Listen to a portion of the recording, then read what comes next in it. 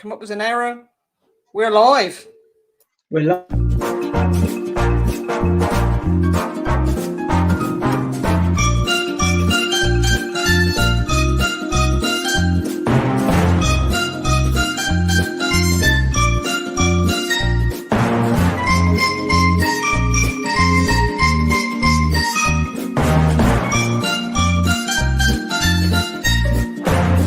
Good afternoon and welcome to the Yapathon! 8 hours of chat, yap and fun, all in aid of animals in distress. Yes, I really did say 8 hours. We will have guests throughout, including Victoria Stilwell and Jordan Shelley, and so much more. Including questions like, will both our hosts still be awake in 8 hours' time? Will Heather yap so much that she loses her voice? Will Andrew manage to get a word in edgeways? And will you still be here in 8 hours? I do hope so. I know I will. All these questions and more will be answered very soon. So now, please join me in welcoming your hosts for this epic endeavour over the next 8 hours. Animal behaviourist, Andrew Hale, and our very own boss, Director of Woofstock UK, the irrepressible Heather Nesbitt-Bailey.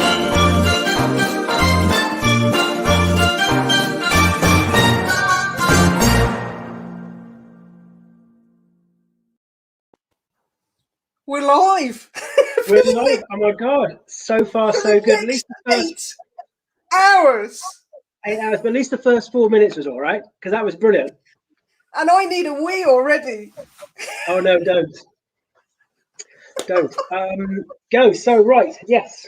Over to you, Heather. So welcome, everyone. Thank you so much, everyone, for tuning in for the next 8 hours or dipping in and out of the next 8 hours of myself, Heather Nesbitt-Bailey. I tried to sound posh with my surname, and the incredible Andrew Hale, who is the brainchild genius of this 8-hour Yapathon. So it's all his fault. I'm just getting that in there now, Andy. It's all your fault. Okay. Well, that's a bit unfair, isn't it? Because I haven't had a chance to blame you. So you already blame me. So Probably somebody about came up with 6 this crazy idea. About Well, you 6 think o'clock. we were thinking about 12 hours initially, weren't we? Let's do 12 hours. Hang on a minute. We weren't. You were. Oh, maybe. So, Andy, what have we got? What have we got coming up? Do a run through. What have we got? Right. Well, I've got to go a bit Larry Grayson now because I've got my glasses around my neck like that. So I've got to put them on because I've got my contacts in and I can't read without them. So here we go. Put them on like that. Now I look very intelligent. So we've got, what a lineup. Oh my God. So apart from me and you, of course, which is awesome. 2:15, we've got our first two guests, Karen Corbett and Jan Jackson. They're both local to us. They're both awesome people to chat to. We're going to be talking all things animal communication. Karen is a kind of a world-renowned, actually, animal communicator. So that's going to be interesting. And of course, Jan does her fair share of communicating. Not that we can understand her, but she does her fair share of communicating. And we're going to be talking about agility. So that'll be good. And the good thing is that's a nice first hour for us, Heather, because we don't have to say much. Because once we get them two going, they'll be off. Then 3:15, we've got the Gemazing. I call her Gemazing because her name's Gemma. See what I did there? The Gemazing, Gemma Hodson from All About the Dog. Now, Gemma's amazing. She's going to be talking all things anatomy and pain. Really big topic. She's going to talk about how we observe our dogs, make sure that they're okay regarding their anatomy and physiology. 4:15, another couple of local ladies. We've got Emma Stedman, who's an amazing groomer up in Bude. She's going to be talking about grooming. And Lucy Alders, the amazing Lucy Alders, who is going to talk all things puppies. So that's 4:15. 5:15, that's our hour, Heather, me and you talking about stuff. So a bit about behaviour properly. And eating, yeah, that's our eating hour. That's our pizza hour. Yes. Oh, yes, 3:30, we've got cream teas. Woo! So that's great. Courtesy of Dartmouth Dairy. Dartmouth Dairy, yeah. Thank you to Dartmouth Dairy. So we're going to have our cream tea. Jam first, of course. Yes. Yeah, we are all right with that. Brilliant. Oh, I wish I'd said cream first. Never mind. Yeah, so 5:15. So that's me and you talking about, but we're going to be joined by the real stars of the show, actually. I feel a bit Roddy Corbett now. The real stars of the show are some of the animals, some of the rescue stories. We've got Claire Meir. So Claire is the kennel manager at Animals in Distress, and that's why we're doing all this, right? So we can raise some money for the animals in the rescue. Claire's going to come along. She's going to join us. We're going to talk about a couple of doggies, and also Claire's just going to stay and talk to us about things. Then 6:15, we have the amazing, internationally known, Queen with a small Queen, Queen with a small Q, maybe, because we all know I'm the Queen with a big Q. Yeah, Queen. Well, we'll have maybe a princess. We'll go with princess. We can't have too many queens on the show. But Princess Victoria Stilwell. Can't wait to get Vic on. She's amazing. We're going to talk about her and what she does. And then 7:15, doctor. We've got a doctor in the house, Heather. Ooh, so matron. Yeah, so we're going to take it up a notch with Dr. Robert Hewings. Good old Rob. So Robert is the king. Well, he could be a king. He's the king of sniff. So anything you want to know about scent work with dogs, Rob's your guy. Amazing guy. Great backstory as well with Rob. And then 8:15, another. God, they're all amazing, aren't they? How lucky are we? It's unbelievable. It's just hard. It is really unbelievable. Jordan Shelley. No, I love Jordan. He's growing by the day. His beard is. His beard, yeah. So hopefully we'll see some of Jordan's lovely face. But yeah, Jordan's coming in. He's going to be talking about his role as a campaigner, animal welfare. So yeah, a lot to discuss with Jordan. And then to finish us off, 9:10, so a little bit earlier, only because we've got a finish round, is Rachel Bean. Now, Rachel is a amazing veterinary nurse who does a lot of work behind the scenes on TV shows. She's also heavily involved in supporting a lot of the rescues, especially the Thai rescues, which I know Woofstock's got a strong connection to. Yeah. And Rachel also is passionate about communicating the best ways to do animal first aid. So that's a good way to kind of finish the night there. So yes, that's quite a lineup. And then in between all that, we've got every hour we'll be announcing the winners of the dog show, the virtual dog show. We've got that. We've also got videos and stories about some of the success stories around animals in distress, highlighting some of the animals. And we've got the opportunity for people to connect to what we're doing today. So if you're enjoying what you hear during the day, you can donate. You can see on the screen there. You can text donate or just go to the Animals in Distress website and you can do a donate there. One last little thing. If you're looking at this in your browser, if you put your cursor down to the bottom right, you'll see a little square. If you click on that, you can take us full screen. Right? So to get the full Heather Andy experience, right? So yeah, go full screen, go HD, and bring it. Yeah, so we've got a very busy day, Heather, and we've got a lot to do to go through these things. But we've got some amazing guests, and it's going to be good fun. And you being you, and everyone thinks I'm the chatty one, you're the chatty one, and you being you, we're over time already. So I was going to mute you then, but I thought that would be a bit rude within the first 10 minutes. So what I'm going to do is I'm going to bring on Nicola from Animals in Distress for a couple of minutes just to really say hi to her, and then we'll crack on with the intro to the guest, Shane Saints, and the winner of the best rescue is what we're going to do first, and then we'll bring on Karen and Jan. So I'm just going to bring Nick on.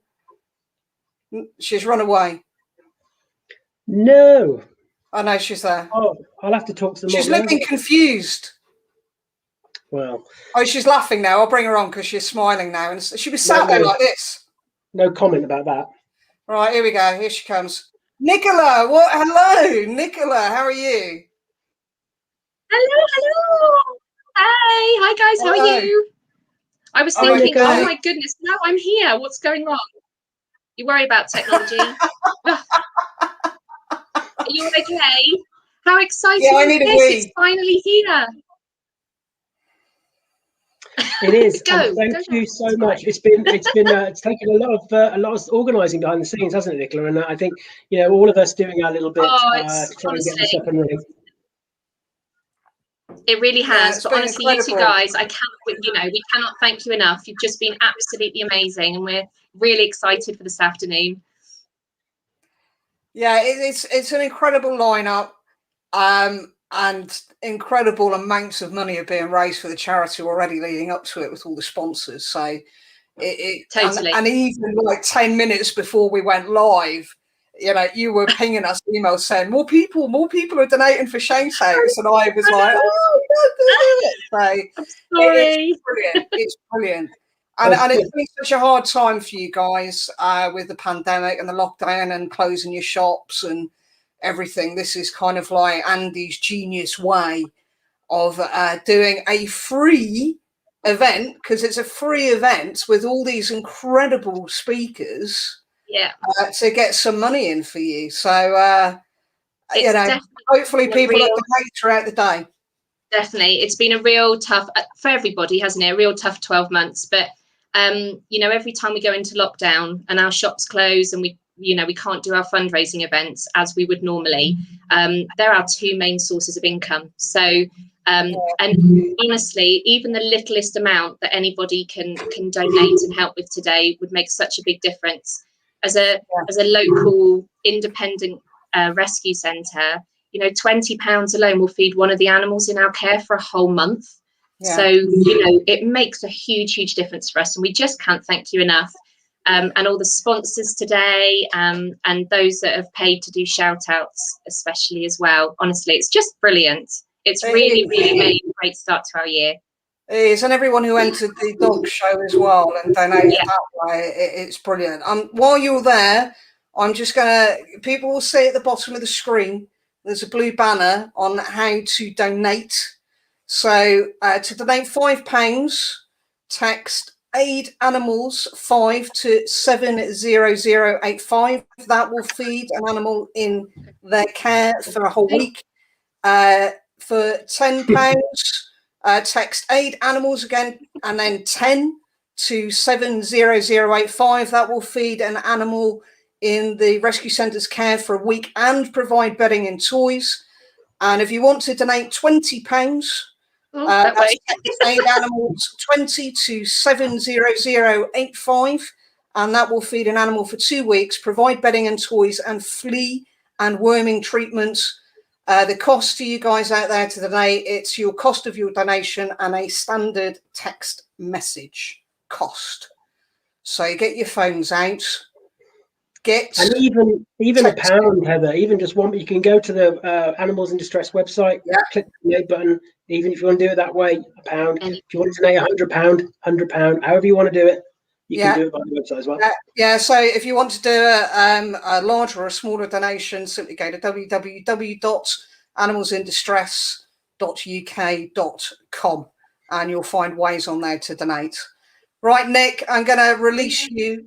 Thank you so much to everybody again. You, Nicola. Good luck today. Be there. Be there in the background. You were a great pointer then. If ever we do a game show, Heather and I will get you on for the prizes. I was going the wrong way round there. I wanted to go. Yeah, it's not working. Don't worry. I thought you were playing piano or something. I don't know if you're doing air guitar now to join in. I don't know. I love it. Right, we'll catch up with you later, Nick. I'm going to take you off. Bye. Bye. Right, let's do some shout-outs. Let's get cracking. I have multiple bits of paper here. Me too. I feel like I'm on telly, Heather. I feel like I'm on the news. You're going to do that, haven't you? We can do that. Okay, so first round of shout-outs. Here we go. So Sue Williamson from Happy Paws.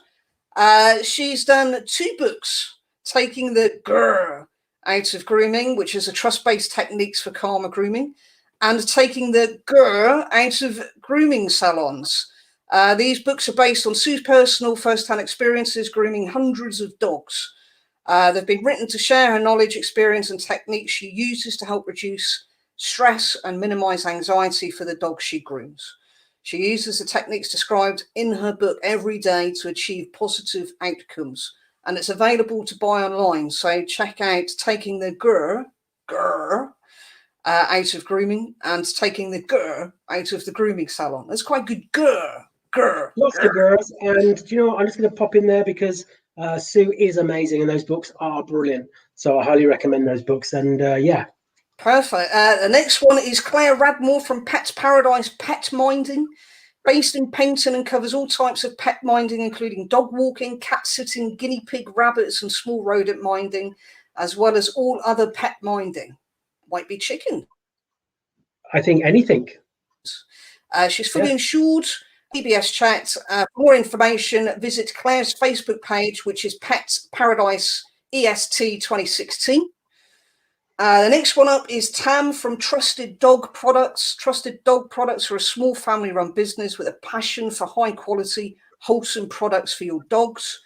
They proudly only stock products that they would use with their own dogs. They understand how important it is for a dog to have a natural, additive-free diet, so they do not stock heavily processed products, instead opting for natural alternatives. You can check out their website, trusteddogproducts.com, for a range of chews, treats, interactive toys, and much more. And new customers save 10%. Get your pens ready with the code TDP10. Do you know what I think would be good? Maybe we could make a PDF up of our shout outs and put them on the page before the end of the weekend, so people can look back. And it's a big thank you to everybody who paid for the shout outs, because every penny goes in the pot, and it's just really good. And it's good to be able to promote businesses. Some of them are local, some of them are more national, but that's great. Now, shall we well, we've got to announce the winners of the best rescue category now. So we've got the pictures up. So I've got them here. So shall I just give a little? Shall I just mention a little bit about the dog show and the prizes? Yeah, go for it. Good. So this is all been sponsored by our amazing colleagues and friends at Pet Remedy. Pet Remedy is coming in later on. What time is Pet Remedy coming in? I think they're coming in at 4 o'clock, aren't they? No. What's Pet Remedy coming in? They're coming in at 5 just before we eat. 5, brilliant. Oh yes, 5, yeah. And the wonderful Jill's coming on to talk to us about Pet Remedy. So Pet Remedy and Pads and Paws have also donated to our prizes. So for the first prize for each of the categories, we have got a bundle from Pet Remedy, a little bit of everything. So that's great. It's like a little Pet Remedy hamper, if you like. And then the second and third places will get some Pet Remedy product, and everybody will get a rosette. So that's brilliant. And then at the end of the night, 9 o'clock, oh my God, it's only 8 hours away, Heather. We will be announcing the best in show, if you like, the champion.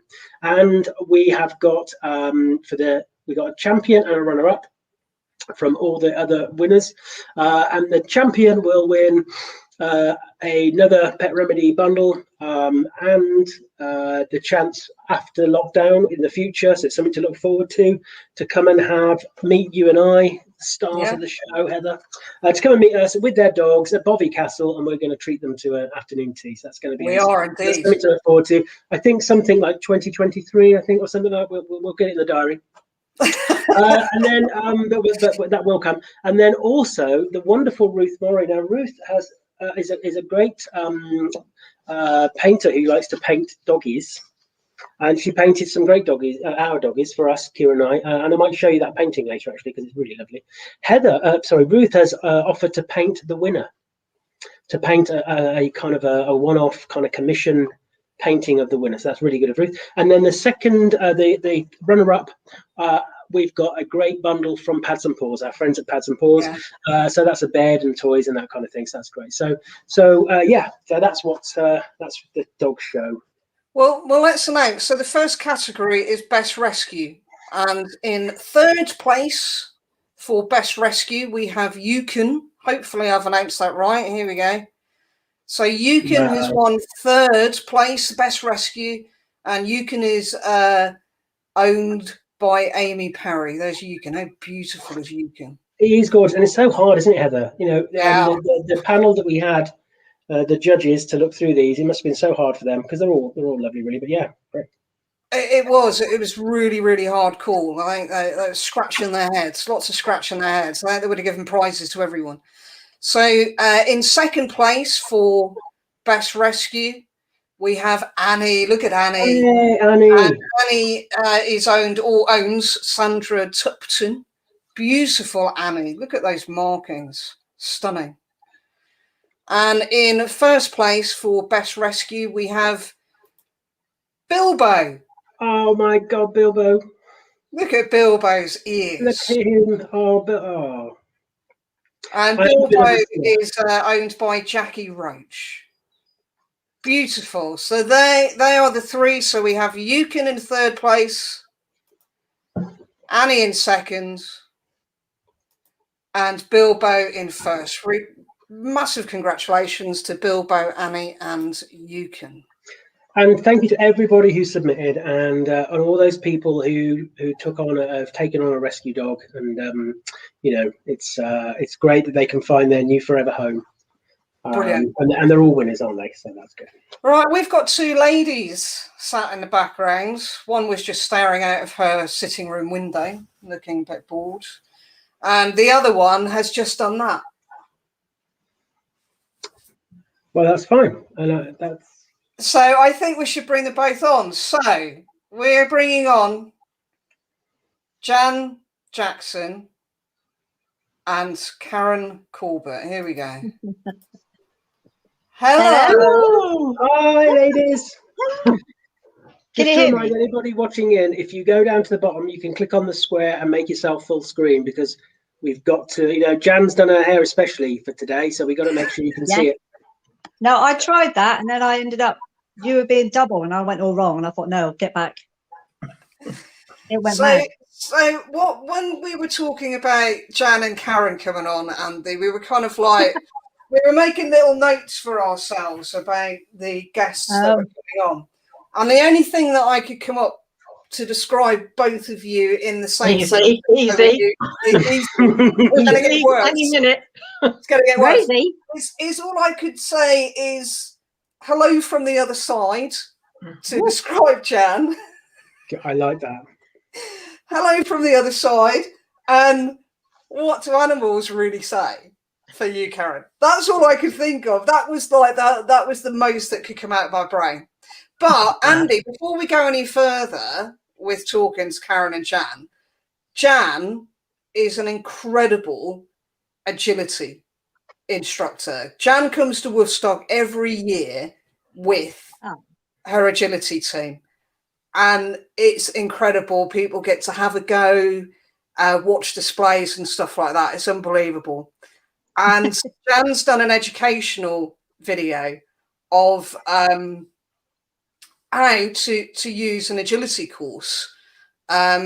Do you mind if I share it quickly, Andy? Oh, you haven't, have you? No, and I think what I love about Jan is how seriously she takes the whole craft of agility, and how she demonstrates that in a way that is very professional and very it's for the grown-ups, She's the top of her industry. So it's a very short video, everyone, but it really highlights, I think, Andy, what agility can do for your dog.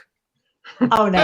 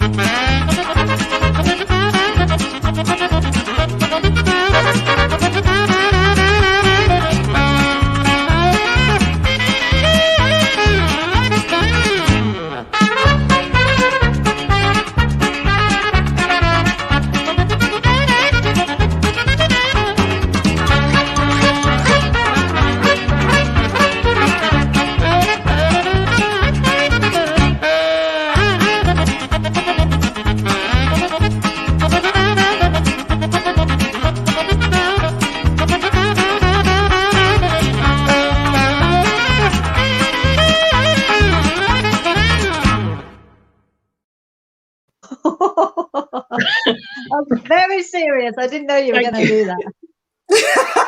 This is. I've been to see Jan, and this is how she shows. She gets all the dogs lined up, and she says, "Right, Pooch, watch this now." And it's a great way to teach, because it's all about kind of dogs learning through seeing. I think it's amazing. And I'm even impressed that you had to jump over some of those, Jan, because I'm sure you probably could have just gone underneath. I could have gone underneath. I'm not allowed. I've got to go over. Yeah, Jan will never send me a video ever again. I've sat on that video for the best part of 8 months now. That's terrible behaviour.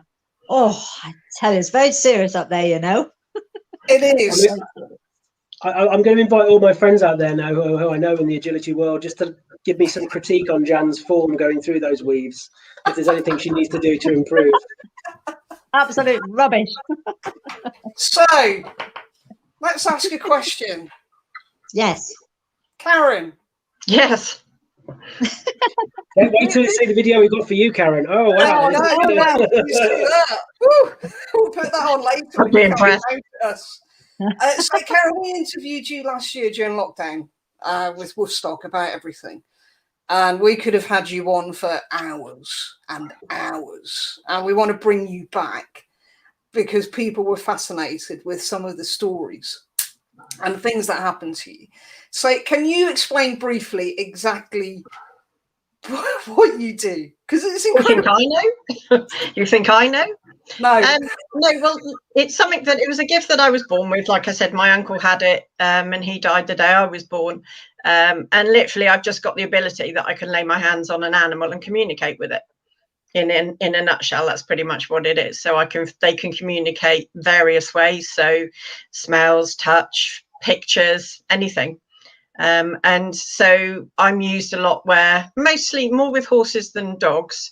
I suppose I tend to do more horses if they've got a problem that they can't put a finger on and just get to the bottom of, and I just give them some help, some guidance, give them the animal's point of view just to steer them in the right direction and hope, sort the problem out. Now, you made me laugh the other day on your Facebook page because your cat had sent your dog upstairs to ask you to come downstairs to let the cat out because it wanted to go out. Oh, it's brilliant because the best one was when the one you're talking about is he comes up the stairs and he just puts his head on your lap and he just says the cat wants to go out. And I'm just like, right, and the cat can't tell me himself. And it's just like, no. And from Woody's point of view, it makes sense to let the cat out because he's not a lover of the cat at the best of times. So we went out and let the cat down. But the funniest time that sort of thing happened was Woody, I can just say he literally tiptoed up the stairs. And I didn't hear him come up. And he literally just put his head on my lap and he just went, "You've got to come downstairs." And I'm like, "Why? What's happened?" He says, you've got to come downstairs. And Jack had a mouse. It was a rat. He had a rat in the front room. And of course, the rat was still alive. And Jack's just like, shit, he takes, oh, damn it, she's going to take it off me. So, but it was the fact that Woody crept upstairs. I never heard him come up. And you could imagine Jack saying to him, don't tell mum, as he comes running up. Because Jack, no, I'll sort the rat out straight away. And Jack's trying to jump out the window with a rat in his mouth. But it was so funny. It was just like, I've never seen Woody's face like that, where he just came up and says, "You've got to come downstairs." It's absolutely incredible. It's incredible. It's all right unless you're on a meeting on the phone and then it gets a bit embarrassing. Hang on, I just got to go. I did that to somebody the other day. Luckily, I do their animals anyway. But I just said to them, hang on a minute, I got to go and let the cat out. Well, dinner's ready. Yeah. When were you told about this as a gift as a child, and when did you first experience it? I wasn't told. We didn't put it all together till I was probably well into my 20s. When I was younger, I always I used to ride a lot of horses that other people didn't want to ride. And it used to be quite obvious to me what was the problem with them, why they wouldn't load, what had happened, why they were bad in traffic and stuff, because you would just know that they'd had an incident with a tractor or something like that. And it in some ways as a kid you don't think anything different of it. I suppose it only really became apparent. I remember being in a field with my friend's pony, and it was lame and they didn't know why it was lame and they couldn't work out which leg it was and all the rest of it. And I literally just put my hand on a leg, and when I did that, she showed me how the leg had twisted. the foot had twisted. And literally I'm sort of saying, well, can you not feel the heat in the leg? It's this one, she's twisted it. And they're going, no, there's no heat in it. It feels the same temperature as all the rest. I've said, no, she's spun and she's turned her body outwards and it's twisted. It's almost like a twisted ankle on a horse. I said, and she did it about 3 days ago when they were messing about in the field. You put another horse out or something. And they were just looking at me like I was and I was only I must have only been, I don't know, 18, 19 or something. And that's when you started to think people were looking at you a bit odd and you just sort of, you know, like, how did you know that? And then, like I said, I remember being around my mother's in my late 20s, but I was going to say I must be mid-20s or something. And we were just having a conversation and we were sort of talking about it. And she just went, oh, my God, I've just realised. I said, what? She said, your Uncle Charlie, he died the day you were born. He could do what you do. She said, people used to bring him, he had like a small holding and people used to bring animals to him.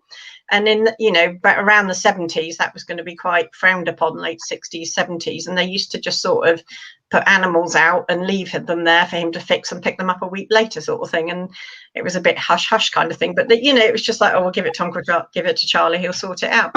So, you know, that's when it made a lot more sense then to me because I didn't understand where it had come from.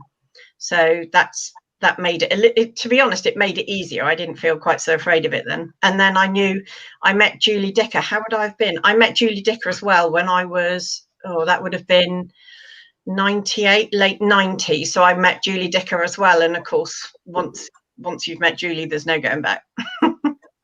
Is Julie an animal communicator then? Julie was one of the originals for round here. She was amazing. And it was how I met her as well. When you believe that things are meant to happen. The horse I had that was my soulmate, the woman that bred him was best friends with Julie Dicker.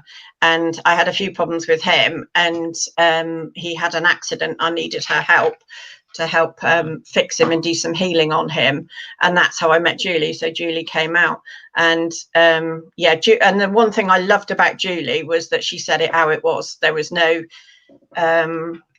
fluffiness, and people will tell you I'm quite brutal. I'm there for the animal, I'm not there for the humans, you know. So if the animal wants to tell you you're too heavy, or they don't like the way you put a head collar on them, or they don't like the way you walk them on a lead, or you know, that that's their opportunity to say something. Wow. And do you get sorry, I'll let you come in a minute, Heather, because I've got so many questions on this one. But for people listening then, some people might get this stuff, some people might be interested, some people might not, I know, but describe how it is for you. Do you interpret sensations from the animal? Do you kind of have a narrative that plays out in your head? Do you kind of what's your experience with the animal for you to detect this information? Yeah, we were talking about this the other day, weren't we, Jan, about how you get the communication. And for me, it's the usual. So you feel it. If they've got, I was touching a horse the other day, and where I put my hand on him, he was showing me that he showed me where that pain was in his back. So it was literally just below my shoulder blade, and I could sort of relate that to where his body was. So sometimes it's feel, sometimes they say words that they give you to interpret. It depends on how easy they find it to communicate. Some it's pictures. I always say it's like they've got a filing cabinet, and they just pick pictures out of my memories. So sometimes they'll use my memories to get me to relate to what they're talking about or what they're trying to say.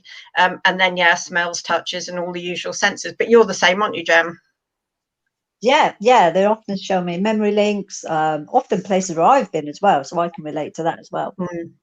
They show me pictures, I feel things, I get emotional, so I can pick the up emotional's the big one, isn't it? The emotion is the big one, because we were talking about this. Sometimes it will be really we put ourselves in what we call protective bubbles so that we don't get damaged with our healing and all the rest of it. We protect ourselves. But sometimes when you're not expecting it, you can have a trigger for an animal, and it might not be something you would expect. You know, it doesn't necessarily have to be pain. It can be a memory, it can be an association, you know, a mother that's had its foal taken away. You know, it can be anything, but the emotion can just be absolutely, it can just come. I mean, I remember treating a rescue foal at one of the sanctuaries that and they couldn't get this foal to eat, and there was 7 of us in that stable. And this little foal was only 6 months old, a little skewbald. It had been, it come from the RSPCA, and it had been found on the side of the road. But this foal, as soon as I laid my hands on it, it's only 6 months old, you've got to remember. And I put my hands on it, and the emotion that came off this foal, everybody in that room just burst into tears, and they didn't know why. They didn't know, half of them didn't even know who I was. But the emotion that came off this animal, and my friend was there, and I had to say, you know, right, this emotion is coming from the foal. You have to, you know, just let it wash over you, sort of thing, and just be aware of it. It's not your emotion, it's the emotion coming off the animal. And he's downloading. And he was just explaining that the last memory he has is of his mother being dragged down the ramp of the lorry and dumped on the side of the road. You know, and he just didn't want to go on. You know, he just didn't want to go on. And, you know, that was a really sad case. I said to them, because we've helped him emotionally, he's going to be okay for a couple of weeks. But I don't think his mum is still around in the spirit. I said, and she's just asking for him to go and join him. I said, so please don't be surprised if in a couple of weeks' time he, you know, he does pass over, but there's nothing else you can do. But the emotion is quite a big one. So, Jan, you come at this from, as I say, hello from the other side. Now, Yes. I've got experience with you of hello from the other side, because when Harry sadly passed away in 2019, he basically hounded you, to talk to him. He wouldn't leave you alone, would he? He's like, come on, hurry up, tell her. He would not stop until I said, right, hang on a minute. And people will go, you know, people will be skeptics about that, about communicating with animals that have passed on. I would be a skeptic and go, yeah, okay.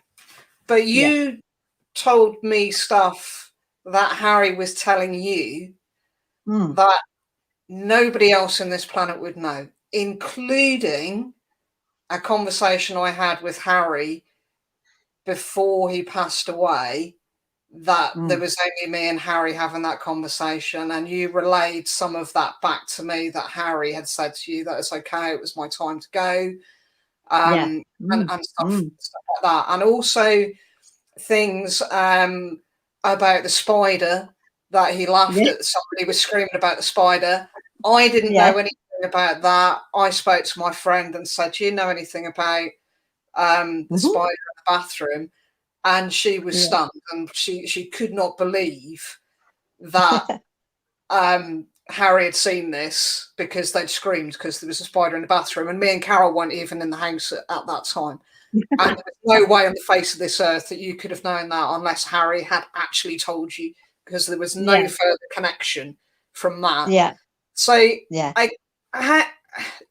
we've spoken about it. How does it present itself to you? I mean, obviously Harry was being really annoying and kept, you know, coming through to you and wanting to tell stuff. So when did you first learn that you had this gift? Well, not until later on, actually. It all started with one of my dogs up there, Toti, having Reiki healing from my Reiki teacher, Tracy Sharon Numbers. She used to come and do some healing with him. So and when he passed, it's really weird, because he had healing, so that got me on to do my Reiki. And then, of course, I did a lot of, I used to go to the Spiritualist Church and did a little bit of platforming and talking to other people on the other side. So I thought, well, if I could do that with people, could I do that with animals? So it's a little bit, I didn't do a course or anything. I just did practicing with animals, see if I could. And I actually could. I spoke to a couple of horses that had passed quickly, and their owners a bit like, you know, what happened, and they were a bit worried about, anything, what happened to him, and the horse would tell me, oh, it happened so quick, and it just got more and more like that. It just developed. So I don't know. I could have had it years and years. I don't know, but it wasn't until later on that I decided, well, I want to do healing with animals, communicate with animals, and then on the other side as well. And how does it present itself to you? It's more like Karen says, like they give me memory links, give me pictures. I hear talking, just normal talking, really. There's no certain language. It's just normal talking. I can hear. There's no language barrier, is there? There's no language No. barrier, is there? Because everybody always says, oh, what do you do with animals that come from Spain or something? Yeah. And it's like, you just don't have a communication barrier, do you? No, nothing at all. And he just showed me this spider. He's shown me a ball. He's shown me you skidding on the floors and saying, come on, get some carpet down on your floors. They show me pictures and things, and also memory links, that tree, that bench. So I do normally see more rather than feel. Sometimes if it come a bit too close, I've got to say step back a little bit, because then I'll get emotional and I'll start crying. I'm all over the place. That's no good for anyone. So I have to control myself a little bit. But yeah, so it's mainly just pictures, and then they say something to me, so I'll understand that, and then sometimes I think, well, I can't say that to the person. They'll think I'm crazy. But you've got to say what you think, and they'll understand it. It could be the stupidest things. You're like, oh, I can't say that. But I do say what I see, and that's it. And then the people will understand that, which I wouldn't think they would, but they do. So yeah, so it's I think I know you called me a couple of times. You called me just out of the blue one day because you had Milo come to visit, and then not long after we lost Bertie, you called me up and mentioned about Bertie. And just like Heather said, you were saying things that were really, really connected to both of those dogs that were personal to my relationship with those dogs, and I think I in my role as a behaviourist, we're very much on the science of stuff. But I've always said, even to my colleagues, just on a general thing, not just on topics such as these, but there is stuff that science just doesn't get its head around yet. I think this is the point. And I think the most important thing for me is those conversations I had with you, Jan. They brought me a lot of comfort at a time when I needed it. So I think it's okay to be skeptical. Why not? I think that's part of that asking a question mark, isn't it? But I never forget that time I was at your agility field, and a lady came past on a horse. I don't remember this, but you'd spoken to her about her horse beforehand, and then she just happened to be driving past it. Oh, Jan, by the way, you're absolutely right. I don't remember. It probably happens to you a lot. I don't know. But I remember her saying, thanks for telling me about the horse last time, because you're absolutely right with what you communicated. So I think we close those doors to things at our power sometimes. I think it's no harm in having an open mind, and I think we always tend to be a last resort, which isn't, I don't mind. A lot of my regulars, we'll work with the vets to find the bottoms of things, but I don't think it's as frowned upon now as it used to be. Well, we've worked together on some cases, Karen, and I think I know with the one case with the lady in Ipplepen, your connection there in that case, this was before I got involved, was really important for her, and definitely provided a lot of the pieces of the jigsaw for that dog that I probably wouldn't have picked up. That's the point. So I think we're all looking for best outcomes at the end of the day. And sometimes we're best placed to look for those best outcomes. Sometimes we need a collaborative effort, and somebody else is best placed to kind of get those best outcomes. And also when they're over there, like my little doggy Tor up there, they help you from over there, because I'll tell it very quickly, but my nephew was looking for a motorbike, and he went to every single place, and it kept telling him no, turning him down, didn't have enough money, blah blah blah. And I thought, oh, he's going to kill himself on that motorbike. No.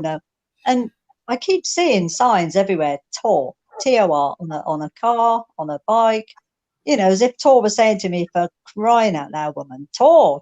And I thought, no, not getting it. Anyway, my dog was called Tor, but I still wasn't getting what he was telling me. He's like, listen to me, woman. Anyway, we still went round these bike shops. And in the end, we thought, nah, forget it. We're not going to get you one. You're going to kill yourself. And then Tor was like putting his paw on my eyes. Come on, think. And eventually, we went round to this place, and it was called Tor Motorcycles. We went and got a bike. There we are. And he was telling me, come on, listen to me. £10, please, for that shout out to all motorcycles if you're listening. Yes. Yeah. They do help us from the other side. They can help. Yeah, I think my favourite thing that Harry actually said to you was to tell Carol to get a grip. Yeah, get a grip. She was panicking. Will you tell her to get a grip? She's got these are the things down. that you've paid Jan an extra to say, could you add these things in, please, so I can pass them on? Might have done. Might have done. So, Karen, when we spoke last year, you said, which I've been practicing. Oh, right. That should be good. That to communicate with your dog, instead of doing it, or any of your animals, instead of doing it through speech, visualize in your head. Well, no, you do both together. So as you say it out loud, you're thinking it. Yeah, you got to say it. You got to say it out loud, because that makes you visualize it, and it's the animals pick up the visualization. That's why it's not working then. Well, no, because your head's probably a bit mushy, and you need to have it focused. And that's why you have to say it out loud, because it will channel your words, will channel your thoughts, whereas your head otherwise becomes like a big maze, and it's just like something springing around in the middle of it. I won't take that personally, Karen. Well, I know you well. Yeah, it's true though, isn't it? How many times you start doing something and your brain clicks something else, that if you wrote down all your thoughts when you're doing stuff, you start off with one idea and you've got 10 or 15. I'm exactly the same. I even do it in my sleep. I do it in my sleep, and then I literally write stuff down. Yeah. So yeah, my that's got to be the quote of the day, isn't it? Heather, your head's a bit mushy. That's the quote of the day. Just like having I had a horse describe his stress as a wasp running around in his head. You know, that it wouldn't land; it just kept pinging around all over the place. And a lot of that was down to his owner. Surprise. So that must be a thing then sometimes. Sometimes then some of the kind of the art for you guys, both of you really, is trying to interpret what you're getting. So you've got the, because, I went to see, when my late mother passed away, one of my friends took me along to a local spiritualist church, and the woman kept picking on me all the time, much to the annoyance of everybody else. And she was going on and on, and she said things to me like, "Yeah, I've got your mother through." She keeps going on about her pillows. Her pillows have to be just right. And that was dead on my mother. I thought, and I went in there very skeptical. And at the end, she came up to me and she said, "Look, your mother was coming through so strong, but she's throwing so much stuff at me. I'm just getting overwhelmed by it." That's what happens with us. So she offered to see me for a private reading and not charge me, which was quite interesting, because she offers them after the thing. But she said, you must come and see me. I won't charge you because I've got so much I need to tell you. And anyway, this lady, she's Danish, and she said, well, after we had this reading together, and it was pretty mind-blowing at the time, it was just some of the stuff that was being said. She said it's really hard because she gets images come through, and then she thinks obviously in Danish, and then she has to translate into English. So I always think about that, about how hard it must be sometimes to kind of try and translate what you're trying to put across. I think when we have certainly with horses, well, no, and you get it with dogs. They can be so relieved to have someone to talk to that they just open the floodgates, and you're like, I always have to say to them, do not worry, we will, I sit down at the end of the appointment and and I'll sit in the stable or in the living room, wherever we are, and I'll actually write everything down with the animal there. People will say, well, should I put him out loud? And it's like, no, he's part of this conversation. And it's amazing because sometimes it will just be like, oh, and don't forget to change my bit, where we might have forgotten that, but actually it's a really big thing to them. So that's, to me, is the most important part of the appointment, is to sit down at the end when they've had their say. I always say to them, look, I will not go without you letting me go, because some of my appointments I can be there 10 minutes, some I can be there 3 hours, you know, and I'll always say to them, it will take as long as it takes. And I promise I will not, because they can't make notes, can they? That's the thing that I always find, you know, they've got to try and remember this one opportunity to try and get it all out. And you've got to just say, okay, just take it easy. We'll do it one step at a time. I promise I will not go without you telling me to go. We've got a question for somebody for you guys. So Jacqueline Hallett has asked of both of you, can you communicate with animals that have just passed, or do you get communication from animals that passed a long time ago? Jan, I think that's for you. Mine are usually alive. Yeah. My brain's machine. I mean, you can. I can. Yeah, I can. I've done my friends a couple of rats, and they were just passed because she wanted me to see if they were okay. And they actually were. I could see them off hand in hand going off. They were just like holding hands, and they were off. But yeah, I can normally talk straight away, because people, you know, say to me, oh, are they going to be okay? Are they okay? Have they gone to a terrible place? Or so yeah, I can say straight away pretty much. And interesting, it was one of the things we were talking about the other night, wasn't it, is that animals don't fear death the same way that humans do. So they prepare much better for passing over. Wasn't it? Yeah. Debbie, sorry, Jan. Sorry. Debbie Maruti, this is for you, Karen, asks, did the foal survive that you were talking about earlier on? 2 weeks later it died. It was fine. They sent me a picture. They messaged me the next day and said, oh, we think the foal's going to be fine. It's up, it's running around, blah, blah, blah. And then 2 weeks later, it was put to sleep. It just gave up. But from like Jan's point of view, what actually happened was the mother was still around, and the mother was waiting for the foal to pass over. So the mother took the foal over. Oh. Wow. So sweet. People are asking, how do they find out more about you both? Well, I've got a Facebook page. So what? Give a shout out for your Facebook page, Karen. Touch to talk to heal. Touch to talk to heal. Touch to talk to heal. I can give my number. I got my number. I can give my number. Well, can they contact you? Have you got your Quinn Agility page, Jan? Yeah. Quinn Agility page. They can contact me on there, or Jan Jackson on Facebook. They can message me on there. So yeah. So that's touch to talk to heal for Karen. We'll get that link to your Facebook pages put up. Yeah, and you can contact Jan through Quintor Agility on Facebook as well, and then you can use the message and stuff through there to talk about other stuff as well. Yeah, brilliant. Yeah, COVID is kind of crippling us at the moment. You've got a waiting list, haven't you, Karen?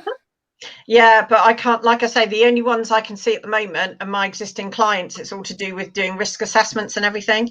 So I can do my existing clients who are on small yards is what I'm officially allowed to do.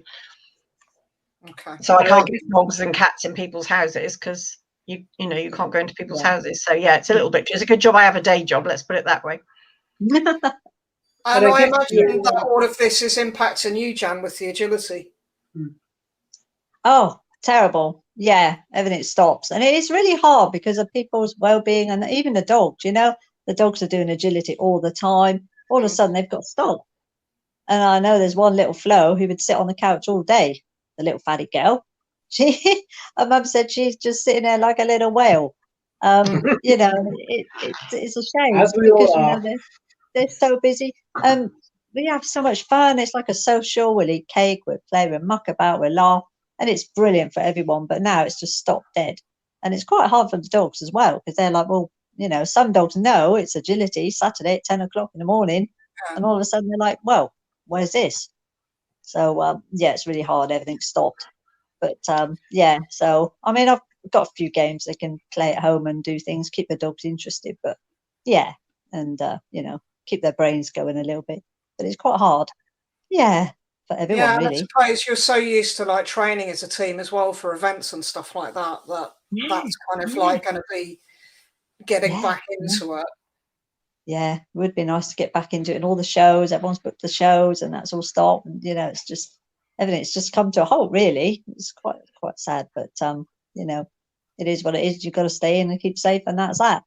So yeah, hopefully. Do you have room when things do start up again, Jan? If people are interested in thinking about getting in touch about agility for when things come back round, do you have room in your club for any extras? I'm going to bring Woody round, aren't I?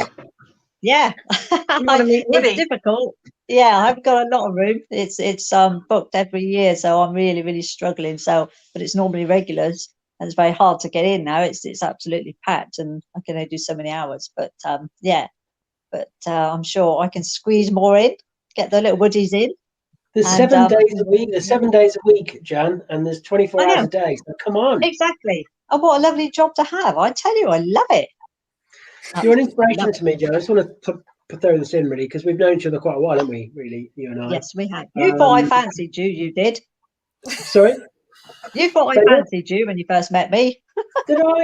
I don't know. Yes, you did. You know, it's hard. I know it is very hard for a lot of the ladies out there to kind of accept that I am married to a man. It's tough because I know I must represent pretty well the ideal husband. Really, you know, I'm should we say unconventionally handsome, should we say? And not only that, I can also organise your wardrobe into either colours or seasons. So I can do a lot of stuff for the lady around the house. So yeah, exactly. Yeah, but you know, the way that you deal with dogs and people, Jan, you've got a real talent there, and I know how much fun you put into things, and the results you get are amazing just by having fun, without making it, you know, without putting a lot of pressure on. And I think anybody who does end up having to have a bit of time with you, they're very lucky.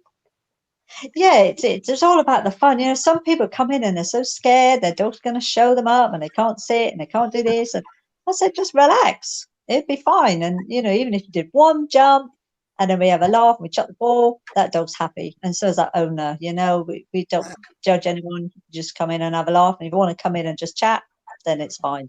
So you've got to make people feel at ease. It's absolutely fine. People's most worried that they have with me is what their animals are going to say about them. I know, yeah, they do. Yeah, they're really worried. Actually, that's why it's good that you are quite candid, Karen, because I think I'd be thinking, is she telling me everything here? Yeah. Is she holding back? So at least they know you're going to, whatever they're going to say, you're going to pass on. So that's all right. And we get tested too. Yeah. They test us as well. Yeah.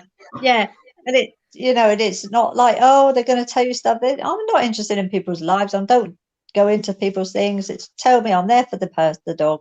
They tell me what's what, and then I will tell them. And that's it. It's just personal responsibility. You can't go in and say, just talk to any dog. I'm pretty closed. Otherwise, I'd be open all the time because Heather's animals, they'd all be hounding me all night and all day. So, you know, she's got thousands coming into me the other day. Thousands. So I do shut off, but there is the odd one that does escape. When I was driving along the road the other, I heard sausages, and I'm like, what? Sausages? She's stolen my sausages, and I thought, oh right, okay, that's Lisa. So I rang Lisa up and said, what have you done? She said, well, someone come to the door, so I took Merlin's sausages off him and put them in the fridge. I said, well, he's just told me you've stolen them, so give them back. So, but yeah, so I do keep quite closed. Do you find it when you go for a walk that you talk to other dogs? No, actually. Oh, actually, no, saying that I do when I'm driving along and there's a dog looking at me in the car window. I'm going, hello. And he looks all funny and his ears go up and he's heard me. I followed one the other day and it had pain in its pelvis and it had an older chap walking it, and this dog is explaining how he'd slipped and put his leg underneath him and landed on that side. So I'm following him down the road, walking at the same sort of speed, and I'm thinking to myself, now how do I bring this into the conversation? And I just in the end I just I sort of did a bit of a wide berth, and I just said, oh, I said, he looks like he's got a little bit of a limp on. And the guy just said, oh yeah, he said he hadn't been right for a couple of weeks. I said, oh, and I said, oh, my dog had that. I said, a few years ago, I said, it turned out he'd slipped. And his leg had gone underneath him and he'd landed on his pelvis. I said, you know, do you want the phone number of a doggy back person, so to speak, and get him checked out? But he didn't, you know, you just make it sound like it's completely normal. But this dog was, and it was really funny because the dog was dropping back to talk to me, and I'm like, stop it, you're not helping. I know. I get myself in trouble because my friend Jan has got part from Animals in Distress. Long story short, that animal wouldn't be here today if it weren't for Jan. Yeah, Jan's amazing. Oh my That's goodness. Jan, if you're listening. Oh my God. And I did something really naughty the other day because, you know, if I ever do see Jan, Puppy knows I'm coming. Well, I don't know how he knows I'm coming. So I said the other day, or a while ago, I said, oh, do something mad. Do something mad. Tell your mum I'm on my way. And when I got there, she was frazzled. He was up and down. She's like, what is he? I don't know what's happened to him this morning. He's gone crazy. Oh, he's gone up the wall. What's happened? I said, well, I don't know. Don't know, really. I said, no. So I did tell him to do something crazy just to see if he'd hear me. And he did. But yeah, I got a bit of trouble with that one. But yeah, she's I always say to them, make sure you tell them I'm coming with the animals. Get a list ready. Tell them I'm coming. Oh, that's good. Yeah. And then I always say to them, make sure you write down a list of questions that you want to ask. So I need a list from them. Tell them what's going to happen, and make sure they can think straight and ask me. And then I want a list from you, so that, you know, and 9 times out of 10, all the questions would have been answered before I say to them at the end. I say, right, anybody got any questions? They will have answered it, because their brains just go to mush. They literally, they just go, don't they, Heather? They just go to absolute mush as soon as stuff starts to happen. They just lose it, and it's like, and it all gets very emotional and everything. And then you say, right, what else is on your list? And then they'll go, oh yeah, oh hang on, oh you've answered that, or you've answered that, or you've answered that. Right, on that note of mushy brains, Karen, we have our next guest waiting backstage, Andy, waiting to come on. And despite we could have talked to Karen and Jan for 8 hours. Yeah, thank you so much. Just a quickie, if you are enjoying our chat, don't forget to donate. So you can see on the bottom of the screen there, we've got, you can donate £5 by texting aid animals 5 to 70085. Just there, Karen, thank you. To donate £10, text aid animals 10 to 70085. And to donate £20, that's you, Jan. Jan, you got a point. That's your bit, Jan. Point. Yeah, there you go.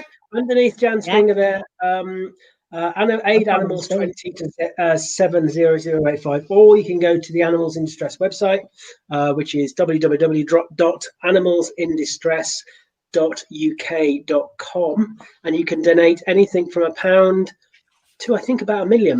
We don't want to, anything more than that is a bit excessive, but yeah, anything there, that's great. Thank you so much, ladies. It's been a pleasure, ladies. We'll catch up with you. Lovely to talk to you all. See you later. Lovely to see you. Bye. So 1 hour down, Heather. Right, so what we've got Dr. Lennon Fu in the background, and what Lennon's been doing, because I've been watching him, because he's been on there about 10 minutes. And then he came on, he used 2 different systems to sign in. So I had 2 Dr. Lennon Fus. I had a beautiful shot of his ceiling at one stage. And in the past 2 minutes, he's been doing neck exercises, getting ready to come up. You can never have too many Lennons, can you? You can't have too many Lennons. I had 2 Lennons. It was brilliant. We've also got Gemma sitting in the background, looking very nervous. But excited. Yeah, thumbs up. I can't wait to get Gemma. I know she's biting her nails, so she's waiting in the wings as well. But we're going to bring Lennon on. Just a reminder there about Gemma. Gemma's going to be talking anatomy and pain. Yes. So, yeah, hold on in there if you're listening to us now. Amazing. With Gemma. So we're going to have 10 minutes with Lennon. 10 minutes, Lennon. I'll mute you after 10 minutes.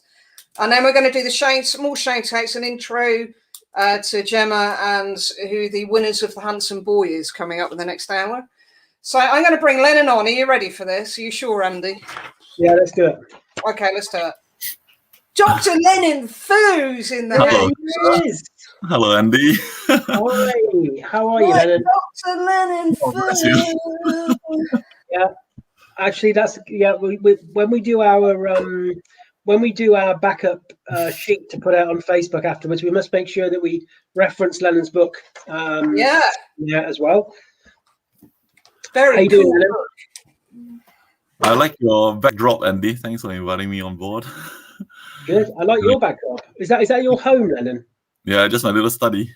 Do you live in a stately home or something? It looks very lovely. No, just Yeah. hiding in the attic. Oh, is it? That's a good Oh, that's place. the beams. Look at all the beams. That's what I was Yeah, looking at. Was that's the really good. beams. It's, And I love the bit of artwork on your back wall there as well. I think. Yeah. this one. This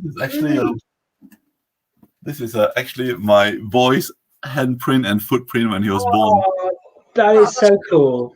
That is so cool. Yeah. And who's the person in the picture next to you, Lennon, on the wall? This Yeah, one. that one. Yeah. My two boys. Oh, look how cute are they? They must look like their mum. Yes, exactly. Yeah, the mom's looks. So how old are they, Lennon? Well, okay. Yes. So as vets, as you know, we're still trading. It's been challenging, but we're still trading, helping when we can. But yeah, it's just wanting to see what we can do to help people, because despite COVID, animals still fall sick. But yeah, so it has been interesting. It's been challenging. I mean, we've gone through the whole cycle. We've done the whole furlough thing, then got everybody back again, then open up again, and just. But yeah, so we are still ongoing. The key thing is trying to keep ourselves healthy, to keep the practice as long as possible, open as long as possible, and that's the main one big priority already. Then after that, but apart from that, it is not exactly business as usual. But we are still a vet practice and doing what is needed. Just let people know, Lennon is he runs Amity Vets in Newnabbot, and Amity has very kindly sponsored this hour, so we can see Amity's logo up in the top there. And as I say, we're going to be putting out a list of all our sponsors and more information about them after the show for people. But tell us a little bit about the Amity concept then, Lennon, because it's not it's a bit different, isn't it, to your average vet? What you've been doing there. I'll be back, Lennon. I'll be back. No worries. Yeah. So the idea of Amity is that, I mean, we are vets in the end, but I think one big thing is that we pride ourselves in treating the pet guardian as much as the pet themselves, because a lot of vet medicine has been described as is a science and an art. The sciencey bit is very, very obvious. It's all the technical studies and all the scientific experiments and all the drugs and things that all the procedures that we can do. The art, that's a bit that we are quite passionate about, to how to evoke emotion and to bring about a sense of well-being to the pet guardian. And that is why we are very, very interested, not just in the animal itself, but also in the bond between the pet guardian and the animal, to ensure that that bond is preserved as well, or as amplified as well as possible, making the pet guardians the pet's hero. Yeah, that's what we do. And that's a really important part, isn't it? Because of course, people are really connected to their animals. There's a huge emotional experience that we share with our animals, and when they're not well, the animal, when they're facing challenges of their own, it can be very easy for the carer to be forgotten about in that process. But it's really important, isn't it? Very easy. It's usually what we found was that when somebody, let's say, brings in a dog that's limping, and as a vet, I'm interested in the limping, how long has it been limping, which leg, what has happened, and things like what we can do about the leg. But sometimes we can just forget that that is just the superficial pain or the superficial problem. The deeper problem may be the guardian may be feeling guilty, or may have a huge disruption to the daily routine of going for walks. And that actually is a problem rather than just the leg itself. Just like how when someone brings in a cat that is scratching, it appears to be a skin problem. But if you probe deeper, sometimes they may say something like, I have not been sleeping for the past week because it's been scratching at night, and I can't sleep because of the sound, and I feel guilty. So it is, as vets, we're not just treating the skin issue, we actually if we pay more attention to the customer as well, to the pet guardian as well, we can provide so much more goodwill in addressing those concerns that may not be obvious with just a clinical presentation. But yeah. I think that's really important because with as you know, I've got a background in human psychology, and I think there's a lot of psychology that goes into a lot of these things, especially, like you say, people feeling guilt and shame, and people wanting to be a little bit in denial about some conditions. And as a vet, bear in mind you've got that 10-minute window or whatever it is. There's a lot of stuff you have to portray sometimes, especially when you're looking at animals that might be in pain, or dogs that have got an arthritic diagnosis, or even when we start thinking about that sad time when we're thinking of the end of that animal's life. There's a lot to think about for the carer and how they process that stuff. And quite often I think carers can just get hit with a lot of information and leave the place feeling a bit bewildered by that. They haven't quite put the bits together. Yeah? That's totally very, very true as well. And sometimes even despite the vet's best intention to want to give all the information, like you say, in such a short space of time, the impact can be quite great. And that's one thing which I've noticed throughout my career as well. Despite what I want to do, if the time slot is too short, there's only so much information you can give, which is also why our standard appointments are half an hour, really, just allows us to understand a bit more. Because it sometimes can be quite, difficult decisions that you're making, you're getting the owners to make on the spot, to do surgery or not surgery, what drugs to use and what drugs not to use, without even understanding the owner's beliefs a little bit more. It's almost like asking to get married after the first drink at a bar. It's like nobody really does that. Whereas we're made to make important decisions like this. So yeah, that's why we allow more time for that. Just thinking how I met Kieran then, didn't I? But I think one thing that's me, before we lose you, I remember, because we've met quite a few times, and I remember you said to me, and it's stuck with me, and it's very true, that because we have a National Health Service in the UK, when it comes to health and health provision, we're just used to not having a value to it. Because we don't have an NHS for our animals, there is also that kind of psychological disconnect between the carers and what their expectations from a veterinary service. And we're not just about the money, but also the constraints on time and facilities and all the other things that can be done. And I think that's a really good point, because we don't value healthcare as we don't put a monetary value, especially to healthcare, because of the fact we have an NHS. No, I totally agree, and I've elaborated quite a lot of that in the book as well, of where Heather kindly showed earlier on. And certainly in UK, because of the NHS, and I do love the NHS, it is amazing. We don't really have a poor concept of value, of medical value. We actually have no concept of medical value. When you go to a GP for a consult, nobody really knows that's actually £150. Whereas, and they hardly even touch you. When you go to a vet practice, 10, 15 minutes, and the consult may be between sort of £20 to £40. And sometimes people complain to say that, but you didn't do anything, you didn't give any injection or whatever.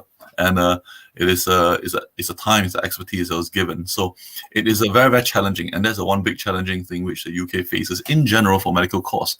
And for me, I just urge NHS, if possible, to just send the customers, the patients, home with a bill, not wanting they have to pay, but at least they know. And I truly believe that would allow the patients, the UK public, to actually treasure the NHS more and appreciate them more if they know actually how much it costs, rather than just, come, it's free, go, because it's not really free. And certainly we help the vets or any medical really. Actually, lockdown, especially first lockdown, Lennon, because I remember speaking to you and speaking to a lot of my vet colleagues. It was tough. It was tough commercially on the vets. It was tough on the morale and on the kind of the psychologies of the staff. And I think the veterinary profession, locally that I know of, really stepped up through that lockdown and showed where the real passion was behind veterinary practices. It was about the care of the animals ultimately, because it had been very easy just to have shut practices down and furlough everybody and just wait a few months. But there was a real, how do we make this work? How do we still give a service to help these animals? And I think that really shone through. Yeah, thank you very much for that. There's certainly a huge shout out for the local vet practices. I know everybody's working very, very under constraint, whereby all the consults are lengthened because of the security precautions, health precautions we put between, but nonetheless, so they're saying, and everyone's having to work in shifts, so they have their little bubbles. So you have less people doing more work for less. So it is very, very challenging, really. So, a huge shout out. And certainly I know of a vet practice who has unfortunately had to shut because of this COVID issue. And it is real. It does happen. But yeah. So, Lennon, where can people find out more about your vet practice? What's your website? So if you just type in amityvets.co.uk, you should be able to find it. We are also located on Facebook, on YouTube as well. But yeah, so most information should be there. But the key thing is just give us a ring. Check out Amity on YouTube, because you've got a really good library now, a good catalogue there of loads of really interesting topics that Lennon's done. And Lennon very kindly does webinars for organisations that I'm involved with, educating other behaviourists that are coming through. So it's good to share that love, Lennon. Thank you very much. Thank you very much. We're going to get you on, Lennon. We'll get you on for a long interview on Woofstock with me and Andy very soon. So that's in the pipeline. I'll be in touch with you. And don't forget to check out Lennon's book, Is My Vet for Real? It's a great read. Where can you buy this, Lennon? That's on Amazon, available paperback, Kindle, and Audible. Perfect. Lennon, do you read it out then, Lennon? Yes, good to see you as always, and we'll catch you up soon. Cool. Take care, Lennon. Good luck. Stay safe. Thank you. Bye. Right, Andy. Hello. We're a bit behind, so we're leaving Gemma in her nervous bubble in the background for a little bit longer. Right, I'm going to announce the winners of the next category, which is handsome boy. Cool. And then I'll leave you to do the next lot of shout outs and introduce the very nervous Gemma. Okay? Yeah, go for it. So handsome boy, in third place we have Beasley. Yeah, look at him. Oh, what a smile. Look at that smile. Yeah. And Beasley owns Ruth Moray, if I've pronounced that right. Yeah, so actually Ruth is the lady who's very kindly offered to paint the picture of the champion as well, so that's good. Now, I have a funny feeling Ruth is the one that may have done the picture of Harry. I'm going to check. Yes, possibly. And she's incredible. She is incredible. And it looks like a photograph, and it's not. And then in second place, we've got Dexter, loving the paws cross Dexter. He's very chilled out there, isn't he? And Dexter owns Liz Downs. And the winner of the handsome Mr. Boy, if there's such a word, is Diesel. Oh my God! Look at him. Nicole, look at those markings and the dicky bow. He's gorgeous, and the dicky bow. Oh, hello, Diesel. Look, he's even got markings in his ears. Beautiful. So there we have Beasley in third, Dexter in second, and Diesel in first place.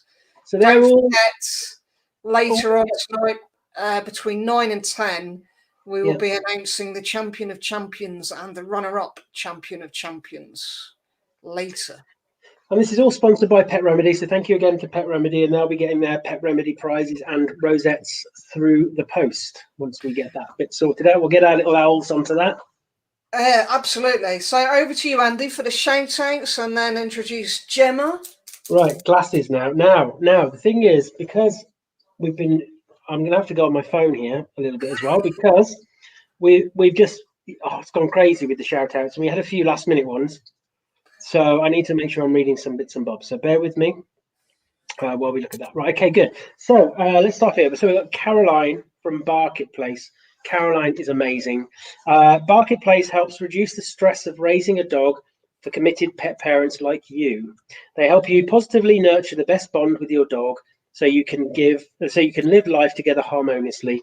Barkit Place offer courses and consultations, as well as monthly webinars, and their supportive Barkit Club memberships allows you to continue learning, training, and connecting with your dog on an ongoing basis. I know Caroline, and she does some amazing content. You can find out more at barkitplace.uk. Barkitplace.uk. Remember, we're going to put all this information on a poster, aren't we, for us? We got Claire Pulfer from Claire's Canine Care. Claire's Canine Care is based in Coggeshall. That's why I gave that one to you. Oh, brilliant. Thank you. Coggeshall in Essex. Anyway, offering holistic grooming, and it's opening on the 13th of February. So that's great. So Claire's Canine Care. I think we'll try and find some extra information off Claire. Yeah. We can put that up for her. We've got Lisa, the lovely Lisa Hurd from the Dog Behaviour Clinic. Lisa is she offers free webinars on fear-free handling to any vet clinics. So this is great if you're a vet clinic. Lisa is amazing. I know Lisa quite well, and or very well. And you can get Lisa at the Dog Behaviour Clinic. So if you've got any dog behavioural issues, and that's www.dogbehaviourclinic.co.uk. And I've got a couple more. These are the ones that came through today. So let's have a look here. We've got Anarchy Rising. Anarchy Rising. That sounds great, doesn't it, Heather? It's a bit like this show, really. Anarchy Rising Web Studio. Yeah. It's a web studio for all your IT stuff, based in Exeter. Website design and development company based in Exeter, Devon. We combine design and functionality to create a unique website that will bring your ideas to life. Visit anarchyrising.com. anarchyrising.com. Next, we have the wonderful, and I do love her, and hopefully you're listening in, Janet. Janet Finley of Canine Confidence. So if you are stressed out by your dog's behaviour, I think I need to give Janet a call. Janet Finley at Canine Confidence can help. We have free and paid online programs that are designed to help both ends of the lead, so you can both enjoy your walks again. You can learn more at www.canineconfidenceacademy.com, or you can search for Janet on Facebook.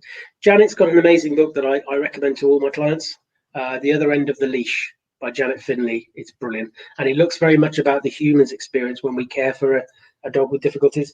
Sorry, Heather. So one more. We've got one more and then we're done. So the last one is Let's Talk Dogs. Let's Talk Dogs with Parminder Southcott. So Let's Talk Dog is a new online information hub where you'll find all things dog, with a big emphasis on puppies. You can sign up for one of their free essential puppy survival online ebooks, or join their lovely community on Facebook. If you want to find out more about Let's Talk Dog with Parminder, then you can email letstalkdog21@gmail.com, or you can call on 077 917 48725. And don't forget, we're going to be putting all of our sponsors and shout outs information up on a post, so you can have all that info. I think that was a lot, wasn't it, Heather? That was a lot of shout outs. Oh, that was a lot of shout outs. That was a lot. But I did it very professionally. Oh, I just had this dropped in. Isn't that nice? This is from my husband. He's going to say hello there, and he says, "Say that you're excellent." It's a certificate of excellence awarded to Andrew Hale for outstanding excellence in being the best husband ever. Just been dropped in. So there you go. I've got an award already today. Thank you, Kieran. Bless him. Good. I think he's off preparing. I've got an important announcement, Andy. Go on then. So somebody's being a bit naughty, fraudster out there. We put it up in the comments. So people are saying that there's someone asking for card details, etc., but it's a scam. So can everyone be aware this is a free to view event for the entire 8 hours. So it is part of a fundraiser. You do not have to pay to watch this 8-hour feed. As always, the naughty little tinkers don't have anything better to do with themselves apart from to scam good folk like yourself. So you do not have to pay to watch this feed. So if anybody is asking for your card details to watch this live feed, you don't give them any details at all. You can message us at the Woofstock Facebook page if it happens to you with any details that you have of the person who's asking, because the team in the background are now looking into it and trying to sort out who it is. Sorry, Andy. Yeah, no, sadly, we had a lot of spam stuff just before we went on air as well. People posting in, and I had to delete a lot of stuff actually. So yeah, if you want to donate, do it safely. You can text to donate, details on the screen. You can go to the Animals in Distress website and click donate. But yeah, thanks for sharing that, Heather, and everybody. I think we'll have to just mention that regularly until we can get on top of stuff. But anybody who sees anything in the timelines, anybody trying to do stuff, just let us know and we'll get it deleted. But I think we've got our elves in the background doing stuff, so that's great. Yeah, right. I'm going to bring Gemma on because you still haven't introduced her. I'm just going to bring her on. Look, she's there. There she is. The poor woman's been sat backstage for 4 minutes now. Hi, Gemma. Hiya. I apologise for Andy. It's all right. He talks like an old woman. It's fine. Oh, he's gone. He's gone. He's done enough. Hi, Andy. Thanks, mate. Gemma, tell me all about what you do. What do you do? It's exciting. So I got to get his tambourine. Gemma's here. Gonna tell us all about anatomy here. Thank you. I had to do that, and I'll tell you why, because dear old Gemma, she's amazing. Let's do it again. Look, we can do that. In the first lockdown, Gemma, bless her, she sent me a recorder so that I could do recording things, and then in this current lockdown, she sent me a tambourine. So the way we're going, I'll be a one-man band. So there you go. Beautiful. So Gemma, tell me about what you do. Ignore Andy. Andy's actually the one that's making you nervous. I know. Totally. Him. Oh, that's better. Yeah. Andy, just leave it on the dog. Yeah. Leave it on the dog. Get calming vibes. Right, Gemma, what do you do for the 10th time? For the 10th time. Okay, so I'm kind of jack of all trades and master of none. Andy probably explains what I do a little bit better, to be quite honest. But oh crikey. So I look at the way that a dog moves and posture and kind of like pull it apart really, and in order to help break down behavioural problems that are linked to pain. So I can do that either with the dog guardian who may be struggling to find out what's going on for their dog.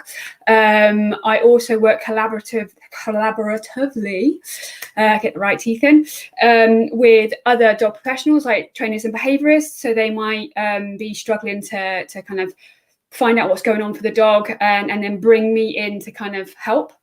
But I also train the trainers and behaviourists to do what I do as well. So I'm really, really passionate about teaching anatomy and physiology, how a dog moves, looking at good movement so you can then spot what the not so great movement is, and then going on to look at other signs of discomfort for the dog, basically. That's it in a nutshell. Do dogs carry stress in their bodies the same as humans do? Oh, yeah, absolutely. Absolutely. We all know what it's like if we've had a stressful day at work. Our shoulders get really, really tight and tense. Exactly the same things can happen with a dog. They can get really, really tight. Trapezius muscles, they can get tension in their lower back as well. It all depends on what's going on for them. It could just be a stressful situation, stressful environment, or they might actually have underlying conditions which are kind of manifesting in different ways. So we don't necessarily see a dog limping or whining or crying out in pain. Often the first signs that something is actually going on is when they change their behaviour. And that's often overlooked. And we often just focus on the behaviour without kind of drilling down and actually thinking about, I mean, obviously Andy talks a lot about the emotional drive to behaviour as well, but there's a physical aspect too, which can't be ignored. And this is, for me, what Gemma communicates really well through her different kind of formats and courses and stuff is so important. It's such an important topic that it's crazy to think that it doesn't get talked about enough in the mainstream, because the problem with dogs anyway, as we all know, is that we have this big obsession and fascination with the behavior bit, because that behavior, we don't want it, we're going to get rid of it. there's not enough exploration of the dog's experience.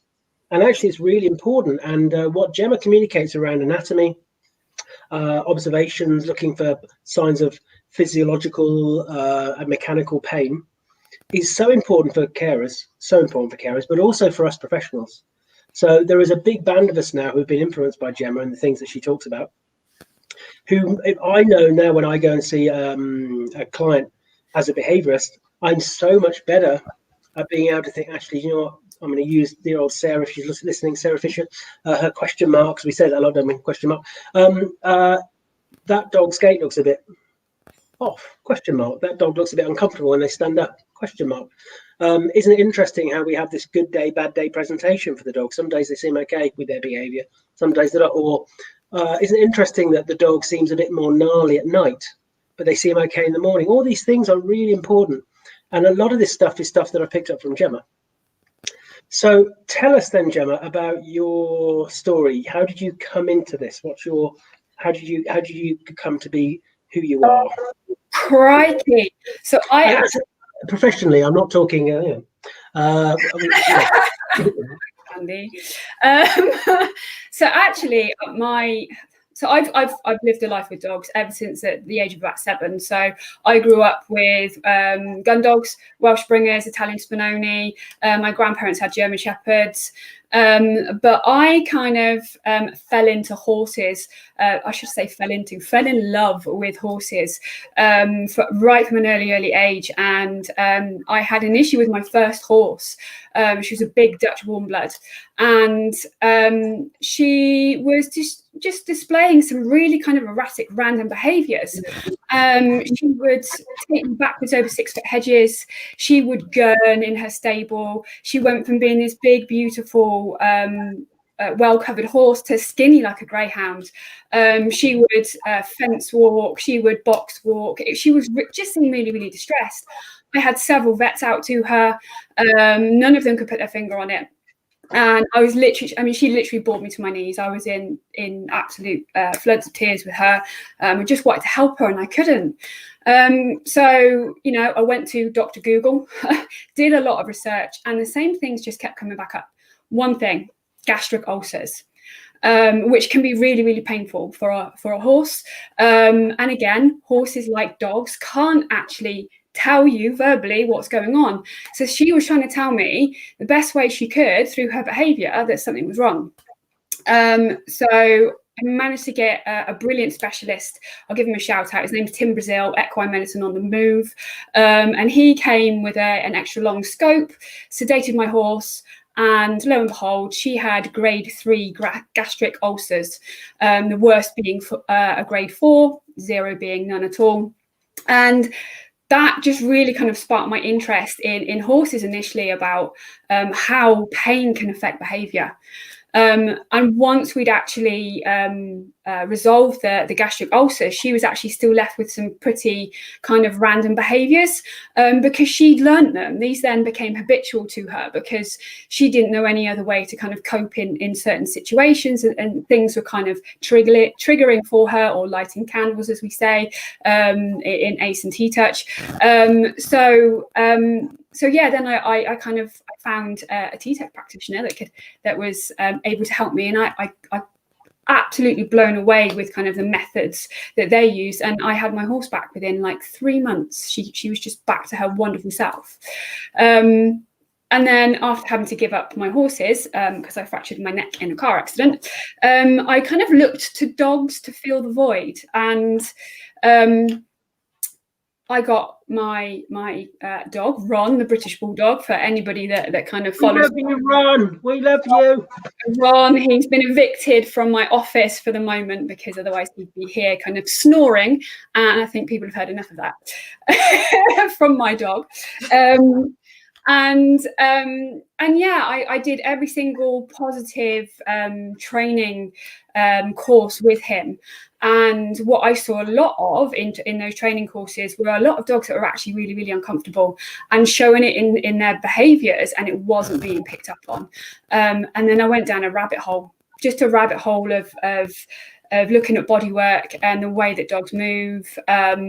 And yeah, and then after kind of training with Sarah Fisher, I wanted to do get a bit more in depth and go on the anatomy and physiology side of things. So I trained in myofunction and rehabilitation therapy with ICAT and the OCN, and kind of here I am. I've fallen in love with kind of pain related behaviours and things like that. So it's I love it. It's interesting how often we hear from other colleagues or clinicians and that oh, it's not pain, it's behaviour.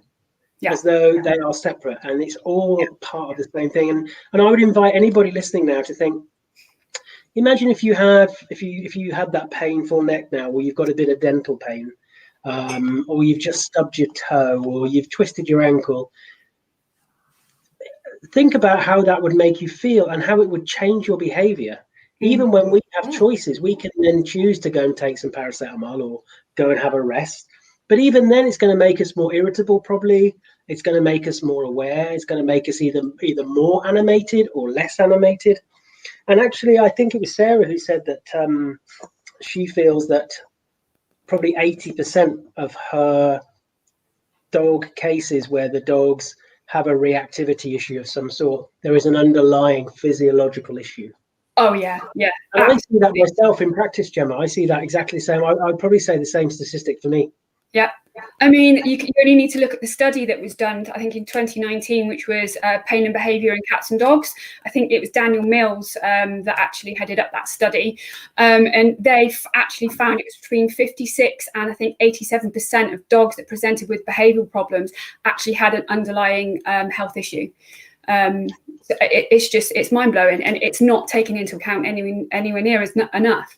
And I think as trainers and behaviourists, we are taught that pain is a big factor to behaviour, but you're not taught how to kind of see it. And I'm not saying that we should be diagnosing it, because that is 100% the vet's job, but we can certainly start to question mark, as Sarah says, is this dog in discomfort?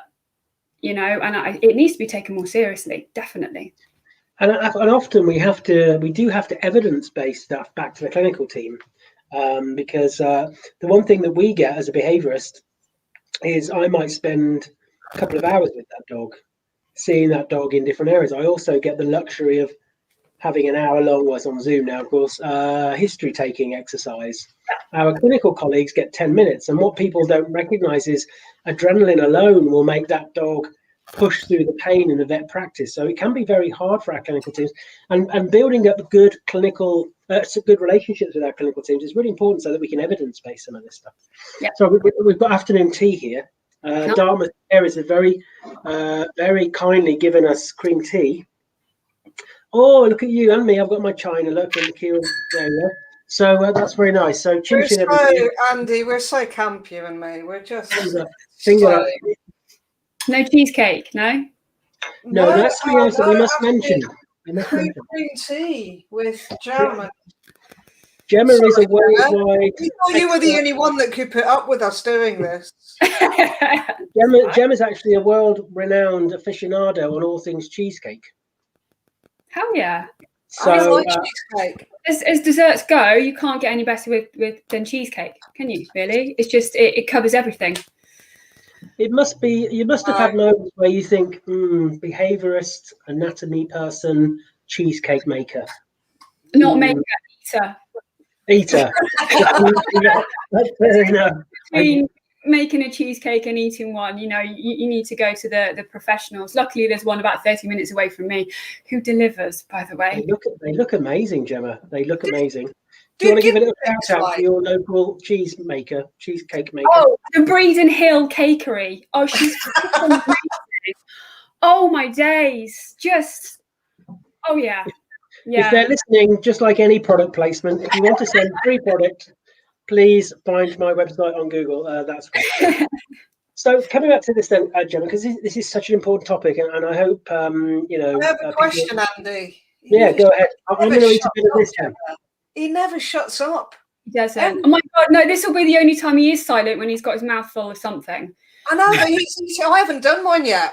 Have you ever practiced, which sounds really bad, on a guinea pig? Practiced pain, like assessment on guinea pig, Yeah. no. Body work I've done on skunk, meerkat kind of things, tortoise, tarantula, skunk. Parrots, you name it. The only reason I ask is we've got a video to show of a guinea pig called Dinky. Okay. Yeah. Dinky. Do you want to see Dinky, Gemma? Dinky is Show me Dinky. Right, here we go. Here is Dinky, who is obviously at the rescue centre, Animals in Distress, and Dinky's huge. Here we go.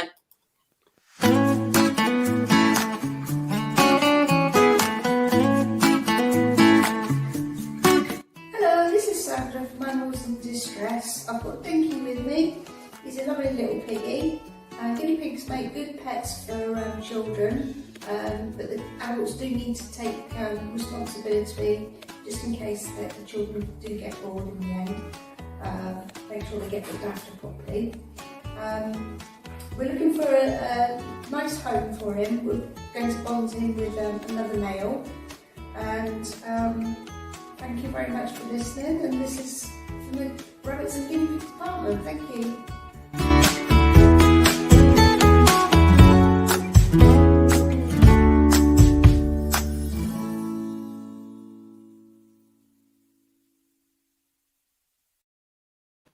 He's so cute. Dinky, gorgeous.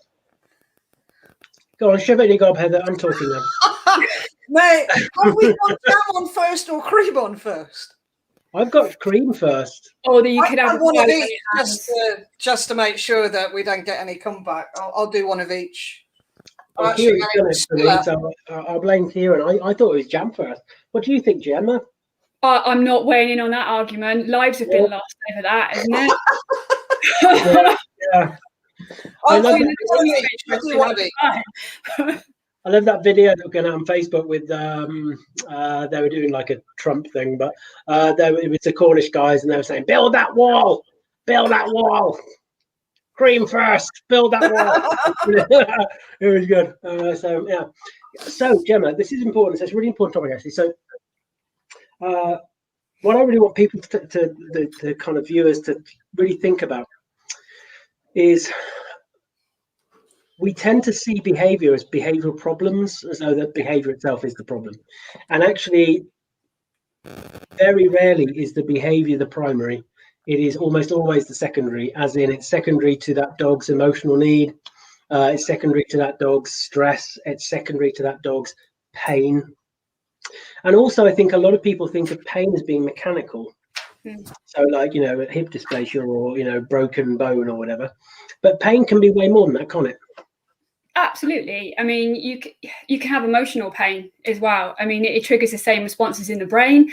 It can hurt just as much. So, if a dog loses a companion, whether it's like, another dog or a human, it can do the same thing. It doesn't just, well, obviously dogs can get depression as well, but it can physically hurt.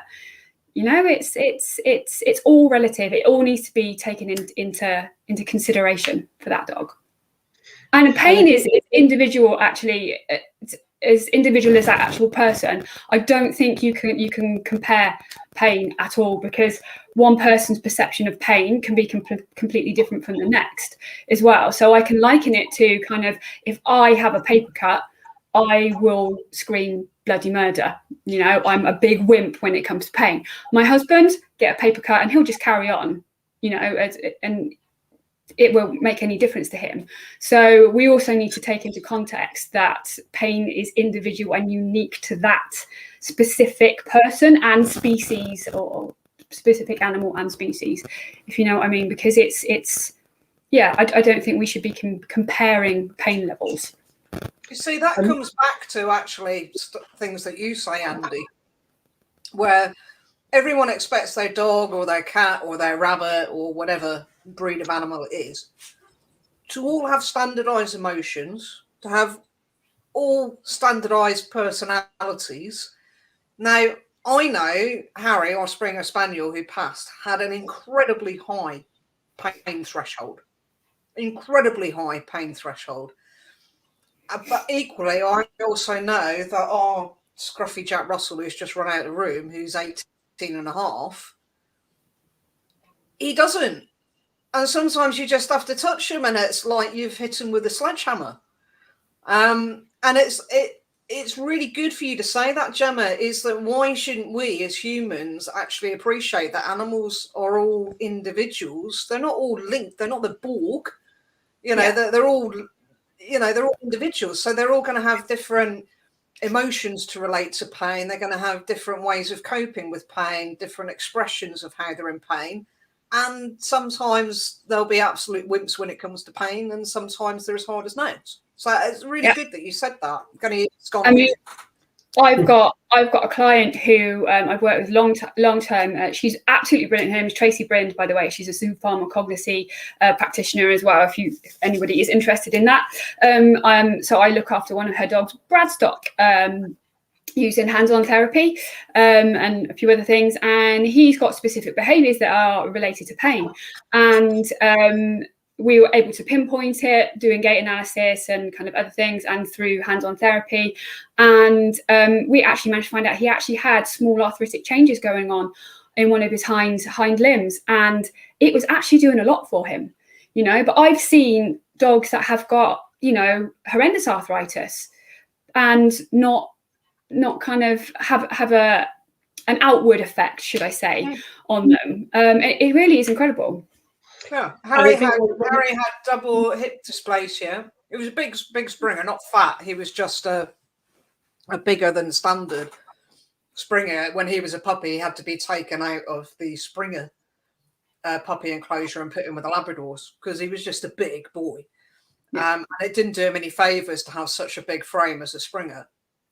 And he had double hip dysplasia. He had arthritis in both front legs. He had what was the end of Harry, basically, is he had an inoperable tumour on the inside of his pads on his paws. Now, he didn't flinch with that, but they would have taken that leg off if it hadn't have been for his other 3 legs. But our vets were incredible. And they just kept saying, we can't believe he's still here, because he would still run around, he would still swim, he would still jump up in the air. And he wasn't on pain relief for it. But he had such a high threshold of pain. It was just incredible to see this dog. Yeah. I should say, Jake, you touch Jake and he screams like you've hit him. Yeah. I mean, my bulldog, I mean, those that kind of know about my dog's own story, he's got horrendous allergies, bless him. It's safe for me to say he's allergic to life. And, you know, he's had abscess in his feet, in his tail, you know, he's had some pretty awful kind of things going on. And he's really got a really high pain threshold, you know. But I've had spaniels in the past that you know, you can, like you said with your Jack Russell, you can kind of like look at them and they'll be a little bit kind of, oh God, this is gonna hurt. So, you know, it really is individual as that animal in front of you. And it's amazing how transitional some of this stuff is, because quite often people will dismiss the fact that their dog might be in pain, discomfort or soreness because they will run around the beach and chase the ball and because they like being crazy. And they don't necessarily think then that bit of time when you go to pet the dog and he growls at you, or the fact that the dog gets grumpy about other dogs when they come near, that the two things can't be connected. And what I love about how you teach, Gemma, is the first thing you teach people is the power of observation, right? And this is a big thing I'm really hot on as well, because I through my teaching, my big kind of thing is about, we've got to move away from seeing the behavior as a problem in itself, and we've got to step back and think, right, what does this whole story tell us? Yeah. And a big part of that is thinking about the physiological side of things. And in my experience with dogs who are, I prefer the term sensitive to reactive, but who are sensitive around other dogs, for example, and have an issue with that final commitment to social engagement, the number of times there has ended up being an issue with their back end somehow. Yeah. So either the hips or a kind of sciatic thing or a pinched nerve or whatever it is. And dogs know instinctively that their back end is very important in the social engagement process, right? Sniffing bums, might get mounted, whatever else. And it's heartbreaking when for Gemma and I to you know, I don't want to get into the whole, you know, aversive, non-aversive debate, although I will happily do that. But the point is, some of these dogs where the presumption is the behavior is the problem, let's stick this shock collar on them, or let's do whatever. I remember working with a German Shepherd who'd had the shock collar treatment, and it was pretty clear to me that that dog just wasn't moving right. And with the physio input and then the clinical team, it was one of the worst cases of hip dysplasia they'd seen for a long time. So it's no wonder that dog was being a bit grumpy, to be honest. I think this is the point. So we have to be really mindful, and we've got to help people to learn to observe better, haven't we, Gemma? 100%. And I think, you know, obviously I come at it from a movement and a kind of conformational point of view. So I teach what a good conformation should look like. And yes, there are breed aspects within this and hereditary traits and things like that. But generally, they're looking for straightness and good angulation within all breeds. And when you have straightness in limbs and good angulation within joints compared front to back, you then can have actually pretty decent movement. And then pretty decent movement means that dogs that are moving on the same plane of motion, okay, moving on to two tracks with nothing deviating. So that would be a deviation, kind of wax on, wax off. But what you actually want is that when you watch a dog move and float, it should seem effortless. But it's not just the limbs we're looking at, it's the whole body, the way that the skin moves fluidly over the body. Because you can also see kind of tension patterns and areas of stuck fascia, and the skin doesn't move as well when the dog's in motion. And then you can just start to kind of gather data, because I mean, the coat will give you a lot of information. So you want to gather as much evidence as possible. Coat can give you a lot. A lot of people think that they can brush out certain kind of coat, I don't want to say defects, but maybe if the coat's lying in the wrong direction, a lot of people think they can brush that out. Sometimes you can't. Sometimes it's not just the way that the dog coat is. It can be as a result of maybe something that's going on underneath. But you can also look at how the dog copes with activities of daily living. So how they go up and down the stairs. You know, do they use all four limbs as they're coming down the stairs? Because what I'm seeing a lot of at the moment is dogs hitching a limb on the back end as they're going down the stairs. I've had a couple of cases just recently where so one dog has been diagnosed with a severe luxating patella that it's so bad they're actually having to have it operated on, and that dog was actually displaying signs of reactivity, especially being touched.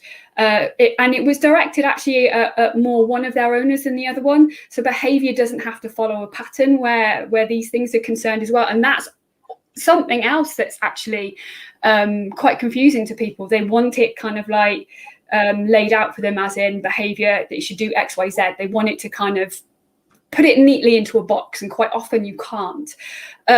So yeah, this one particular dog, he was actually directing his reactivity towards one member of the household, and you know, we've now found out he's actually got quite a severe hind end issue, which he's now going to have to operate it on, and hopefully, fingers crossed, we're going to start to see him just come out of his reactivity, and he's now got the support he needs, which is the main thing, and the guardians as well. So.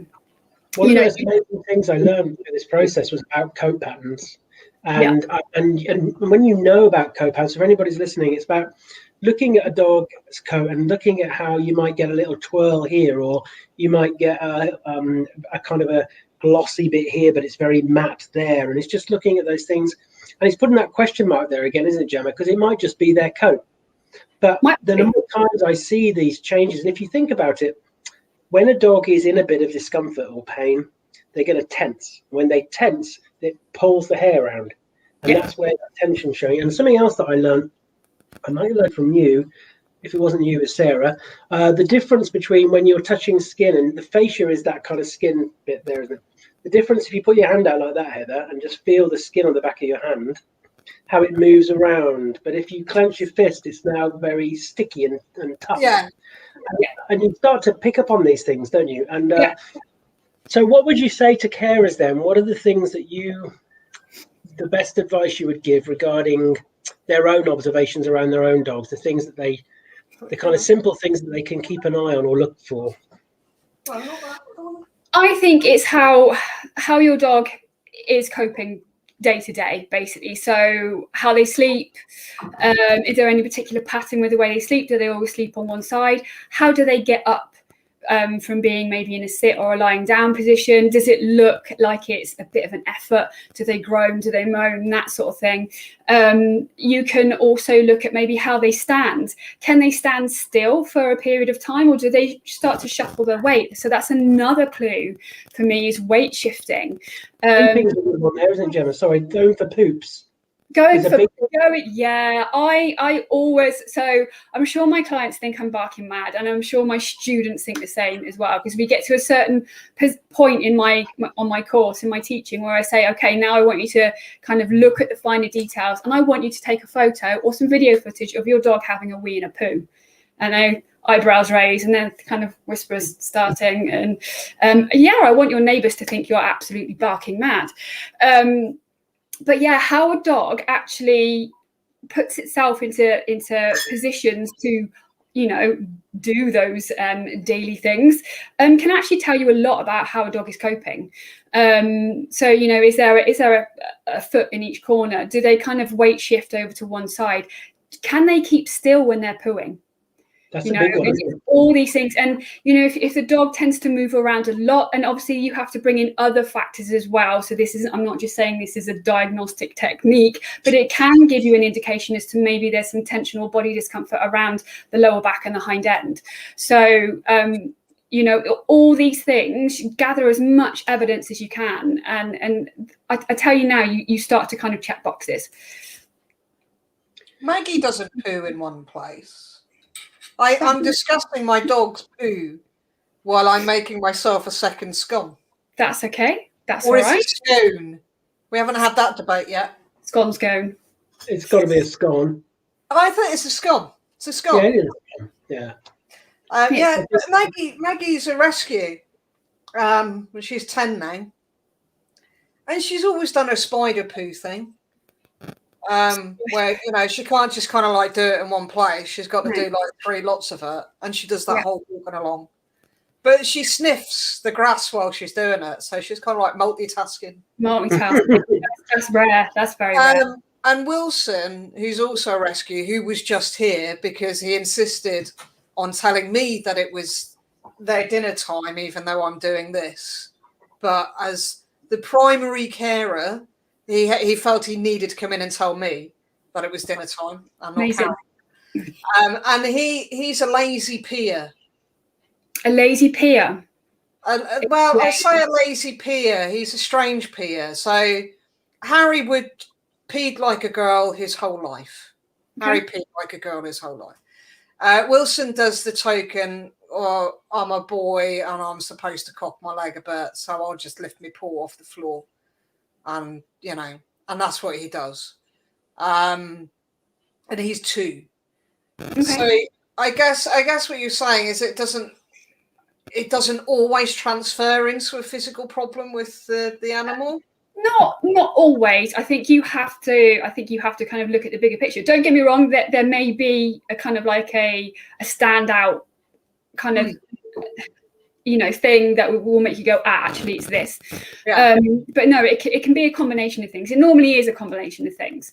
But interesting about how you said about your dog is kind of like squats to pee, and he's kind of 2 now. So I work with a collie who he was highly reactive to absolutely everything: sound, sights, smells, noises. And he had a bite history as well, and he never cocked his leg to pee. The second we managed to get him diagnosed with actual severe bilateral hip dysplasia, and those hips were replaced. He's probably about 5 now, I think, and he's now cocking his leg to pee. So Harry was the one who didn't cock his leg, who squatted. Yeah. Makes sense because he had double hip dysplasia. So that makes sense. Yeah. Wilson, genuinely, 100%, I totally believe, is just lazy. And Wilson, nice but dim. Okay. He's a nice but dim Labrador. Okay. Aren't they all though, Heather? Honey. Well, apparently I've had Labradors before, Andy, but I've not had one as dim as this. He's my little ball. I know, look. Wilson's a little bit dim. They're nuts. They're nuts for me, darling. Okay, Gemma, tell us. Oh, hang on, I've got a phone call. Hang on. Oh, hello, Your Majesty. Oh, thank you for calling. You're watching us today, are you? Yes, thank you. Oh, yes, ma'am. Thank you so much. The corgis, yes, the corgis. Very difficult. Yes. Yes, RuPaul. Yes, I watched RuPaul, ma'am. Yes, it's full of queens, isn't it? Yes. Yes, but there's only one queen, right? Okay. Well, that's fair enough. Well, thank you. I'm glad you're showing. Yes, sorry, Di. Oh, yeah, I'm glad you're watching with us. Say hi to Philip. Yeah, and Heather said hello. You don't know who Heather is. That's fair enough. You know who I am. That's the main thing. But yeah. So yeah, and make sure people donate. Thank you so much. Thank you, Majesty. Thank you for calling. Brilliant. Thank you. Bye. Oh my God, that's amazing. She calls me up sometimes. We have a little chat. I sometimes put a bet on for Williams Hill at the road. She likes to put a bit on the horses. But that was very nice. We've got some. So yeah. So you didn't give her the number. So as you can see on the screen there, donate. So I'm just going to go through these, and then we're going to get Gemma to tell us a bit about how people can speak to her. So if you want to donate £5, this will feed an animal in the centre for a whole week, and you can do that by texting Aid Animals 5 to 70085. Gemma, you've got to point down to the blue bar. Oh yeah, Gemma, you've got a point. That's it. Keep going. Yeah. £10. Text 10. Text Aid. Sorry, start again. Text Aid Animals 10 to 70085. £10 will feed an animal at the centre for a week and provide bedding and toys. Keep pointing, Gemma, in however you want to point. £20 will feed an animal for 2 weeks, as well as giving bedding and toys and flea and worm treatment. And you can do that by texting Aid Animals 20 to 70085. Please donate if you can. Go to the website, www.animalsindistress.uk.com, and you can you can donate anything from £1 to, I think we set the cap at $1 million, didn't we? Yeah, you said anything above that was just obscene. It is obscene, yeah. So please do, if you're enjoying listening to us, please do. Gemma, how can people get in touch with you? Tell us. Oh, most people would say my number's written on toilet walls, but it's not. You can actually contact me via my Facebook page, which is Gemma Hodson - All About the Dog, or you can go to my website, which is allaboutthedogtherapy.co.uk. And I think we can see your number in the background there as well. Gemma does amazing courses. If we've got other caregivers who want to know more, and especially professionals, look out for Gemma's courses because they're great. She has some great guest speakers like myself as well. So that's good. Sorry, my phone's talking to me now. Don't want that to happen. Good. Well, Gemma, I think that's brilliant. Is there anything you'd like to kind of leave us with before you go, Gemma? A little bit of a nugget, a little bit of gold. A little bit of a nugget, a little bit of gold. Just if you've got a gut feeling that something's not quite right with your dog, just advocate for them. You know your dog better than anybody else, and there are people out there that will help and support you. People like me, people like Andy, and lots of other lovely people. So advocate for your dog. Gemma, it's been a pleasure to meet you virtually. We need to get Heather. We need to get her onto Woofstock, I think. Yeah. Unlucky for you. Depends if Andy's going to be there and how big the cheesecake is you're going to send me, basically. So massive. We'll feed you cheesecake the whole weekend. The whole weekend. I'm in. Perfect. Right, Andy, onwards and upwards. Gemma, goodbye. Thank you so much. Enjoy the rest of your day, and we'll catch up soon. Bye. Bye. Bye. So, 3 minutes past 4. We have got a long time left yet. Going very well, and we're dead on schedule, Heather. I can't believe it. And we're behind schedule. We're doing those delicious. We're behind schedule, Andy. We're behind. Are we? So, Trophy Foods have sponsored the next slot. Have they? They have. They have. And we don't have anyone here from Trophy Foods to come on and talk to us because, to be honest with you, they just didn't really want to speak to me and Andy. I think, you know, it was more you, really, Heather. But you know, don't take the Queen one anyway. She just wanted to tell us that she's supporting our cause and she's going to donate via text. And she was saying she's got a problem with her corgis. And what do you mean she's going to donate by text? I would have said she would have gone to the website and actually, you know, been the £1 million donator today. Yeah, no, but I guess you can only give so much to everybody rather than everything to one person. But it was just nice of her to ring up and say she calls me sometimes. We have a little chat because she's quite happy for me to be one queen to another. One queen to another, and she's happy for me to be the only other queen with a capital Q. Fair enough. So it is official there. So Trophy, yeah. So dear old Matt, he's amazing, Matt, and he's out delivering today. That's why, actually. So he's out doing his thing. And Trophy Food. So we're going to put all this stuff up, remember, on our after the show, so people can learn about things. But Trophy is it's a really good quality dry and wet food that is delivered to your home. And in our region down here, it's delivered by the wonderful Matt. And this is the big good thing. Myself and other colleagues who refer to Matt to get business wise, it's because of Matt's knowledge. So Matt is a canine nutritionist who happens to have the franchise locally for Trophy Foods. But he really does go the extra mile, Heather, with my clients. He'll speak to many of my clients, even if they don't want the food. He'll just talk to them and think, yeah, maybe you tweak that, or maybe if you do that. And food is a really important part. And I know, you know, if ever you want to get trainers and behaviourists to argue, start talking about food, right? Because it's like, you're not eating raw, or that's this, or that's that. So I tend to stay out of that a little bit. But I think if you're going to feed commercial food, why not make it a good quality one?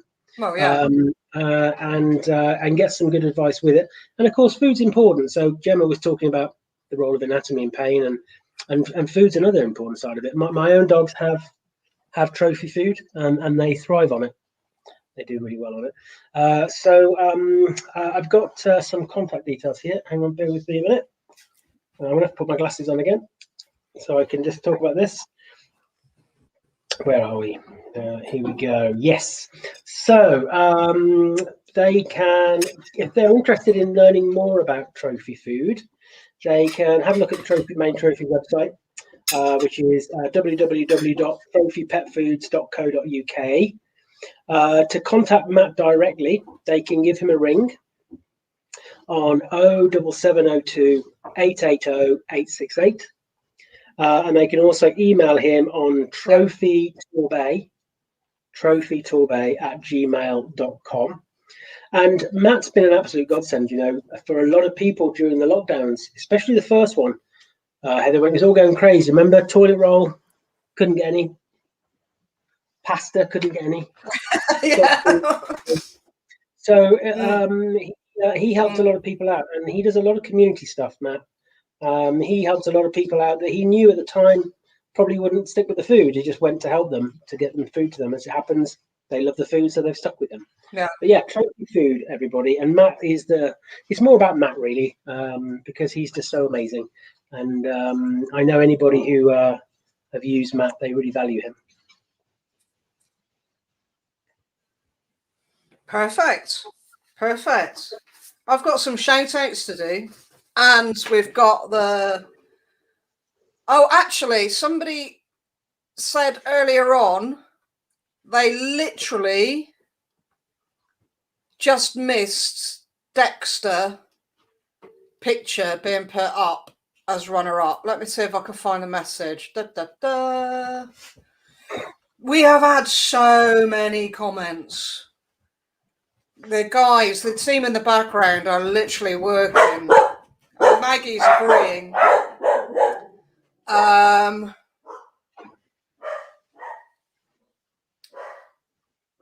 can't find it. No. Somebody, Heather, did you get the gorgeous? Somebody asked, where did I get the gorgeous cuddly dog? I don't know if they're talking about Wilson when he got onto me, or Harry Jr. in the background. I think it was Dexter's owner. Team in the background, if somebody could message me and let me know that it was Dexter's owner who missed having the picture put up, if you could let me know, and then I'll put Dexter's picture up again if his human is still watching us, which I'm sure they are. So I'm going to announce the next category while I've got these guys up here. So the next category is Waggiest Tail. And in third place for the Waggiest Tail, you're going to love this picture. The third place for the Waggiest Tail is Rex. Look at that. On the beach. Rex is owned by Jackie England. In second place for the Waggiest Tail, we have Teddy. And Teddy owns Christine Powell's land. I hope I said that right. We need to really even out the names that we can't pronounce. I knew I threw you one earlier on. Was it Cockashall? And the winner of the Waggiest Tail category is Rosie. Look at Rosie. Right, so I've seen the video for Rosie. So a lot of the Waggy Tail ones came in as videos, obviously. And this video is amazing. So there's Rosie and the cat. I don't know what the cat's name is. Maybe Joanne, if you're watching, Joanne, you could let us know the cat's name. But they were having such good fun. And the cat was like, yeah, come on. And the cat was like boxing Rosie in the face a bit. And then they were playing. It was really lovely to see. Beautiful. So there we have, Rex. Third place, Rex. Teddy in second place. Rosie, first place winner for Waggiest Tail. Again, at the between 9 and 10 tonight, if we've all managed to survive that long, we will be announcing the champion of champions and the champion of champions runner-up, which will be chosen from one of these pictures that we are putting up throughout the day. So it could be you. Right, where am I going now? Let me put us back. There we are. We're back in the room. Can I just give a little reminder to everybody? Sorry, Andy. I was going to say, just remind everybody, if you're watching this through your browser, if you put your mouse just down to the bottom right of the box that you can see us in, you'll see a little square, and if you click that, it will take you onto full screen, so you can get a full screen view of what's going on. Can I just give a little shout out to somebody? Yeah, go for it. Dear old D, hi D, you know who you are, and the amazing Mini Winnie, because we all love Mini Winnie. So just a little bit of an in one there, but I know that D and Winnie are listening to us, and we all love Winnie. Winnie's the most amazing little dog, Heather, and D is the most amazing caregiver, and they've been through quite a journey together, bless them. But you know, I'll send you a picture, Heather, of Winnie. I'll see if D will let me pinch one and I can show you, because she just melts your heart. But I know they're settling down. They bought loads of munchies and they were just going to listen to us. So little shout out to Dee and Winnie there. Hello, Dee and Winnie. Thank you for watching us. I'd also like to just give people a reminder of what's coming up later, if that's all right. Why not? Yeah, go for it. We got the amazing Emma and Lucy coming to speak to us in a minute. But 5:15 tonight, we've got the wonderful Claire Mia coming in from Animals in Distress. She's the kennel manager, and we're going to be just looking at some of the dogs that are actually needing homes at the moment and some of their backstories, and also some of the success stories as well. 6:15, we got the amazing Victoria Stilwell, so all the way from America. So that's going to be amazing, isn't it? Technology, eh? Yeah. 7:15, if you're interested in scent work, anything to do with sniffing stuff, tracking, scent work, we have the amazing Dr Rob Hewings, the doctor in the house. And 8:15, Jordan Shelley, who is a well-known animal rights campaigner, an all-round good egg.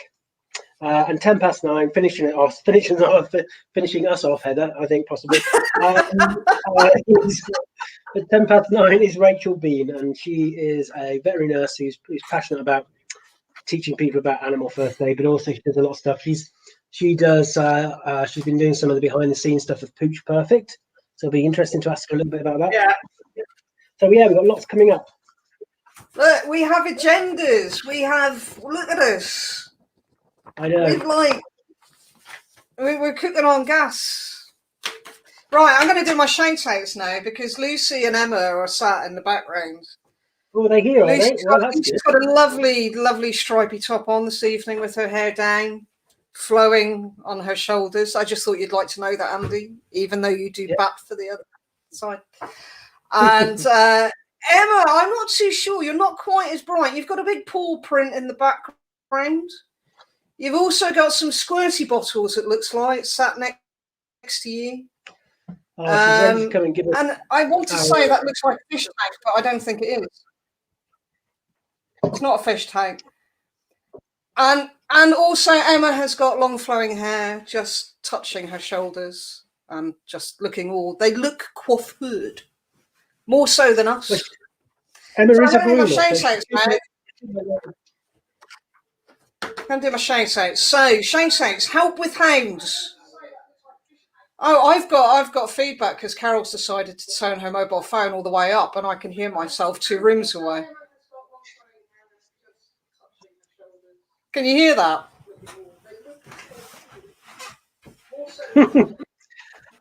So Heather's gone off to sort out her wife. She's going to come back and we're going to do some shout outs in a minute. I may as well say thank you actually to Heather while she's not here because I don't want her to hear this stuff necessarily. Heather's worked really hard behind the scenes. Oh, you're back. I was just going to say nice things about you, Heather. Do you know what's really weird? We were just up on the TV screen next door. Us, literally on our TV screen in the sitting room, and nobody else is in there. Carol's nowhere to be seen. How interesting! Oh my god! So maybe it was anyway. Dogs, I was just going to say, so I may as well follow through with it.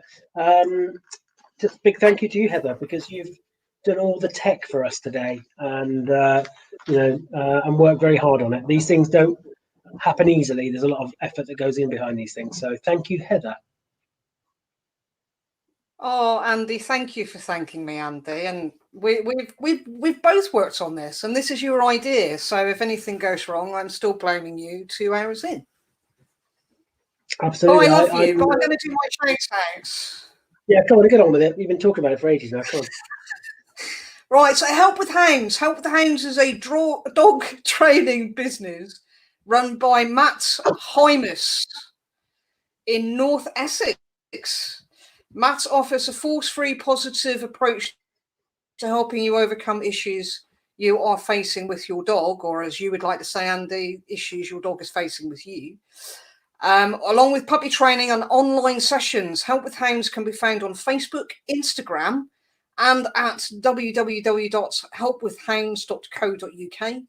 Help with Hounds is proud to be part of the UK Dog Training and Behaviour Charter. Brilliant. Next up,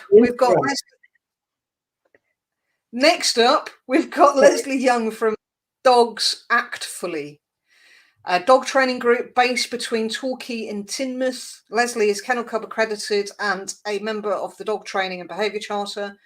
Right now, Dogs Act Fully has 4 fabulous virtual classrooms for youngest puppies right through to agility skills, providing real feedback and support. For more information, visit their website at www.dogsactfully.co.uk. And last up, we've got Liz Marden from Nature's Therapies. Nature's Therapies, Animal Behaviour and Training. Liz Marden is an experienced, qualified and certified animal behaviourist and trainer who covers the areas of Devon and Cornwall using only kind, reward-based methods. Liz is also a qualified Sekum Reiki practitioner, offering Reiki to people and animals. I feel like we should, when we do our shout-outs, we should like have some music like they have on the news. You know, I think, or the countdown music from Top of the Pops. Yes. That'll be cool. Yeah. It's too late now. Maybe the next one. When we do our 24-hour one next year, we'll think about that one, shall we? Think about that then. No, never. Right. Shall we bring our guests in? We're doing really well. We're dead on time. I must apologise now because Kieran's just gone out with the dogs. So when they come back in, they'll just jump all over me. That's fine. Shaking off, covered in mud and water probably, and rain. So fine. I don't mind that. Give everybody a pre-warning on that one. Right, I'm going to bring them on. Otherwise, they'll still be sat there. So we have Emma Steadman and Lucy Alders. I'm hoping I've pronounced your name right, Lucy. Well, I know I got the Lucy bit right. All things grooming and puppies is what you told me to write. Should we bring them on? Here we go. Who should we bring on first? Who should we bring on first? I'm going to bring Emma on because I'm not sure if she's frozen. No, she hasn't frozen. Here comes stripy toe. Hi, Lucy. See what I mean about the hair? Look, they've got the flowing locks. It's keeping me warm. I'm in the salon. It's the only place with internet. I have to say, all our guests so far, Heather, they've all kind of brushed up for the occasion, which is good, isn't it? Yeah. Yeah. It's like a social event. We're not getting much of them lately, so make the effort. That's right. When do you get the chance to put a bit of slap on nowadays? Let's face it. Come on.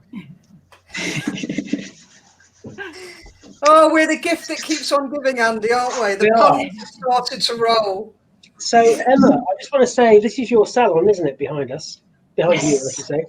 And it looks really lovely. I love the kind of, is it like a mural on the wall or something behind it?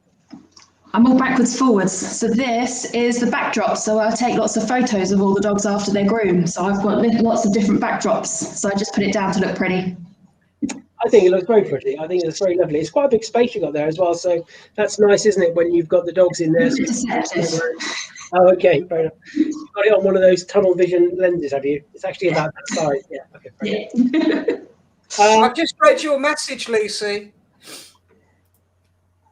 In massive capital letters. Very nervous.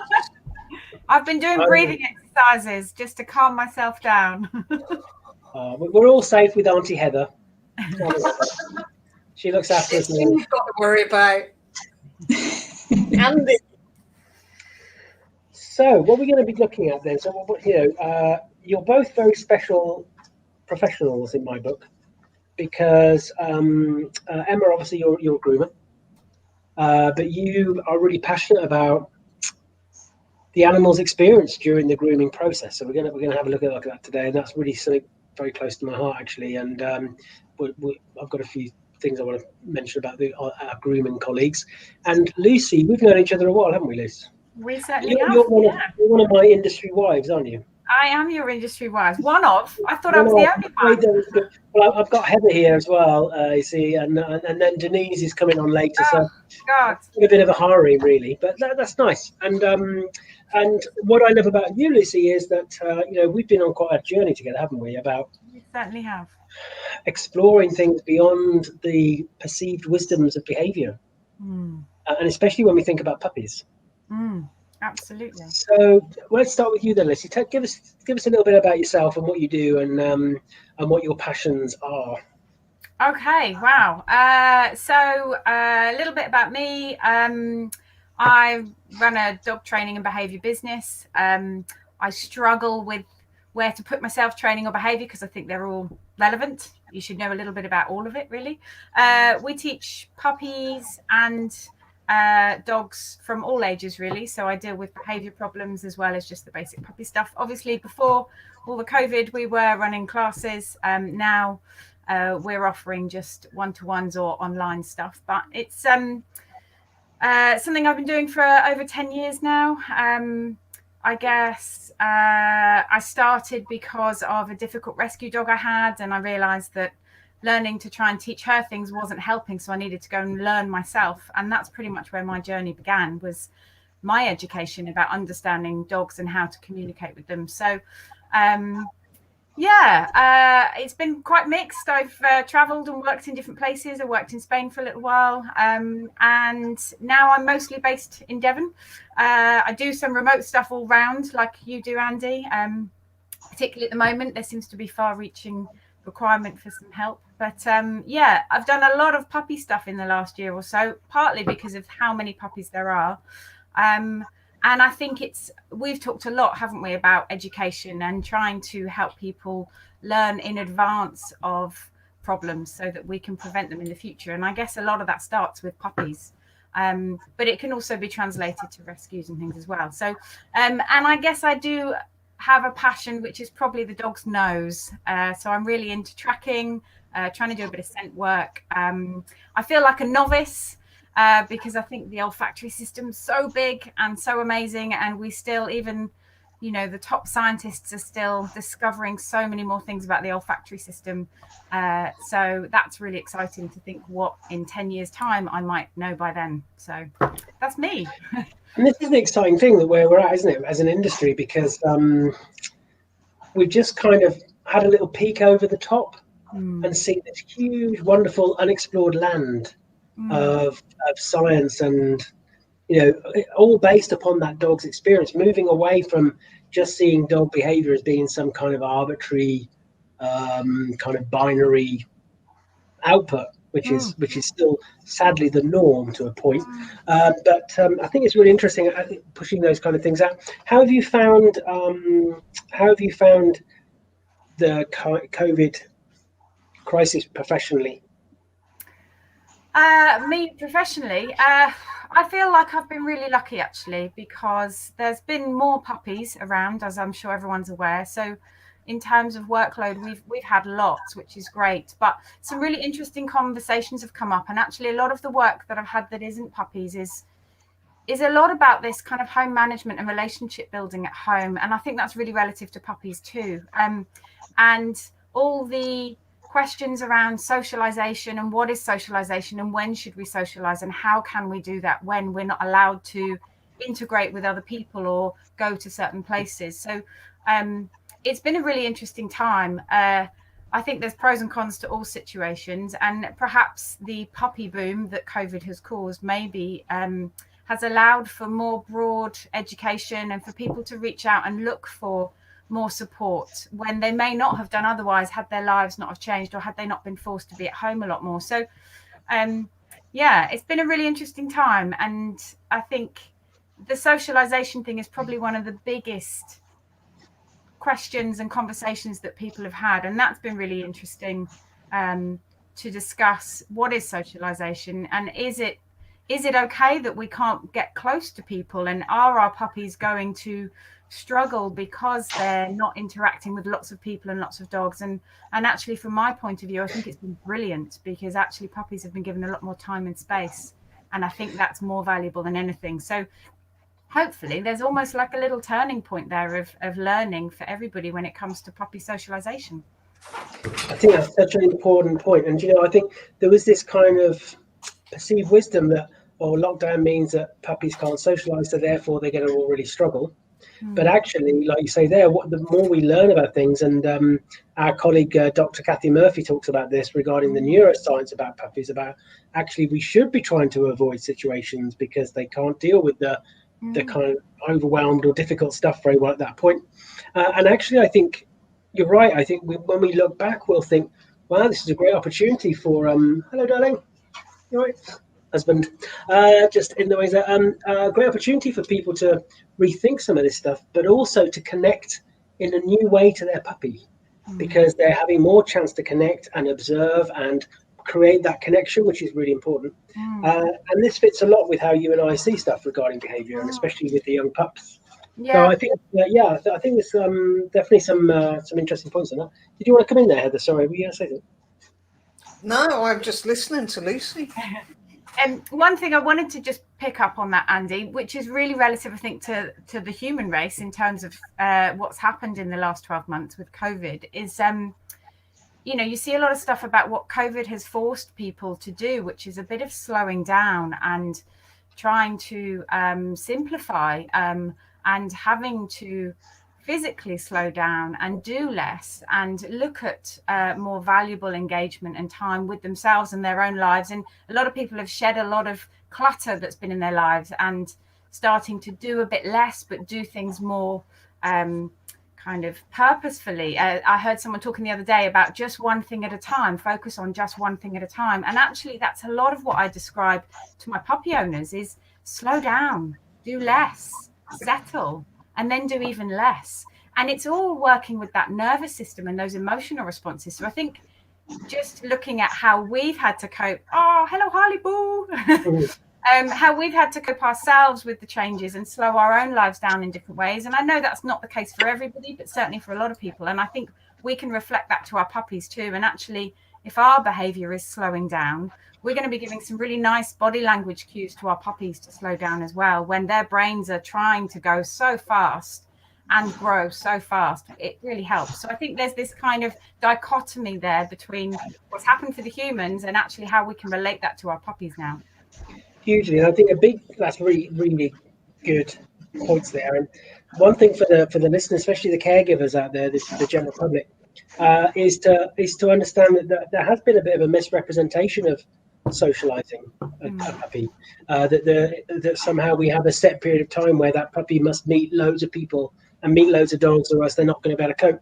And actually, it's more about quality exposure to certain things. It doesn't have to necessarily mean directly connected to.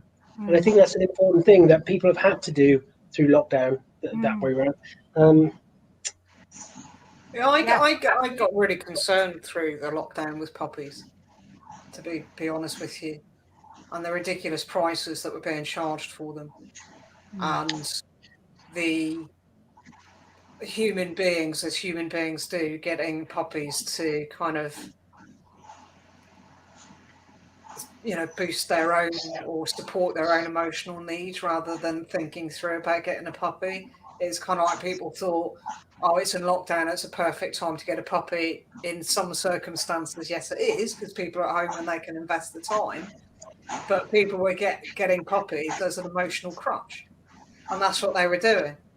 And then we have seen, certainly with all the contacts that we have through Woofstock, the amount of young dogs that are now being handed into rescue centres left, right, and centre.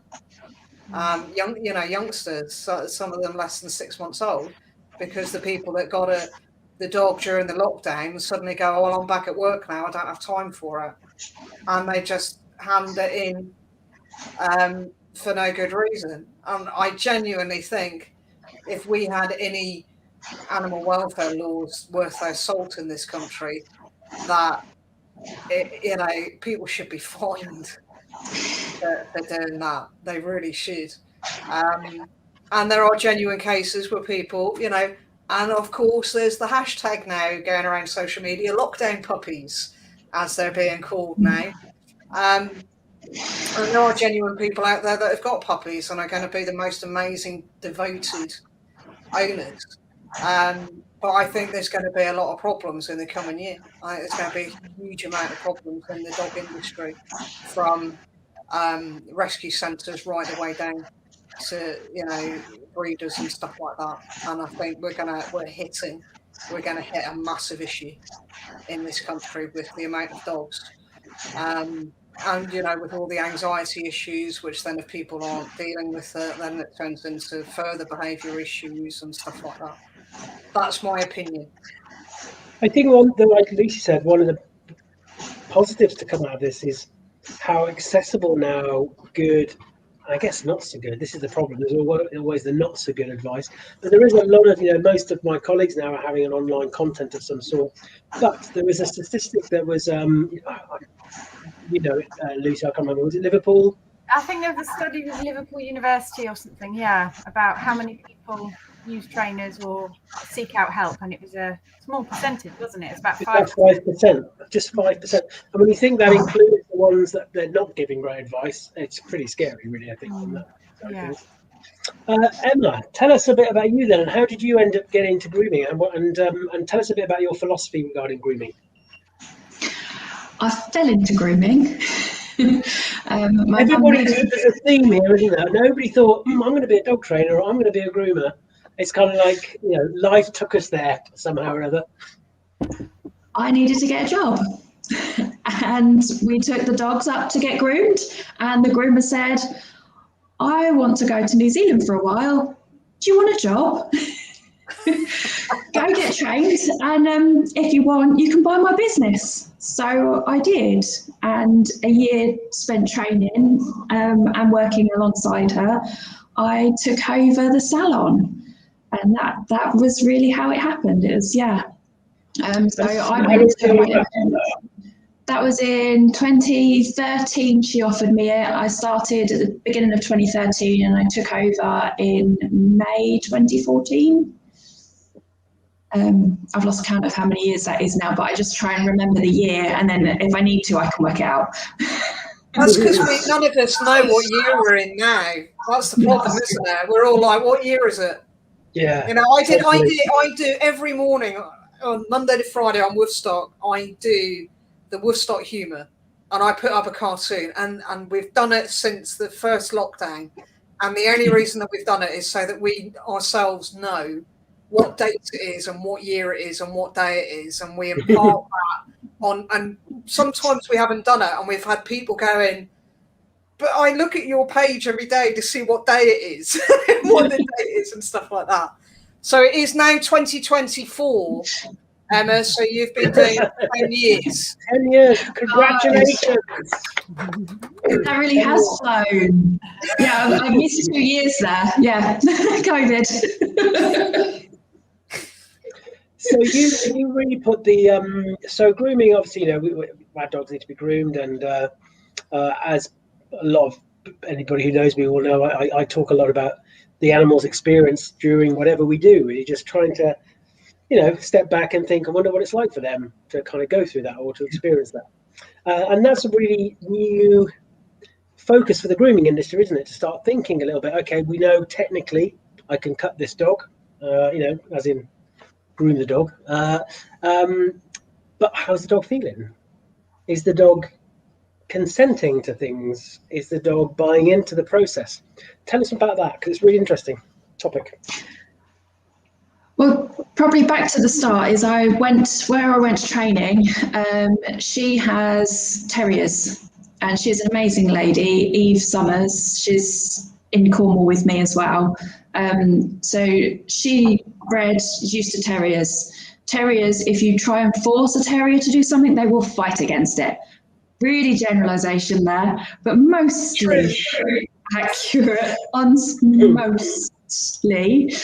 So her whole ethos in the salon already was fairly minimal restraints, whereas you step into the grooming industry, the first thing they do is put a noose on the dog. Straight away, they are strapped in. And then quite a lot of other salons, they'll use belly straps. The list is endless on the tools. Forgotten the word that everyone, they like to use them. But yeah, tools. Grooming aids. That's what a lot of people like to call them. But she didn't use a lot of them anyway in the salon. So I came from learning there and then came into the salon, and I was using the grooming, the nooses for a while. But dogs were fidgeting, dogs were fighting against it, dogs were leaning against it, and I didn't like them leaning against it. So one day I decided to take it away. And about a couple of weeks after that, well, a couple of months, I noticed how they were starting to stand better. And it just went from there. And then I found Shona Moon with the Tennyson T-Touch. And I went and spent 2 days with her, and that really opened my eyes again, especially to body language and reading it all. And then it's kind of evolved from there, where instead of treating and looking at the symptom, I look and see, okay, you're fighting for this bit, but why are you doing that? Is there something that's hurting? Is there something else that's gone on? Is there a memory that's hurt, something that's happened there? So instead of trying to push them through it, I'm trying to now create ways of thinking how we can do it differently. And now even getting further deeper into learning all the psychology and the training, because that's all fairly newish really to me. Yeah, I've been doing this 10 years, is now trying to tie in all the new science and saying, okay, so how can we train this for this dog to be happy to do it? And for me, it's all about making sure that they are comfortable and they are happy to have whatever it is doing, whether that's me touching them, because a lot of people don't understand quite how much goes into grooming. So not only have they got to come into a weird salon, smells funny, smells a little bit like the vets at the minute with the amount of disinfectants that's going around, then they're going to get left. Then if the owner's a little bit nervous about them leaving them at the groomers as well, that's another thing to add in. It just spirals from there. And that's before we get onto the bath, before we get onto scissors, clippers, standing still, turning when I ask them to. The list is endless for how much we are asking of these dogs to be groomed. When you think you go into a trainer and you get taught 1 or 2 tricks at a time in a short time.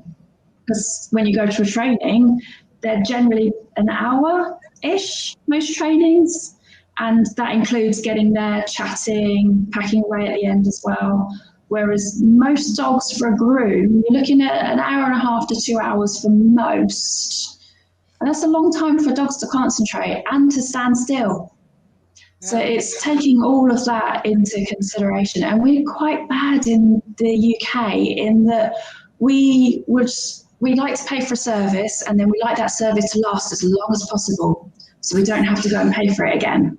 Whereas in America, it's really common. Dogs will go monthly to their groomers, if not a couple of times a month. And that's not unusual. And then these dogs that are going there will be spending less time in there because they're just tidying up. They're doing little bits. Whereas if they're coming into groomers in the UK and they are trying to stretch it, and it is getting to that 8 weeks, 12 weeks time, then it's a full restyle. There's a lot of coat to dry. Even on short-coated dog, there's still more there to deal with than if they were in every 3 or 4 weeks. So it's changing that whole mindset. And then the more often they're doing something, just like training, it becomes a habit, it becomes something that they're used to. And I hope it becomes pleasant. And this is the thing, thing, isn't it? We don't do it with our own hair, apart from when we're forced to in lockdown. So why would we? Again, it comes down to people's perception on animals, doesn't it? That animals are things instead of sentient beings. They're things. They should all think the same. They should all behave the same. Their fur should all grow the same, and they shouldn't shed. So why would we ourselves go and get our hair cut every 4 to 6 weeks routinely and not want to have that same standard for our pet that we love and adore and would do anything for? Doesn't make sense. What's really amazing as well for the industry for me is more and more groomers now are seeking to kind of learn more about anatomy, behavior, physiological input. And I think it's really important because groomers are potentially the dog and the carer are going to see the groomer more than they'll see a trainer, a vet, part of the professional family. And I know Emma and I have met on a few different things where I've spoken to groomers about the behavioural side of stuff, and almost exclusively the groomers really love it. They just want to hear it. They want to be able to hear this stuff and then look at how they do things themselves and adapt. We've got wonderful people like Sue. I can see you got Sue's book there, which is Sue Williamson, the Groom person, Heather. Hold it up. Can you reach it, Emma? Yeah, bring it over. Here it is. Taking the grr. I did do a good grr. Yeah, the good grr. We need to get Sue on for a Woofstock chat. Heather. Yeah, definitely. Yeah. Definitely. So there's some books there as well. And I think a lot of these things, as always, we can very easily. I know what I'm doing. I'm a good groomer. I can groom a dog. I can do the things. And it's finding safe spaces, safe opportunities just to learn a bit more and learn a bit more. You don't have to become a behaviourist. You don't have to become a trainer. You can just learn a bit more and add it into your toolkit. And Emma's a really good embodiment of that, Emma. I think for what you've done, you've not been afraid to have an open mind and think, right, how can I be the best I can now? And then how can I be better? And I think that's really nice. I think we've got a video to come in, haven't we, Heather? But it's nothing to do with puppies or... No, but that's good. It's like one of those ones where I was going, I've got these videos to fit in and I've just put them anywhere without any thought about whether they fit into what we're doing. But they do all fit in because it's all about the rescue, so it all fits in. It is, but I'd like to see Emma groom a kitten. So, have you ever groomed cats, Emma, by the way? Because I know grooming cats is a thing. It's big in America, isn't it? It is. As a family, we've always had cats, and my reply to that is I will never groom cats professionally. Which is why you have hashtag dogs. and I am teaching them to enjoy being groomed. It's definitely, there are professional cat groomers in the UK, and they have to be really up there on all of their behaviour stuff with the cats, because they are so hard to read unless you know what you're doing. And their skin is paper thin. So our skin's quite thick. Dog skins are thinner, which is why I always say, if you're going to use a shampoo on your dog, always dog shampoo, because it's formulated for the dog, and their skin is thinner. Cat's skin is even thinner. So you get it wrong, and it's not pretty. And I guess if you wanted to learn about the concepts of consent grooming, groom a cat. I guess. Would that be right? Because you kind of have to learn that pretty quick, right, with a cat. With brushes and combs, don't go with anything else, but yes. Well, I'm going to show this video now of these kittens, and then I've got a comment for you, Lucy, that's come in. So I'll. It's a nice comment. Don't worry. Maybe. Right, where am I looking? I've got so much stuff in here. So we're going to show a video of some wonderful kittens. Oh.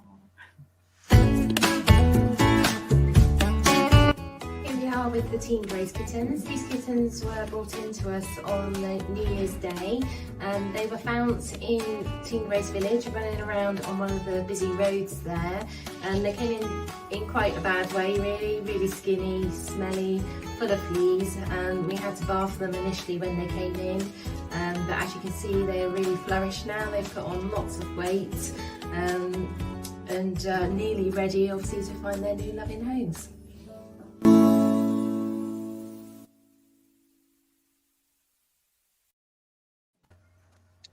Oh, bless them. So don't forget, any animals that you're interested in from Animals in Distress, go to the Animals in Distress website. You can see them there. And don't forget to donate. You can see across the bottom, we'll get you to do some finger pointing in a bit. I know we'll do it now. Why not? So Lucy, you got a finger point on that. Underneath Lucy, you can see to donate £5. Text 8 animals to 8 animals 5 to 70085. To donate £10, 8 animals 10 7085. And to donate £20, 8 animals 20 to 70085. You two are they're the best one yet ever. They were the best finger pointers. We're going to bring them. We're going to bring you on every time we need to do that. Yeah, that was very professional, I have to say. If you've got the next 5 hours free. It's a new vocation. If we give up dog training or grooming, we can just be pointers professionally. You're both very glamorous. You could be on a game show or something like that very easily. Weather girls. Anyway, back to what was I doing before I showed the kittens? So Helen Dickinson. Helen Dickinson is a really good friend of ours. She was actually the groomer for our Springer Spaniel Harry. And he adored her.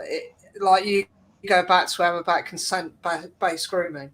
Harry never wanted to leave. There are many occasions where I've had to carry Harry out because he was just like, I just love it here so much. And Helen said that she got a puppy, an 8-week-old puppy in the first weekend of lockdown. This is a very brave comment, by the way, to be putting up. And she's really struggling to get her to be sociable with dogs and people outside of the house because she spent so much more time holed up in the house with them since last March because they were so afraid to go out and they really didn't get her out much and are now suffering the consequences now. And she said it just makes me realise the massive importance of early socialisation. Now, Helen is an experienced dog owner. Her father, she's grown up in the dog industry. Her father runs an amazing kennels.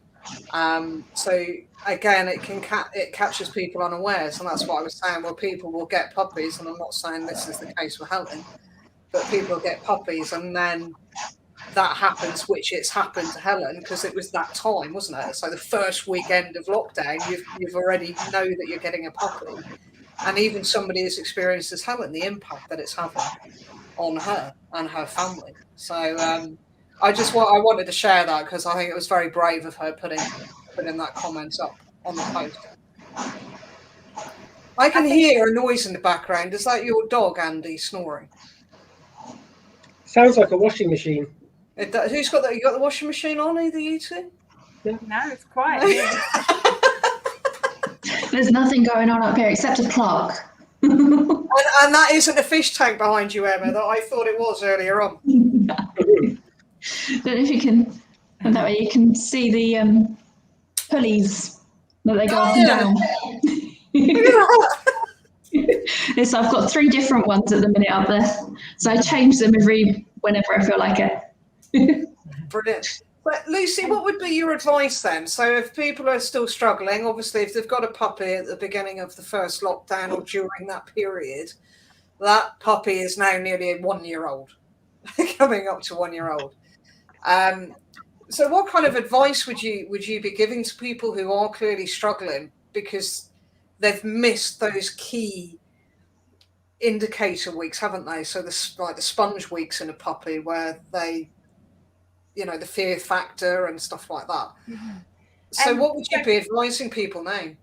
Okay, so firstly, I would just say to your friend and also to everybody out there, professional or not professional, it's really easy to think, oh, I've known dogs my whole life. How could I possibly get this wrong? Or what am I doing wrong? And I just want to say to everybody, we learn from our mistakes and we learn from every dog because they're all different. So don't be disheartened and don't feel like you should know more or better or could have done better. We're all in a very uncertain time. And I think any new dog is a new learning experience and a new person to get to know. So, even with the best knowledge, qualifications, experience, we all have times where we don't quite know what we're doing. And sometimes we get it wrong and that's fine. So don't be hard on yourself, I think is my first thing. The second thing, which I think Andy will back me up on, is a really interesting thing that came up very recently on a Kathy Murphy, the canine neuroscience lady, who's amazing, had a discussion about what people are aware of as the critical period of socialization, which, depending on who you talk to, varies somewhere, I would say, between 6 weeks and 16 weeks. Varies a little bit. And the general conception of that for years has been that that's the time where you've got to get the puppy out and socialize, like a window of opportunity, and if you miss it, it's all going to go wrong. And actually, listening to Kathy recently, she reframed it as a sensitive period and also extended it from kind of day one of being born all the way through adolescence up to, depending on the dog, 2 to 3 years, I suppose, when they become an adult. And the reason she's reframed it like that is because what we're looking at is brain development. And during puppyhood and adolescence, I guess I kind of like to look at it. So when we hit sort of 5 months and start moving into adolescence for puppies, it's a bit like if you imagine a volume knob on a stereo. What they're going through development wise is like somebody doing this with the knob, turning them up, turning them down, and it's kind of quite chaotic. And there's a lot of physical development going on, a lot of emotional development. And from my basic understanding of what Kathy Murphy was talking about, it's actually the neuron connections in the brain that are related to fear just aren't developed at that stage. So we need to look at socialization as a sensitive period rather than a short critical period and cover that first 2 years. And actually it then means we're looking at trying to set them up for success. So not trying to get out and see everyone and meet everyone straight away, but trying to go to situations where we've got plenty of space and time for that volume knob brain that's kind of going all over the place to have time to slow down and process. So I'd say to anybody struggling with socialization at the moment, or perhaps haven't been able to get out as much, just starting really, really small by finding a place they can go to where they're not too close to lots of activity of people or dogs, but somewhere where they can see those in the distance and start to just do a little bit of sitting and watching. Maybe introduce some slow walking, some slow movements, little bits of gentle experiential learning, that you've got enough space that if things become a bit busy, you can step away and walk away. And it's about building that up in little bits throughout the week. So it's not a case of you need to go out every day and meet dogs and people. Maybe a couple of times a week, and then a couple of times a week have some time where it's just you and your dog. But a lot of it is just about slowing things down, because their brain development is just quite chaotic at that stage, and they haven't developed those skills yet to deal with scary experiences or intense experiences. So we're just trying to reduce that intensity. Does that make sense? Yeah, total sense. Total sense. And I think the two important words there for your friend to think about, Heather, is time and space. I talk about time and space all the time.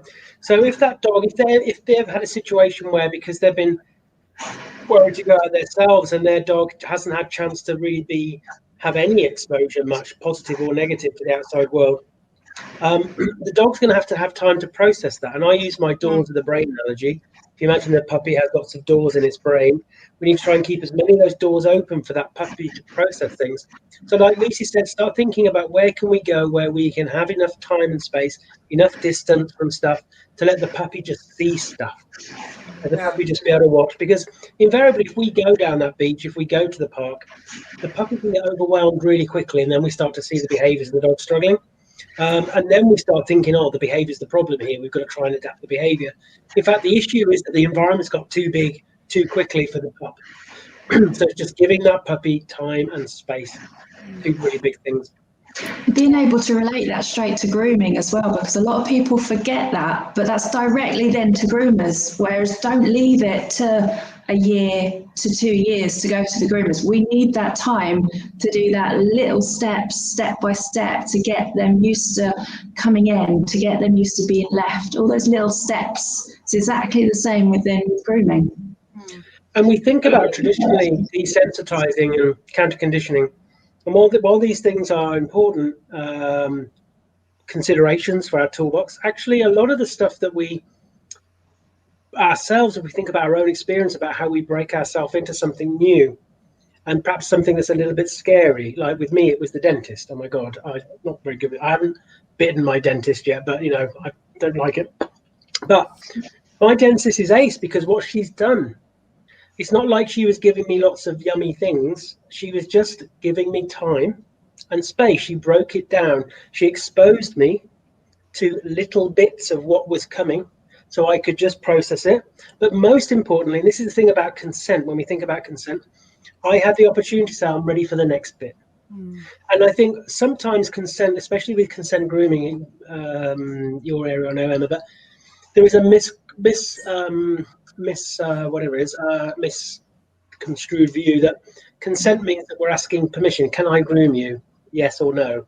It isn't that. It's about saying, right, can you cope with the situation that we're doing now, and are you ready for more?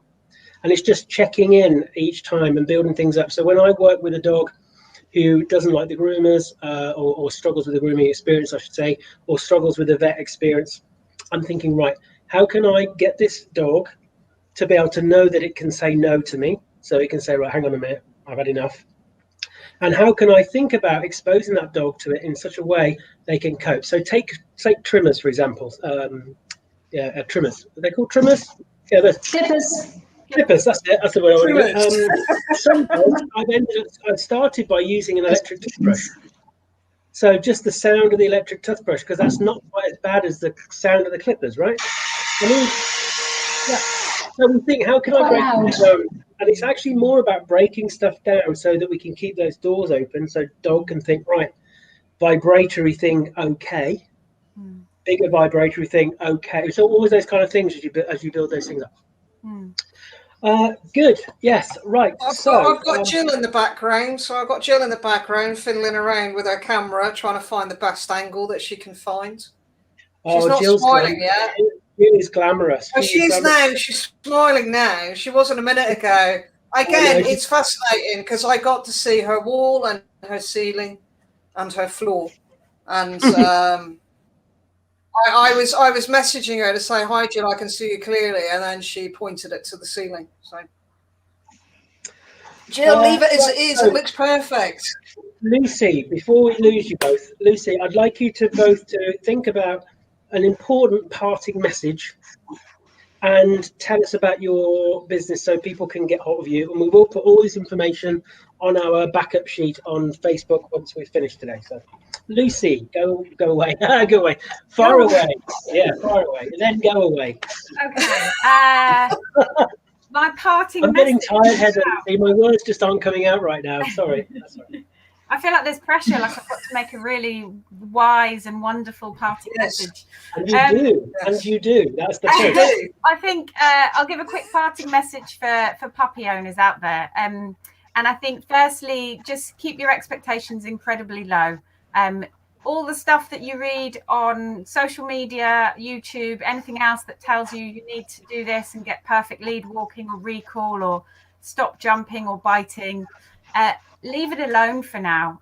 Puppies need time to grow, investigate, develop, and your job is just to keep them safe, pick venue choices well so there's plenty of space and time, and nurture that confidence and problem solving by being a good guider to them. And part of that will be keep yourselves calm and be kind to yourselves as much as your puppies. That sounded a bit weird and got a bit long there, but hopefully that had some bits of pearls of wisdom. In terms of getting in touch with me, you can find me at, I forgot my website name, leapsandhoundsdogtraining.co.uk. Madness, isn't it? I've also got a puppyhood booklet, which if anybody emails me, I will happily send a PDF version to them, which covers 16 topics.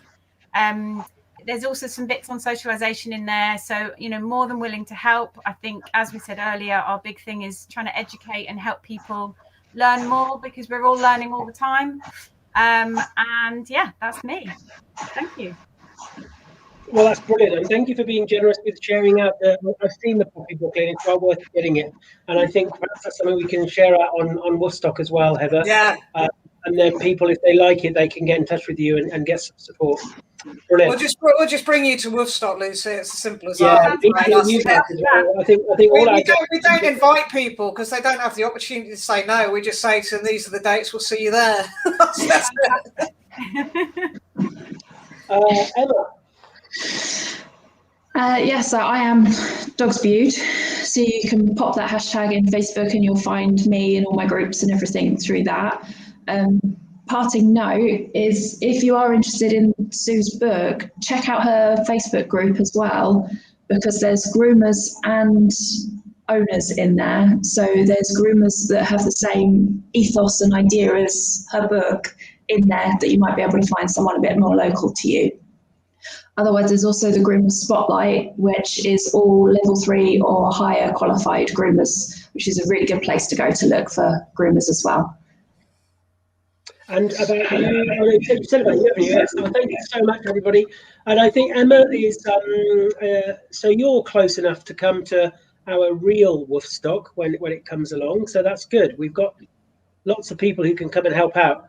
Haven't we, Heather? Yeah, it doesn't matter where they live. Our furthest guest was Australia. Cool. Wow. Well, Lucy's America, so that should be right. America, Canada, the Netherlands. So we always say to people, well, when they go, "Oh, I live up in Dorset, it's a bit too far," we're like, yeah, we'll have you both there. So thank you. It's basically you're coming. So great. Yeah, well, not to talk about dogs. You're going to be serving cream teas and taking. You'll be in the bar. As long as we get tips, that's fine. Yeah, we'll give you tips on how not to organise a festival. That's about as many tips as you'll get. Right, I'm going to kick you both off. Thank you both so much. Great call. And we'll catch up soon. Cheers, guys. Bye. Bye.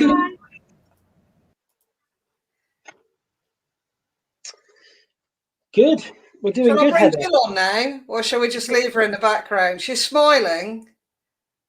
Yeah, let's get her on. No disrespect, Heather, but we need a bit of glamour. So who should we bring on? Jill. Jill.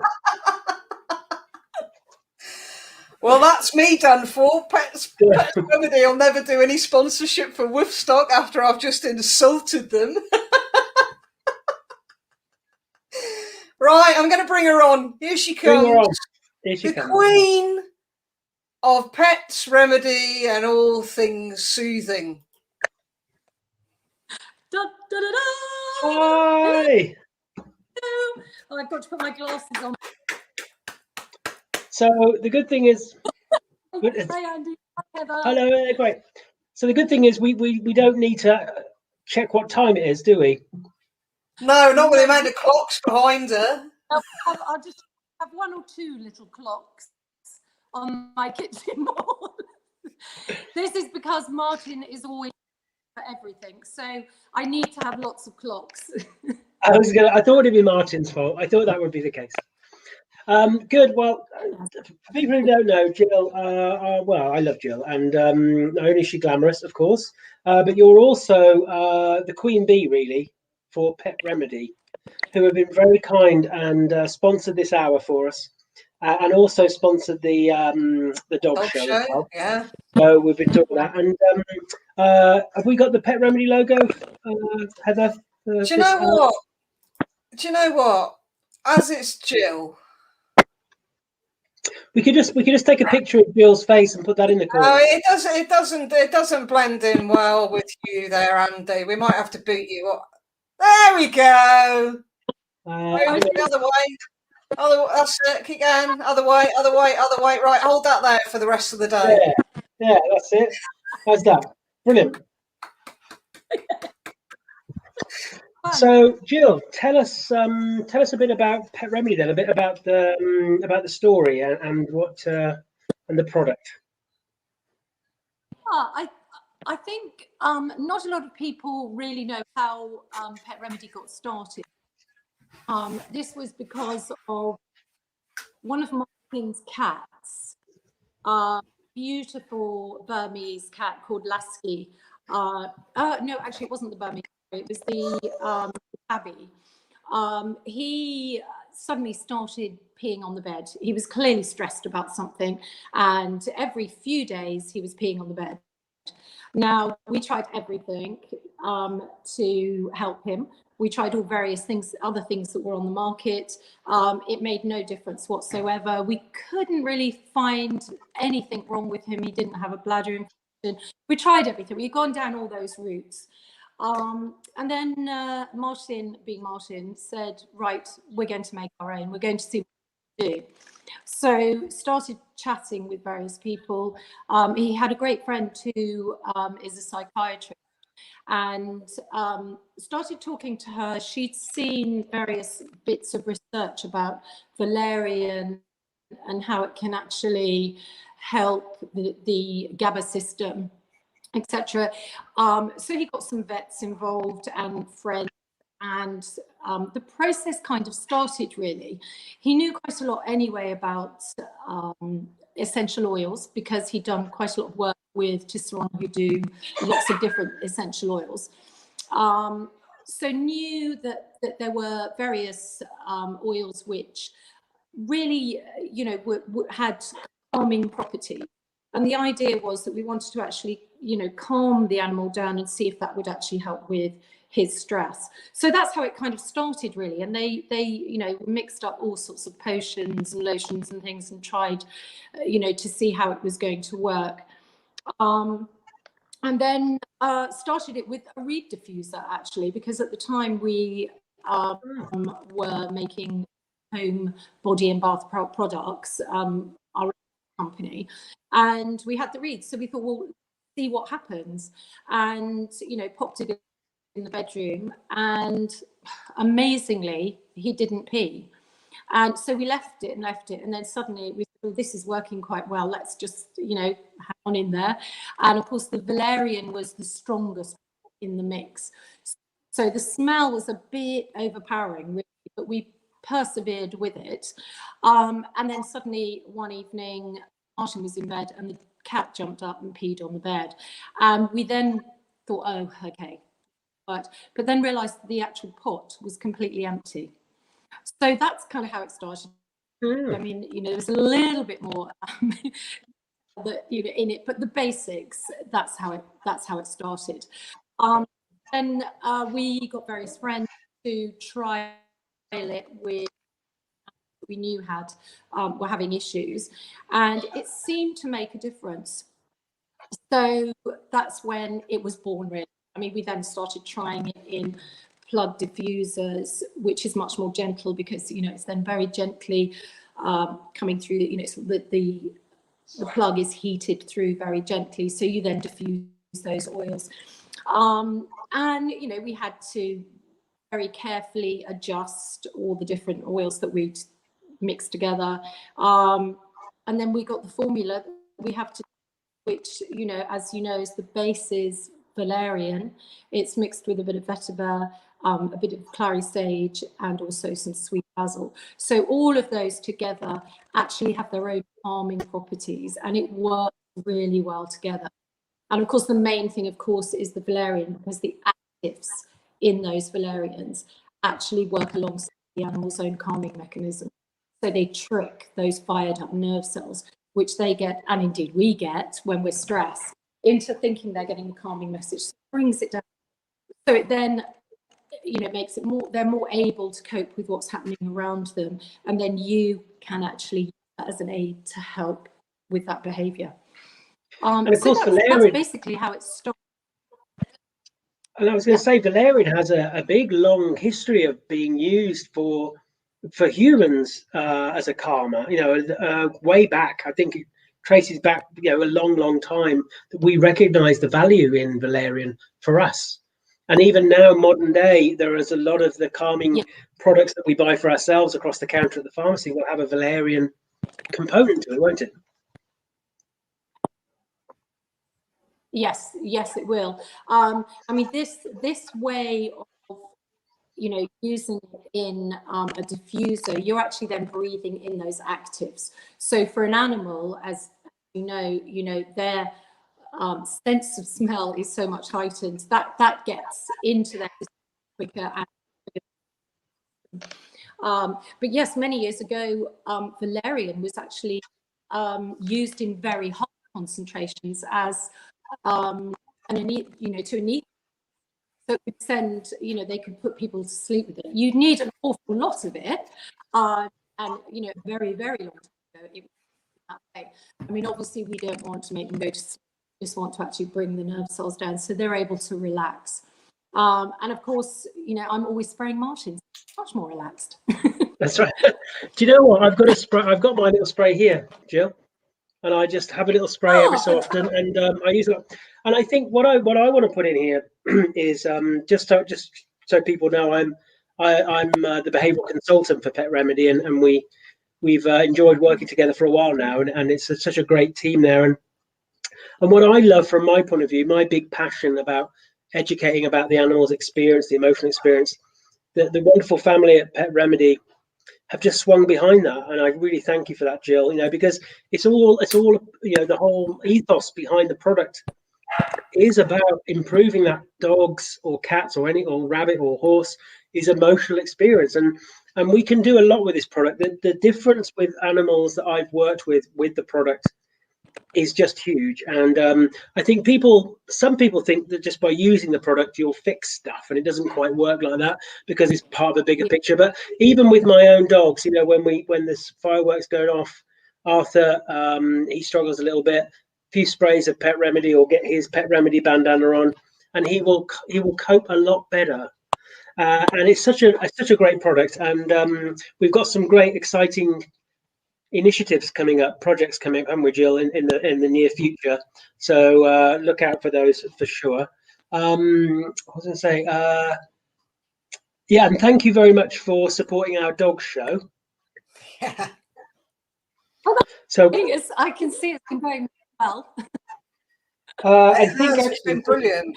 Shall we do something? Shall we actually give the winner of the golden oldie now? Is that going to throw our schedule out if we did that? Is that going to really mess us up, Heather? Just the one we got Jill here. Not at all. We can do that now while Jill's with us. Because we're all golden oldies here, aren't we? So I thought, why not? That's why Heather said to Kieran, you know, because Kieran said Kieran's one of the judges on the panel, and he said, "I love the golden oldies," and Heather said, "Is that why you married Andrew, then?" Which I thought was a bit. He agreed. Kieran actually agreed.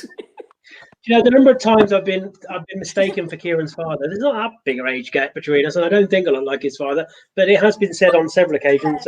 Even the woman who used to drop the Avon order, she dropped it off one day, and I answered the door, and then she went and said to Kieran, "I've dropped it off with your father." There you go. Never mind. So I'll do the golden. I'll do the yeah, we can do the golden oldies now, and then we can do the shout outs at 5:30 while we're shoving pizza down our mouth. I apologise that I disappeared, by the way, Jill. I actually went to the loo, if I'm being honest, but I had a couple of things that I had to discuss with people backstage. So we are here for 8 hours, Jill. So we do need to have our toilet breaks. You haven't had one yet, Andy, which I'm slightly worried about. I've got a bucket under the table there. What did you say, Jill? Right, I'm going to announce the golden oldies now. Okay. Sorry, Jill, your sound went a bit. I'll come back to you. Let me just do this announcement and then I'll come back to you. So, golden oldie category is what we're on now. So, in third place, golden oldie, we have Missy. Oh, Missy. Oh, she's beautiful. Who owns Mel Lambert.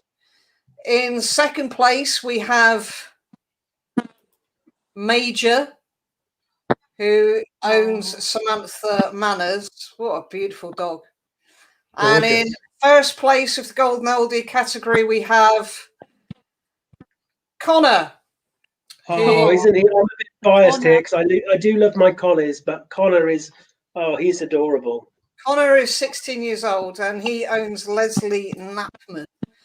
So again, we have Missy in third, Major in second, and Connor in first place. So they're all going to get Pet Remedy products. They're going to get their rosettes, and then the winner, Connor, he will go forwards for our best of show, end of show, champion, whatever it is we're calling them. I can't remember.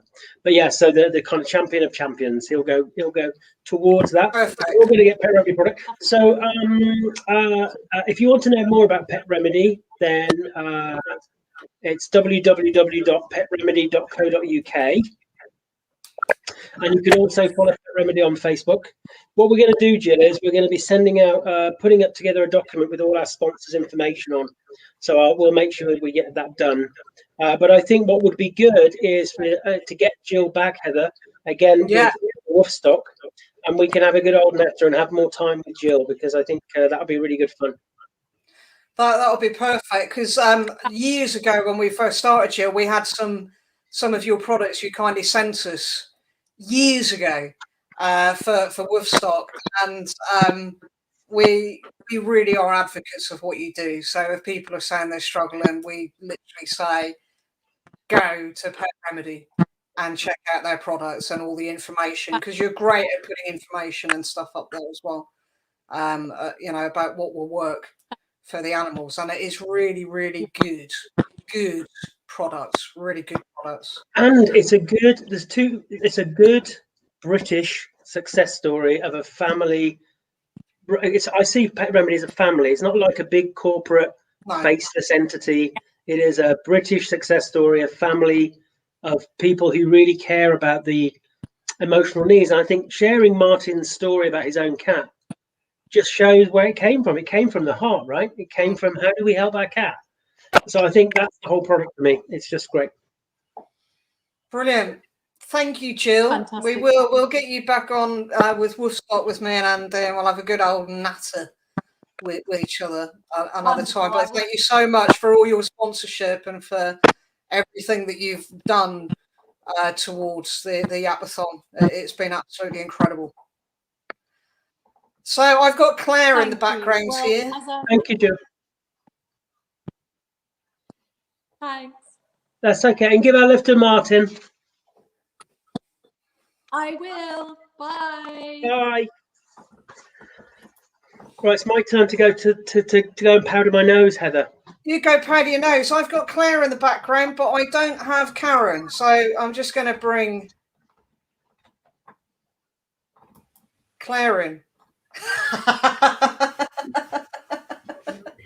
Hello. Hello, how are you? Yeah, I'm good, thank you. How are you? I'm all right. Who are you? Who are you anyway? Who am I? I'm the kennel manager at Animals in Distress. I've got the awesome job of looking after the dogs up at the centre. Fantastic. I get paid to do it. It doesn't get much better than that, really, does it? No, not really. Yeah, now I've got an awesome team of staff up there, which make my job easy as well.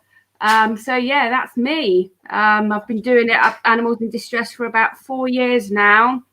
But I started working in rescue about 29, 30 years ago. So it's a huge part of my life. I think anybody who works with animals, it's who you are. It's not something you do just for doing a job. It's what you do. It's your passion, and it takes over your whole life, really.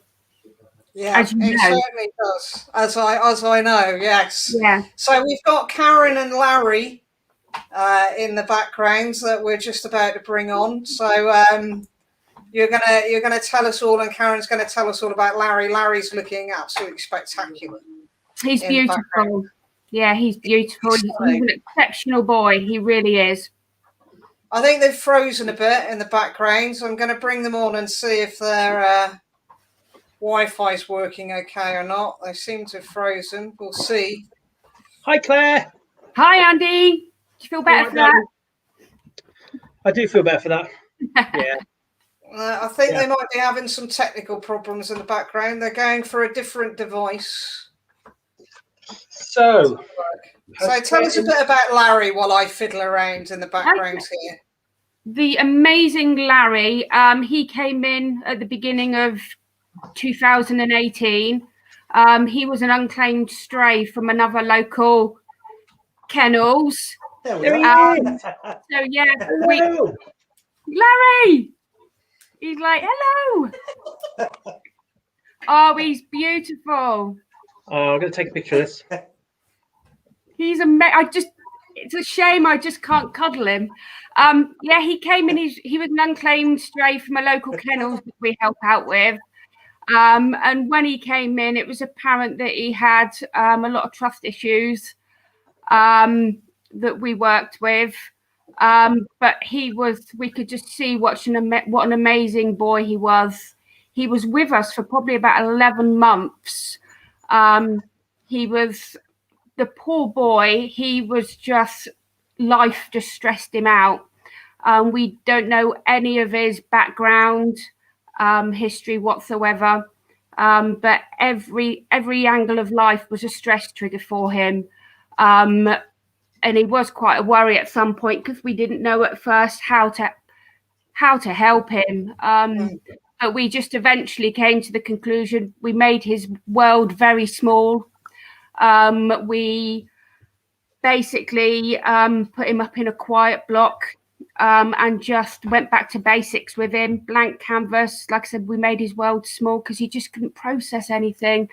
And he just, day by day and step by step, he just started to trust, started to take stuff in. Doors started opening in his brain and he processed a lot more.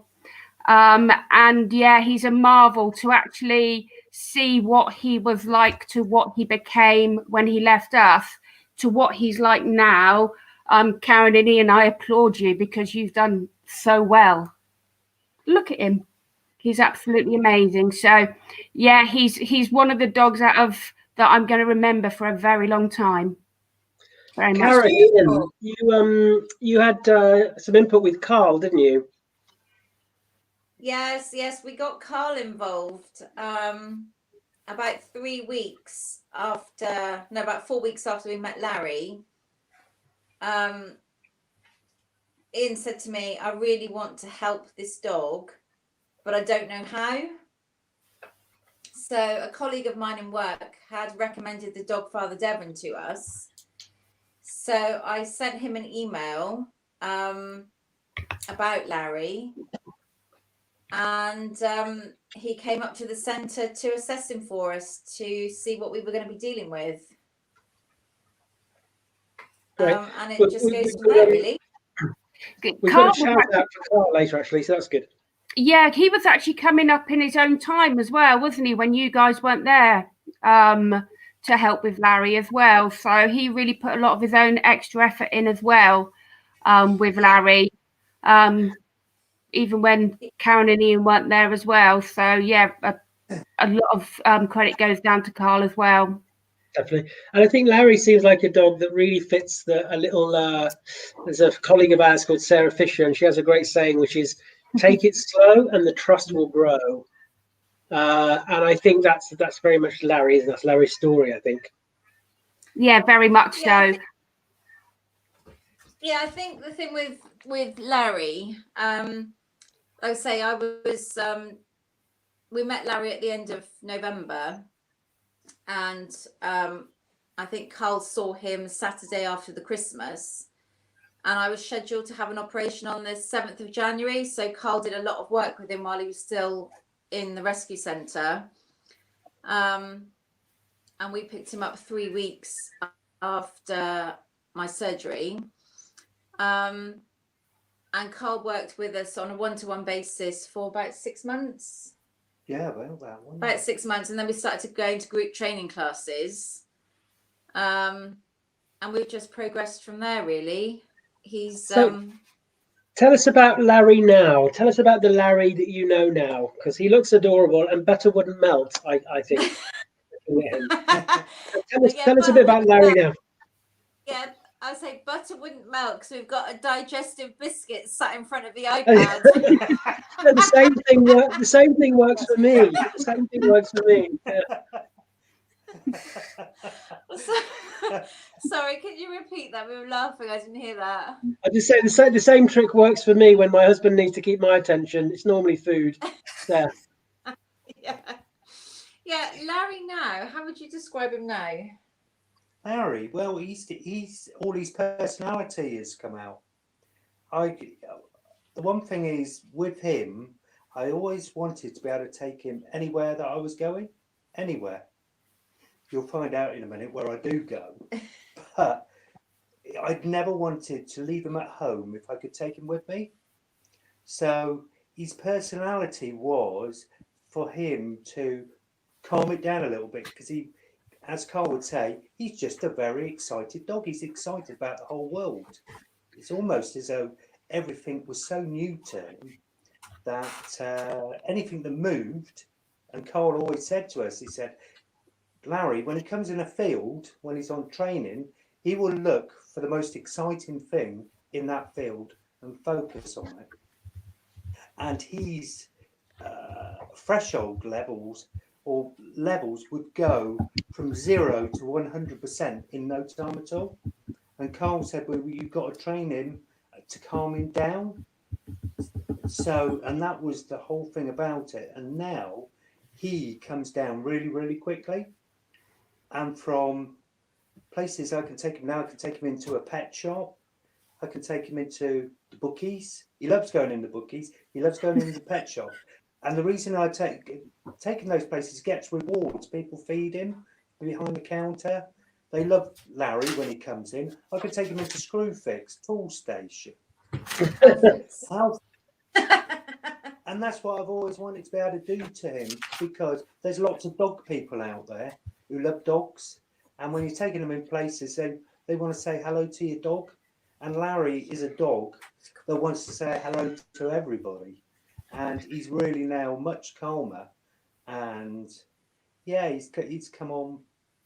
I can throw him in a car, driving up to my dad's in Swindon, and he'll whine at me, and I know what that whine is. He says, here, you need to stop the car because I need to go to the toilet. And next service station, we'll stop, he'll go to the toilet, he'll jump back in, and we're away again. And that's the sort of dog. And I've got to bring up the first night we got him, the very first night, Carl and Helen is part of Dog Father Devon as well, who's doing a lot of pat walking with him now as well. They gave us the great advice for when we brought him home. But one of them was, you'll have to get a cleaner. And I thought, oh my God. Yeah, he said, look, when he comes in, he might poo and wee everywhere. And don't tell him off. just go around and clear it up. So we bought two, didn't we? Two carpet carpet shampoos. shampoos. I thought, oh my God, what's going to happen here? Like, you know, well, before we'd even got him home, he goes mental over wiper blades in cars as well. And it was raining the day we picked him up. So we had him all barking all the way down there. Howled in my ear all the way home. But when we got him in the garden, because that's what Carl said, do him in the garden, then bring him in the house. In the garden, he went absolute ballistic. He looked like a dog that was so happy, didn't he? Yeah. He just bounded around. We brought him into the house, and then he'd done the same thing. He exploded around the house. He didn't poo or wee anywhere. But that night, after we'd gone to bed, because he went straight to bed, didn't he? Yeah, he went straight to bed. Yeah. 3:30 in the morning, I felt a nose bumping against my arm. And I woke up, and he was by the side of me, and it was like, I need to go out. And we went downstairs. He went out in the back garden. He had a poo and a wee, and then he come back in and went straight to bed. And that's after a year of being in a shelter. And I said to him, "What a babe," didn't I? Yeah. And I said, "That is the sort of dog Larry is like, you know." I think there's two really important things listening to you talk, Ian. Aside from the fact that we know a bit more about your interests as well as Larry's with the bookies and Halfords and that kind of thing,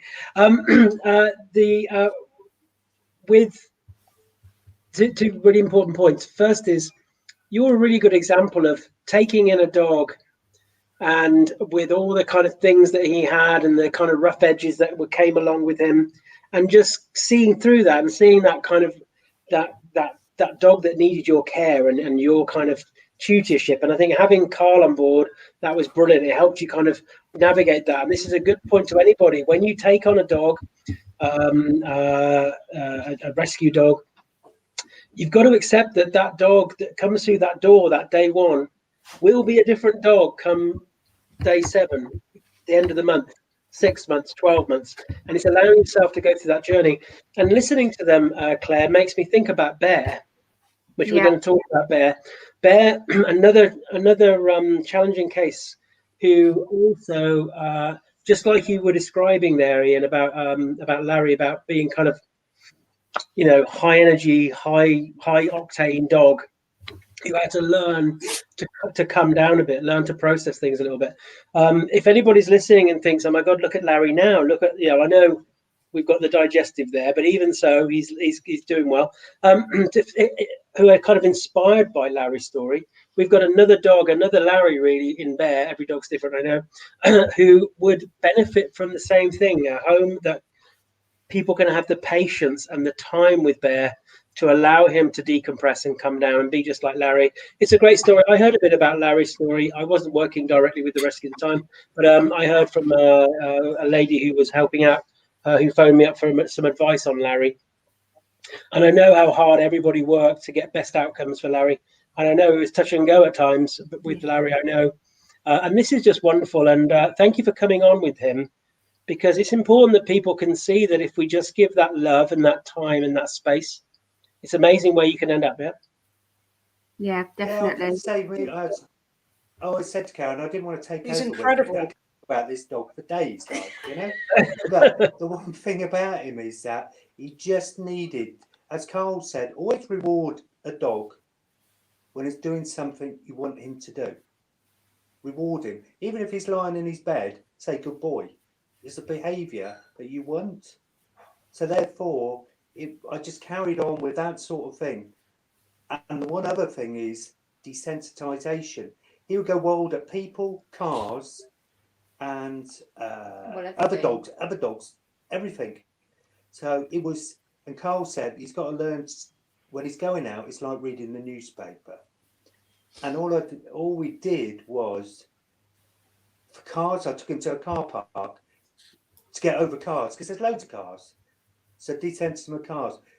People, shopping centres, loads of people. And after a while, you know, oh God, blimey, you know, there's a bit too many. And with dogs, it was more, now he walks in parks, goes on pack walks, and on the lead training, walking him around dog parks all the time. So he gets used to being on the lead all the time. and he's getting better and better. And we've had Brilliant. things like COVID and really bad weather when we got him that's actually stalled things. But it's actually going out and just spending the time, just doing all the things, and the rewards you get in the end are so changing, aren't they? Yeah, massive. I remember one of the things you really wanted to work to was taking him in the local pub for a pint. And I think you sent us a picture through, didn't you, when that finally happened? Yeah, that was our photo for the best rescue dog, of him with his paws up on the bar in the pub. Yeah. We're always down I remember talking to you. Yeah, he loves it. Yeah, down there. I remember that was one of your goals. And when that picture came through to the centre, it was just like, we're there. Because you all just looked so pleased. We're very lucky because we've got a very good dog-friendly pub. And they put up with all sorts of dog behaviour down there. So they had to with this one when he first arrived, because he gets very excited when he's going to go somewhere new. And that biscuit is getting more and more delicious. Oh, look, come here. Let him have the biscuit. What's the name of the pub in? What was the name of the pub? What was that, sorry? The Foxhound. What's the name of the pub? In Brixton. Foxhounds in Brixton, dog-friendly pub. When you're back open. Yeah, they say all local people take their dogs in, and it's the only way to desensitise as well, you know. But when he goes to the pub, I didn't want him sitting under a table being all quiet. He's got to be enjoying himself. He's got to be, or else it's not a good experience for him. It's like going to the bookies. He gets treats. When he goes in the pet shop, they give him treats. It's a good experience for him rather than a negative one. He's just doing something because I want to drag him along. So everywhere I go, I try and make it a good experience for him so that he enjoys going out and doing all the things. So I think he was very lucky to find you, and I think you were very lucky to find him. And you're a real inspiration. Just listen to the way you talk. I think it all comes down to, I've got to say, Carl was the inspiration from thing, because couldn't have done it without him. Well, no, I couldn't do it without him.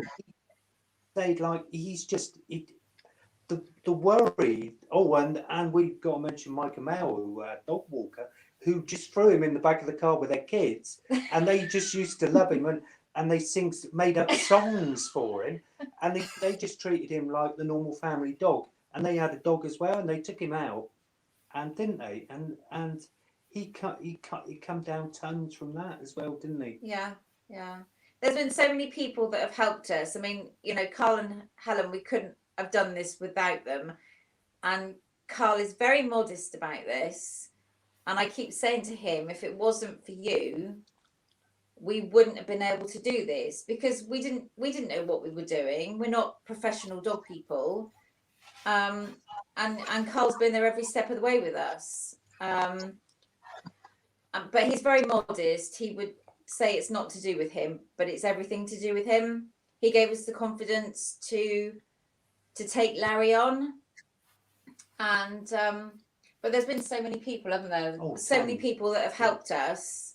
I think you guys have got to take a lot of credit as well, Karen. Yes. You've got to take a lot of the credit. We don't kind of think so, really, do we? No, because we just put the time in, don't we? We like taking him around. We like him to be part of our life. And therefore, you know, when we go away, we now have dog vacations. Do you know what I mean? Like dog in the we have dog holidays now. Yeah. He's got I can tell you from as a behaviourist working with clients, it is always about the client ultimately, because you've been great carers to him, and you've taken on Carl's advice, and you've enacted Carl's advice, and you've put the time in. And invariably, you know, it takes a village, right? It takes a village to raise a kid. It takes a village to raise a dog. So I think it's great to kind of acknowledge Claire and the team at the Animals in Distress, and Carl and Helen, but you must give yourselves a big pat on the back as well. Yeah, massive. Oh, yeah, definitely. Oh, thank you. It's right. Pizza's arrived. This is my digestive biscuit now. Pizza's arrived. But yours arrived, Heather. Yeah, I've got it.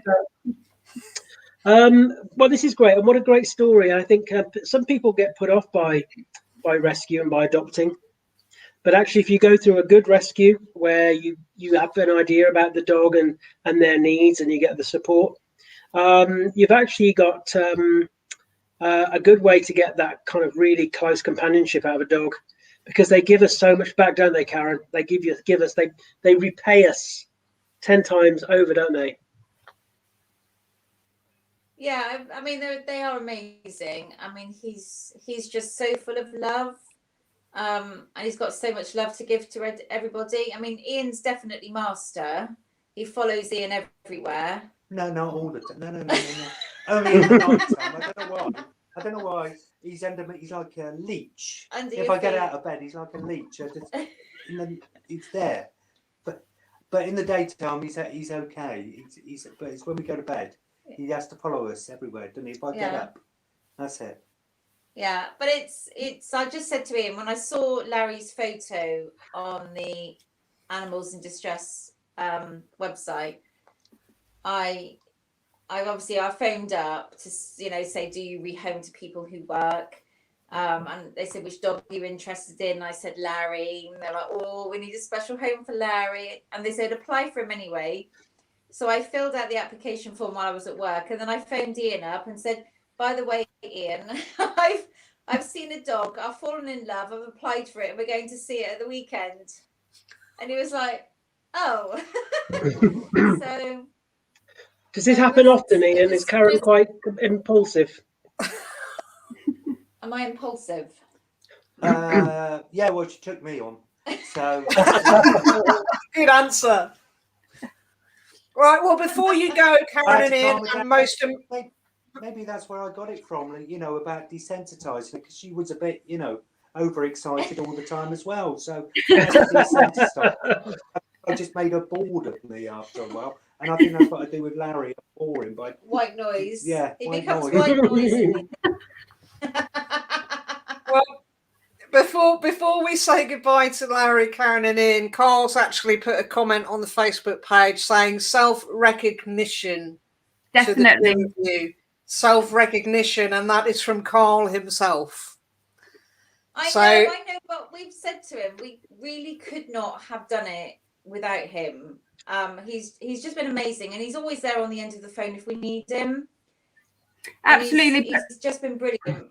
Larry couldn't have done it without you. That's the thing, Karen. Give a tambourine to Carl, shall we? Yeah, tambourine to Carl. So it's lovely to meet you all. Claire, stay there. Don't go anywhere. I wouldn't. Farewell, Larry. You're luscious. Karen. Bye, Ian. Bye, Larry. Karen. Larry. Oh, bless you. And that is why we do what we do. It's incredible, isn't it? Yeah. So if you want to help them do what they do, you can have a bit of pizza while I'm eating, Heather.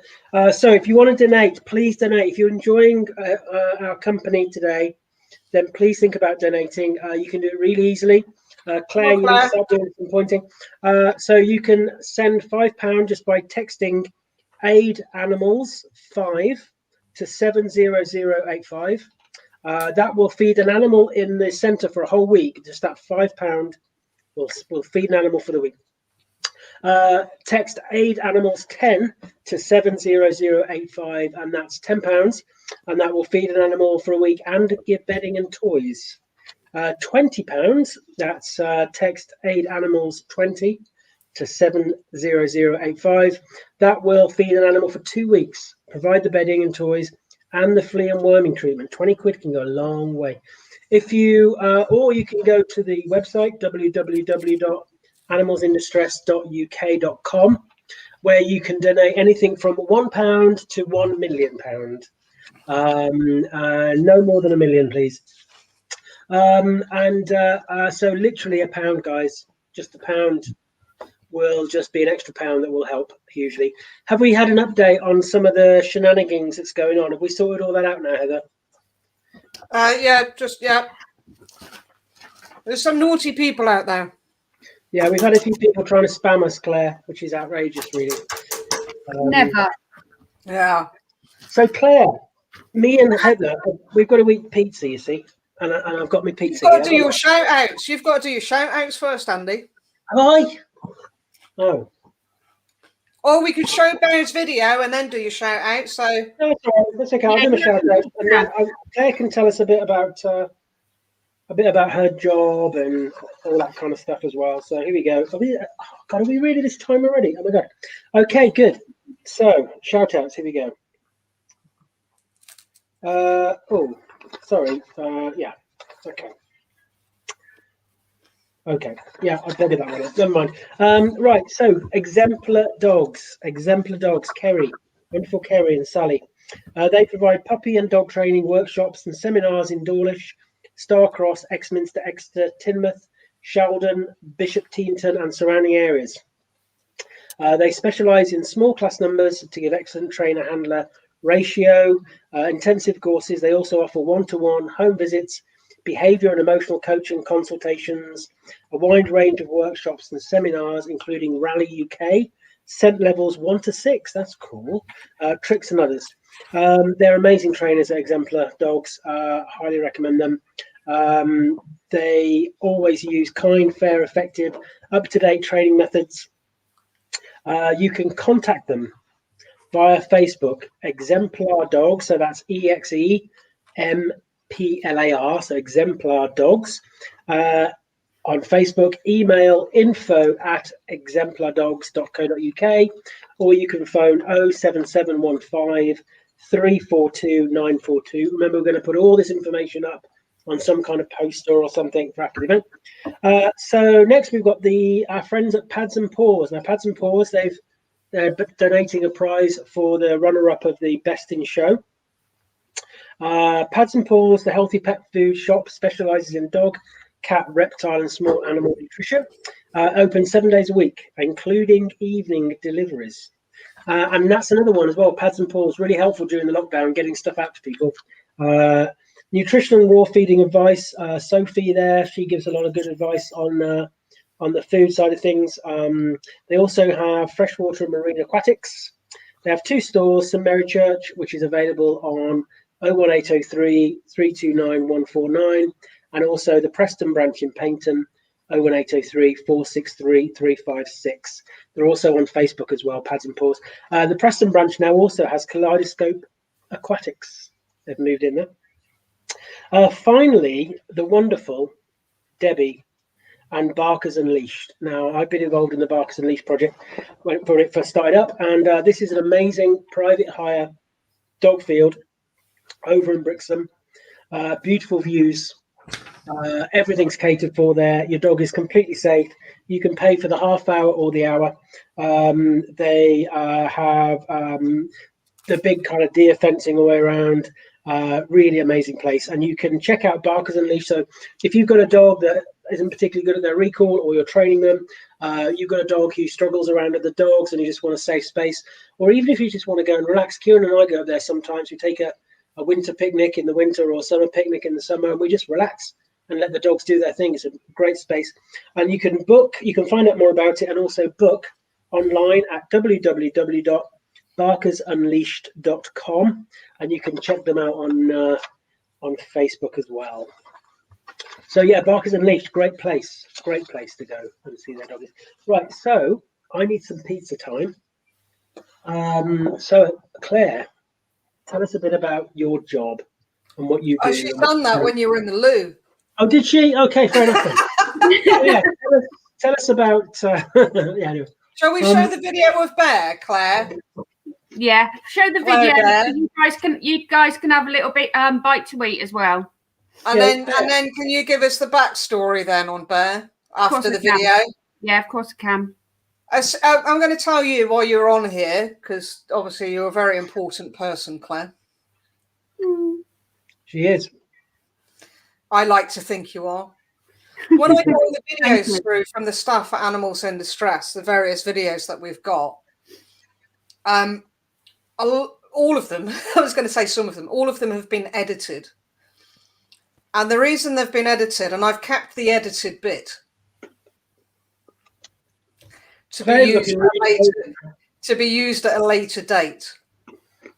because at the end of every single video that we sent, people went like that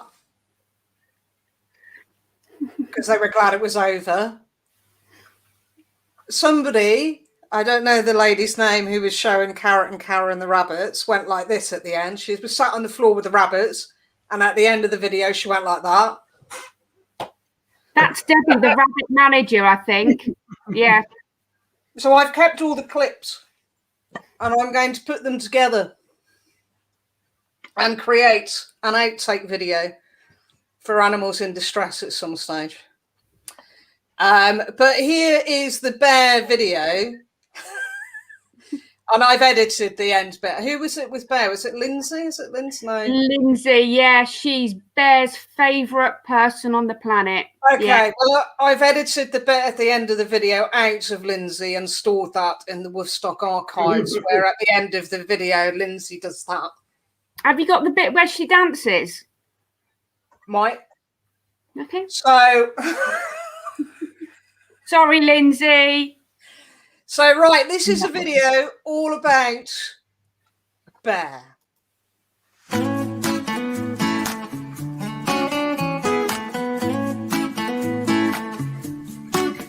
this is Bear. He's been with us for 3.5 months and he's about 3 years old now.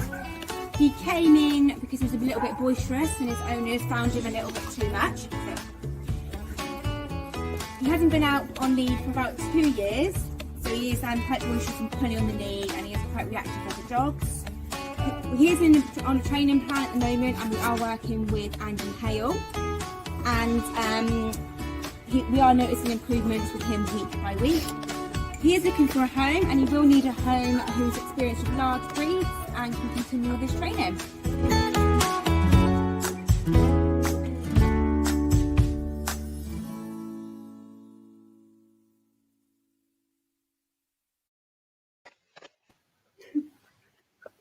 Isn't he gorgeous? Right, Claire, over to you, because I've got a mouthful of pizza. That's right. Can I just firstly say thank you to Lindsay for doing that? I know she was dreading it, but she did an absolutely fantastic job. And Lindsay did it because she's Bear's favourite person on the whole planet. He literally has love hearts coming from his eyes every time she's in. She was off for a couple of weeks, and it was like his birthday and Christmas all come together when she came back last week. But yeah, going back to Bear, he came in the end of last year. He's a 3-year-old Doberman cross he was too strong for the previous owners that handed him in. Unfortunately for Bear, he had a lot of negative experiences when he was younger. Incorrect socialization, because of some negative experiences that the owners tried to work on. But unfortunately, he was just too big, strong for them, and they didn't have the time, self-confessed. They didn't have the time for him. He came into us, and a bit like Larry, he was quite reactive to a lot of things that went on around him. When he came down to the main kennels, and we noticed quickly that everything about the kennels just was stress triggers for him. The noise, the smells, seeing different staff, the view they had from the kennels, just everything. So we moved him up to a quiet block where Auntie Lindsay works. Bit like Larry, we made his world nice and small, nice and quiet. And over days, weeks, months, with your help as well, Andy, we've opened him up to, we've exposed him to different things very slowly. And he started to learn to process things that go on in the environment. When he first come in, he wouldn't even get eye contact with you. He wouldn't engage with you. He was a typical ball obsessed dog who focused and took his stress out on the toys around him. Now we're at a stage now where you go in the morning and he chooses a toy, brings it over to you. You actually get a cuddle from him. One thing I was talking to you about the other week was the fact that when he first came in, he didn't use his nose. He wouldn't use his nose. Now he takes in daily scents. He sniffs the air. He looks relaxed. His body language is relaxed. Obviously, a lot of stuff still will stress him out. But we always end things on a nice high and positive. So if we can, he's so easy to read, Bear. So if we notice that he started to get stressed or uncomfy with stuff, we take him back to the safety blanket of his kennel or the centre. And yeah, he's an absolute wonder to work with. Massive credit to the team, especially Lindsay, Georgie, Lorna, who've spent a lot of time being his main handlers and getting Bear to trust. Yeah, he's actually becoming quite a relaxed boy now. And once again, Andy, thank you to you. You've been up and worked with him as well, giving us some advice. But yeah, he's at a stage now where we want to look for a home for him. But it's going to have to be a special home who are willing to kind of work with ourselves, yourself, Andy, and obviously put Bear's thoughts first. And I think the thing with Bear is he's the two big words for me with Bear is conflicted and arousal, right? So Yeah. he gets so aroused so quickly, which is a stress response. That's only because he can get overwhelmed so much. I mean, we think he had quite a kind of sheltered life, I guess, before he came into the rescue. Yeah, very much so. And also he's so conflicted. You see how much he kind of wants to do, but that nervous system just really kind of hijacks that. And this is a good example in rescue where we think, right, this can't just be a home for Bear. We need somebody who can hear his story. Ideally, we need somebody who lives in a quiet area, somebody who's got ideally a good sized garden, somebody who has time. He's allowed and can buy into this thing of keeping Bear's new world just as small, just as safe, and allowing him chance to come out bit by bit when Bear's ready to. He is not a dog where somebody thinks, oh, this time next week we'll be on the beach and we'll be doing that kind of thing. But as we saw from Larry, that take it slow and the trust will grow. It's one of the most rewarding processes you can ever go into. I've done it with my dear old Milo, who's not with us anymore, but Milo was a dog from Animals in Distress all those years ago. And that first kind of 12 months, it was little bit by little bit by little bit by little bit. But he went on to be my soul dog. I could go anywhere and do anything. And I think this is the thing with Bear. I think he will really benefit from being in a home environment. I think that would be great, but it's got to be predictable. It's got to be structured. So if you feel that could be you, if you feel, do you know what, let's go on an adventure with Bear. Let's take the support from the centre. I'll give all the support I can give as well. We kind of need an expert carer here, which we'll support, we'll give education for. And when I saw Larry, I remember hearing from yourself and Rebecca back in the day about Larry, about how tough it was. And now look at him. Right, so we can move these things on. And what was great listening to Ian and Karen was their lack of expectation. Ultimately, they just went with it and getting that support from Carl. So I think Bear's got so much potential. We use the bucket analogy about the stress system. So the empty bucket is the stress system. The water in the bucket is how much stress we're carrying. Bear's bucket, bless him, was overflowing a lot. Yeah, he's still got a full bucket, but we got a gap in the top now. Yeah, one thing we've noticed with Bear as well over the last couple of weeks is he recovers better now. I was out down the field the other day with him with Georgie, and something spooked him, but within about 4 seconds he'd shook it off and forgot about it. Right. And if you look back to months ago, he would become obsessed with what had kind of upset him, and we couldn't get a response from him at all. But now he started to shake it off. He'll accept a treat and we'll forget about it. Not all the time, but we're actually seeing progress there, which is amazing. Like I say, it's a whole group effort, and the girls and Keith, they've really put a lot of effort into him, which you've got to applaud them for. They're absolutely amazing. So if you want to know more about Bear, you can email the rescue info@animalsindistress.uk.com. And please, nobody take it personally if it's found that you're perhaps not the right time or right person for Bear at the moment. But we've just got to make sure that this dog, we try and match it right first time for him. So, it's got to be right. It has got to be right. And it's gonna be hard work, but you're gonna have such a loyal, amazing companion. He's just such a baby now. The cuddles you get from him in the interaction is just exceptional. He's wonderful. He really is. Right, I'm going to jump in now, you two. Okay. Hello. We're way behind now, aren't we? We've gone behind now, Heather. Sorry. It's not you, Claire, it's Andy. So I'm literally, we are behind. We've got Dr. John. Now, I don't know how to pronounce your surname, John, so I apologise. I'm just going to call you Mr. Green Bay. He's swigging a bottle of wine in the background there, by the looks of it. John's got the stripy look as well this evening, the same as Lucy. He's had his hair done as well. He's actually got a light right over the top of his head, and it's looking like a bit of a halo, to be honest with you. He's very dashingly handsome, our John, actually. Oh, his smile is lush. He's just flashed the smile. You know, he's just done that. Of course. I have got to show Max the rabbit, who's another long-term animals in distress looking for adoption. I'm not going to squeeze it in now. I'm going to fit it in a bit later on.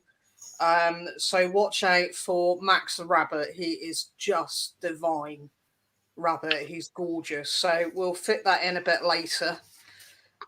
I think we must thank Claire and her team, everybody. You don't come into rescue to kind of become a millionaire. You don't come into rescue you come in because of your passion and your compassion, and I think so much goes on behind the scenes for the care of those animals, and you lead a great team on the dog side. So thank you, and this is why we're doing this, guys, so that we can get some pennies in the pot, so that the rescue can continue doing the great work they're doing in supporting these animals that are in their care. Absolutely. So thank you, Claire. Absolutely. Thank you, Claire. You're amazing. You're welcome. It's lovely to see you both. Right, bugger off now. And thank you for everything. You bugger off. Lovely to see you, Andy. You bugger off. I wish I could. I'll bugger off. That's all. I'll bugger off. That's fine. Should we just I stuff the coffee? I've got Victoria Stilwell to get through. Yeah, I'm already on the alcohol. Not that I'm a fan or anything, but you know. Oh, good. Oh, brilliant. Maybe speak to her. I'm sure she'd love to talk to you. Yeah, we've got Victoria Stilwell coming up in 15 minutes. So everybody, get yourselves ready. It's going to be a great time. It's never going to be long enough when we've got Victoria. But not if you keep talking. Right, Claire, it's lovely. It's lovely to see you. I'm going to take you off and bring John on. Thank you so much. You're welcome. You're both awesome. Goodbye. Bye. See, how assertive was I then, Andy? Very assertive, Heather. Right, I'm just going to change the logo. Who have we got? You on? I'm just like changing everything. Look, I'm going to bring John on. John, here you go. You can come on now, John, with your halo hair. I know. I've tried to sort it, but I quite like the halo look. I think it suits me.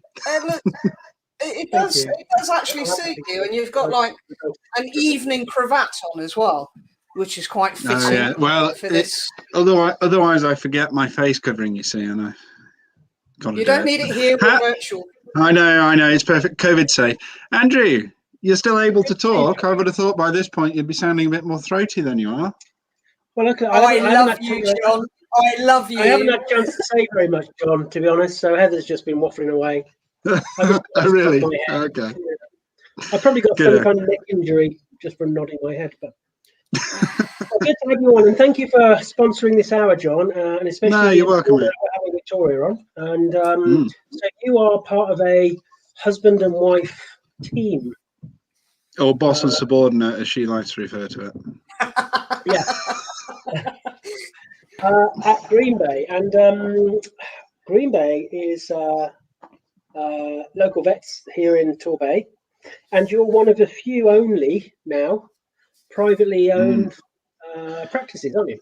Yeah, very few and far between. I think there's 3 of us left, 3, maybe 4 that are still independent, and it's one of the things you'll get me on my soapbox if you're not careful, but it's one of the things, unfortunately, I think a lot of clients don't realise. They our friends and competition in the Bay, want to retire, move on, and seemingly nothing changes on the surface of the practices, and in many ways I think they actually hide the fact they've been bought out, and then people don't realise until later down the line when things do start changing, in terms of where the out of hours is going, materials they're using, suppliers they're using, prices that happen. So we're quite small, we're quite traditional. We still do our own out of hours, not that I'm sure all of my staff are totally thrilled with that, but in many ways that's the bit that's why it's most rewarding, really. And yeah, we've got a site in Torquay, site in Paynton. There's 5 of us now, vets there, including the real boss, who unfortunately is having to do the bulk of the homeschooling. But yeah, we like to think we're small but mighty, really. So we haven't got a great big site, but we have stuffed it to the rafters with equipment, and we do some pretty cool stuff. So we look after the pets at Sheldon Zoo. We got Ian, who comes in, a vet doing exotics consultancy, and we do everything from your basic puppy and kitten visits all the way up to hip replacements. I'm one of the only vets in the area certified for that. I think the next closest to me was Exeter, but I think he's now left. So, and south of us there isn't anyone doing them. So yeah, we do a lot out of our little premises, but yeah, we like to keep it local. We support a lot of the local firms, so in terms of suppliers and things that we use, and yeah, we like to feel we offer the best to all of the pets that come into us, not just the cats and dogs.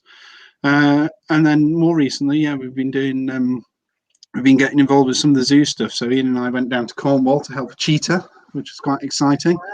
That had sadly broken its leg, and still insisted on jumping out of a cage. What else have we been doing? Cheetahs, orangs, we do various bits and bobs. So yeah, we get up to a lot at our practice. I know from my point of view. Oh, sorry, Andy. I was just going to say, just from my point of view, we've obviously got to know each other because of working out that thing about collaborative working, and it's been really, really positive for both of us, I think. And it just goes to show that there doesn't have to be any kind of suspicion or mystery between. Oh, absolutely. We all come together and get best outcome. Well, I mean, certainly with the stuff you do. I mean, I'm a bit of a what's the word I'm looking for? I don't know. I'm a surgeon. I like bones and drills and scalpels.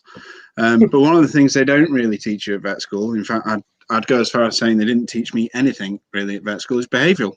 They just don't teach it. I believe in my final year they had an optional lecture on a lunchtime, and I'm embarrassed to say no, I didn't go to the optional lecture. I think I went to the Jack and Potato shop, and that was it. That was your exposure to behavioural medicine. So what you didn't realise is when you actually get into practice, behaviour is part of, I would say, almost every consult we do.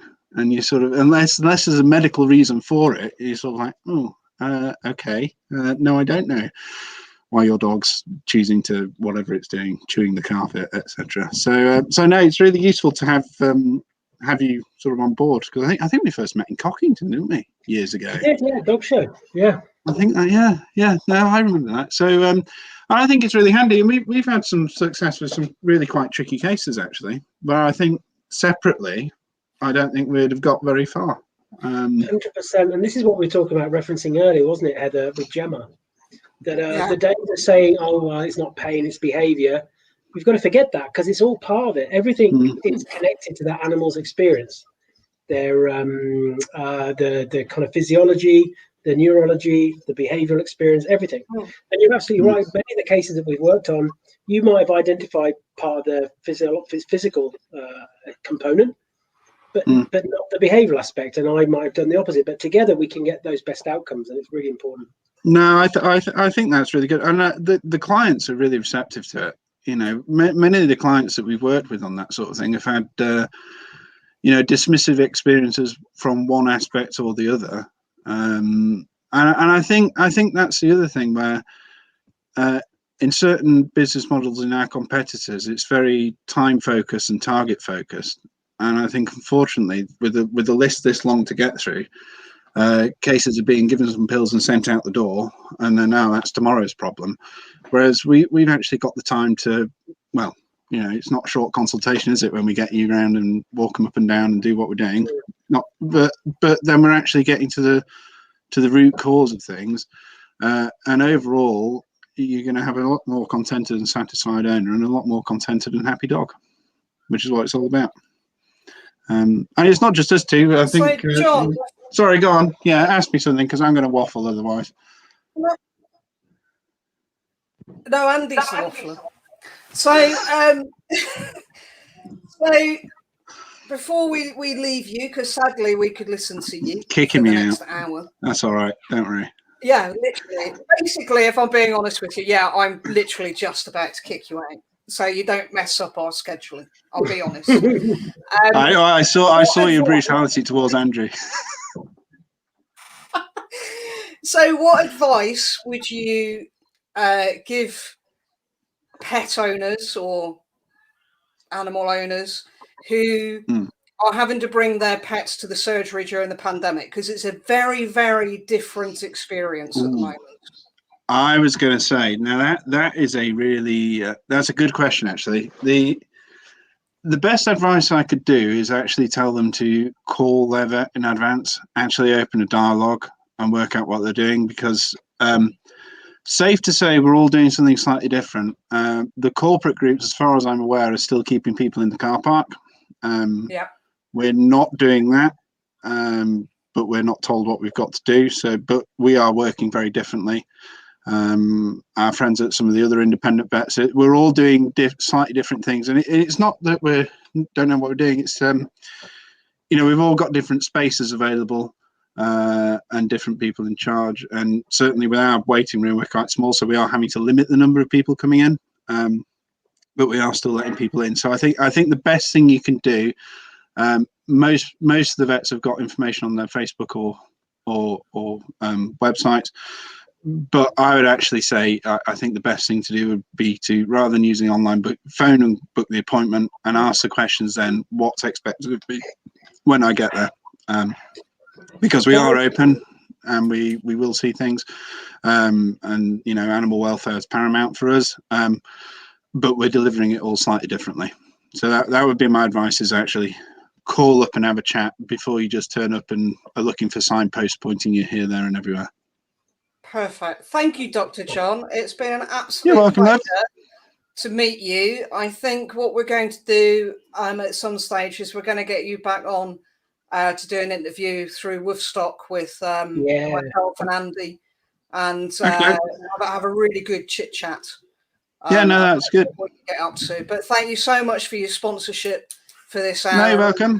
Of the Apathen so far. Thanks, John. Thanks. Dr. Green Bay will call you. Dr. All Green right, Bay. thanks, John. Cheers. Bye. Bye. Bye. Cheers. Bye. He's a lovely chap, isn't he? He is a lovely chap, but we've got a splendid person waiting in the background for us at the moment. So I'm ticking things along. I have to do some. Right, what have we got? We've got shout outs, which I believe is me doing the shout outs this time. Followed by winners of the glossiest coat. Cool.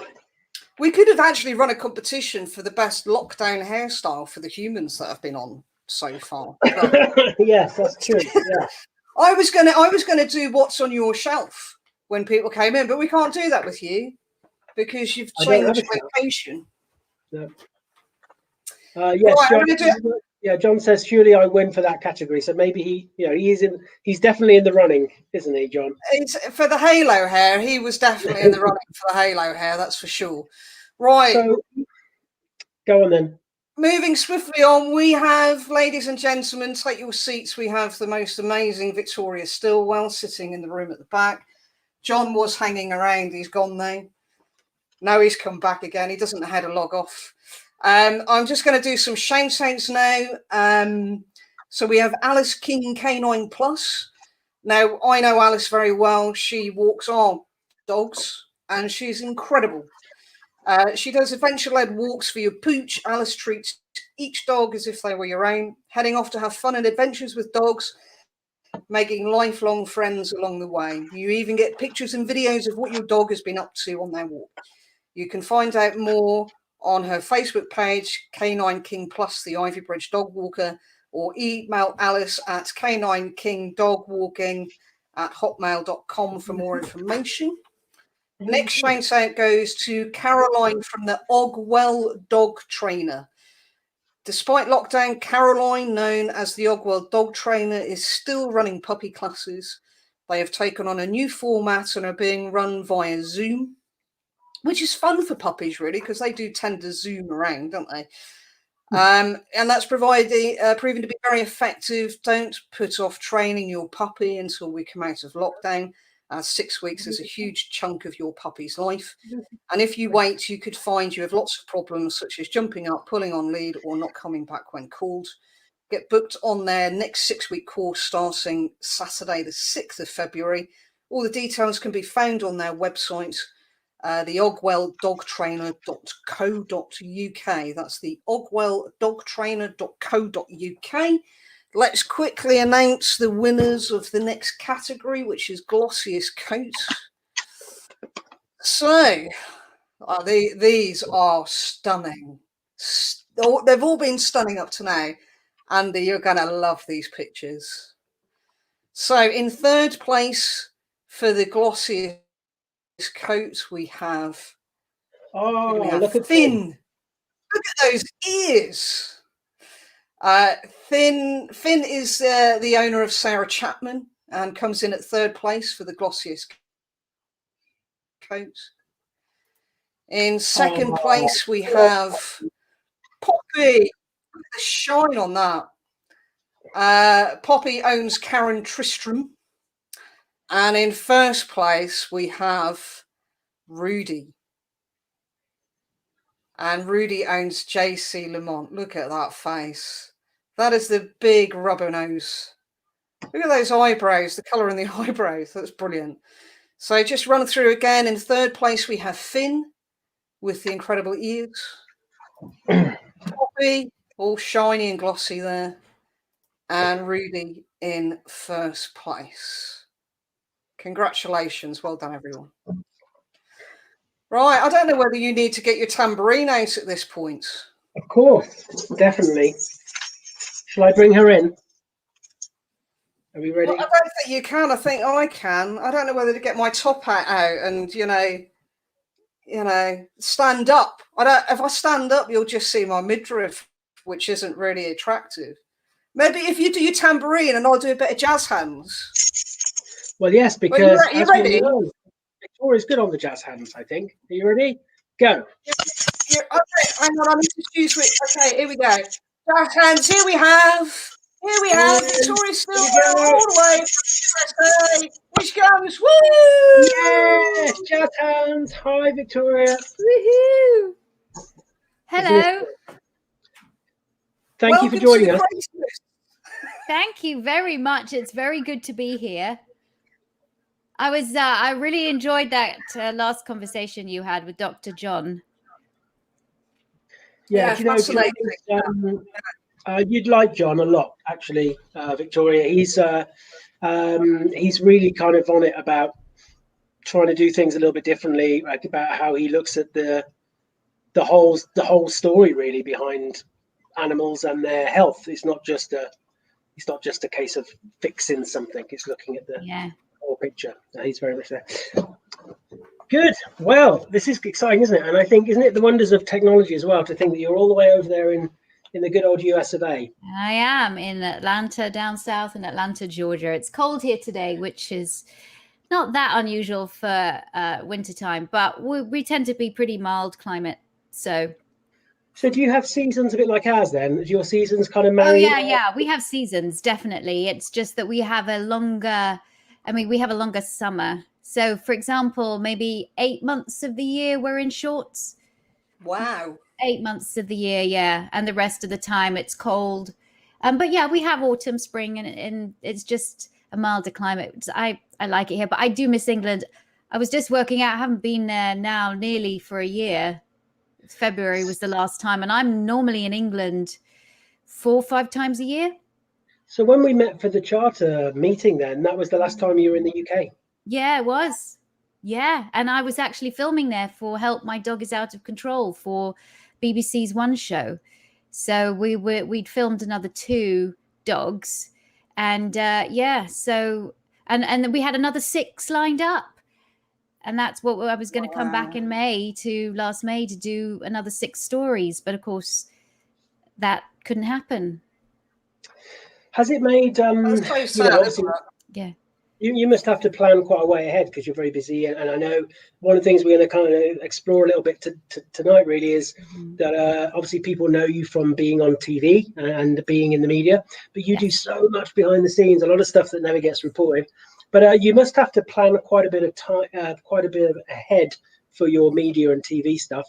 And I'm guessing this has really thrown those schedules out for you. And have whole projects had to be shelved because of this? Shelved, definitely shelved. So I had this very exciting project that we are still that's ruminating. It's simmering, and it's ready to boil as soon as we get back to some semblance of normal. And it's exciting. Obviously, I can't say too much about it now, but it's going to really, really, really help rescue shelters.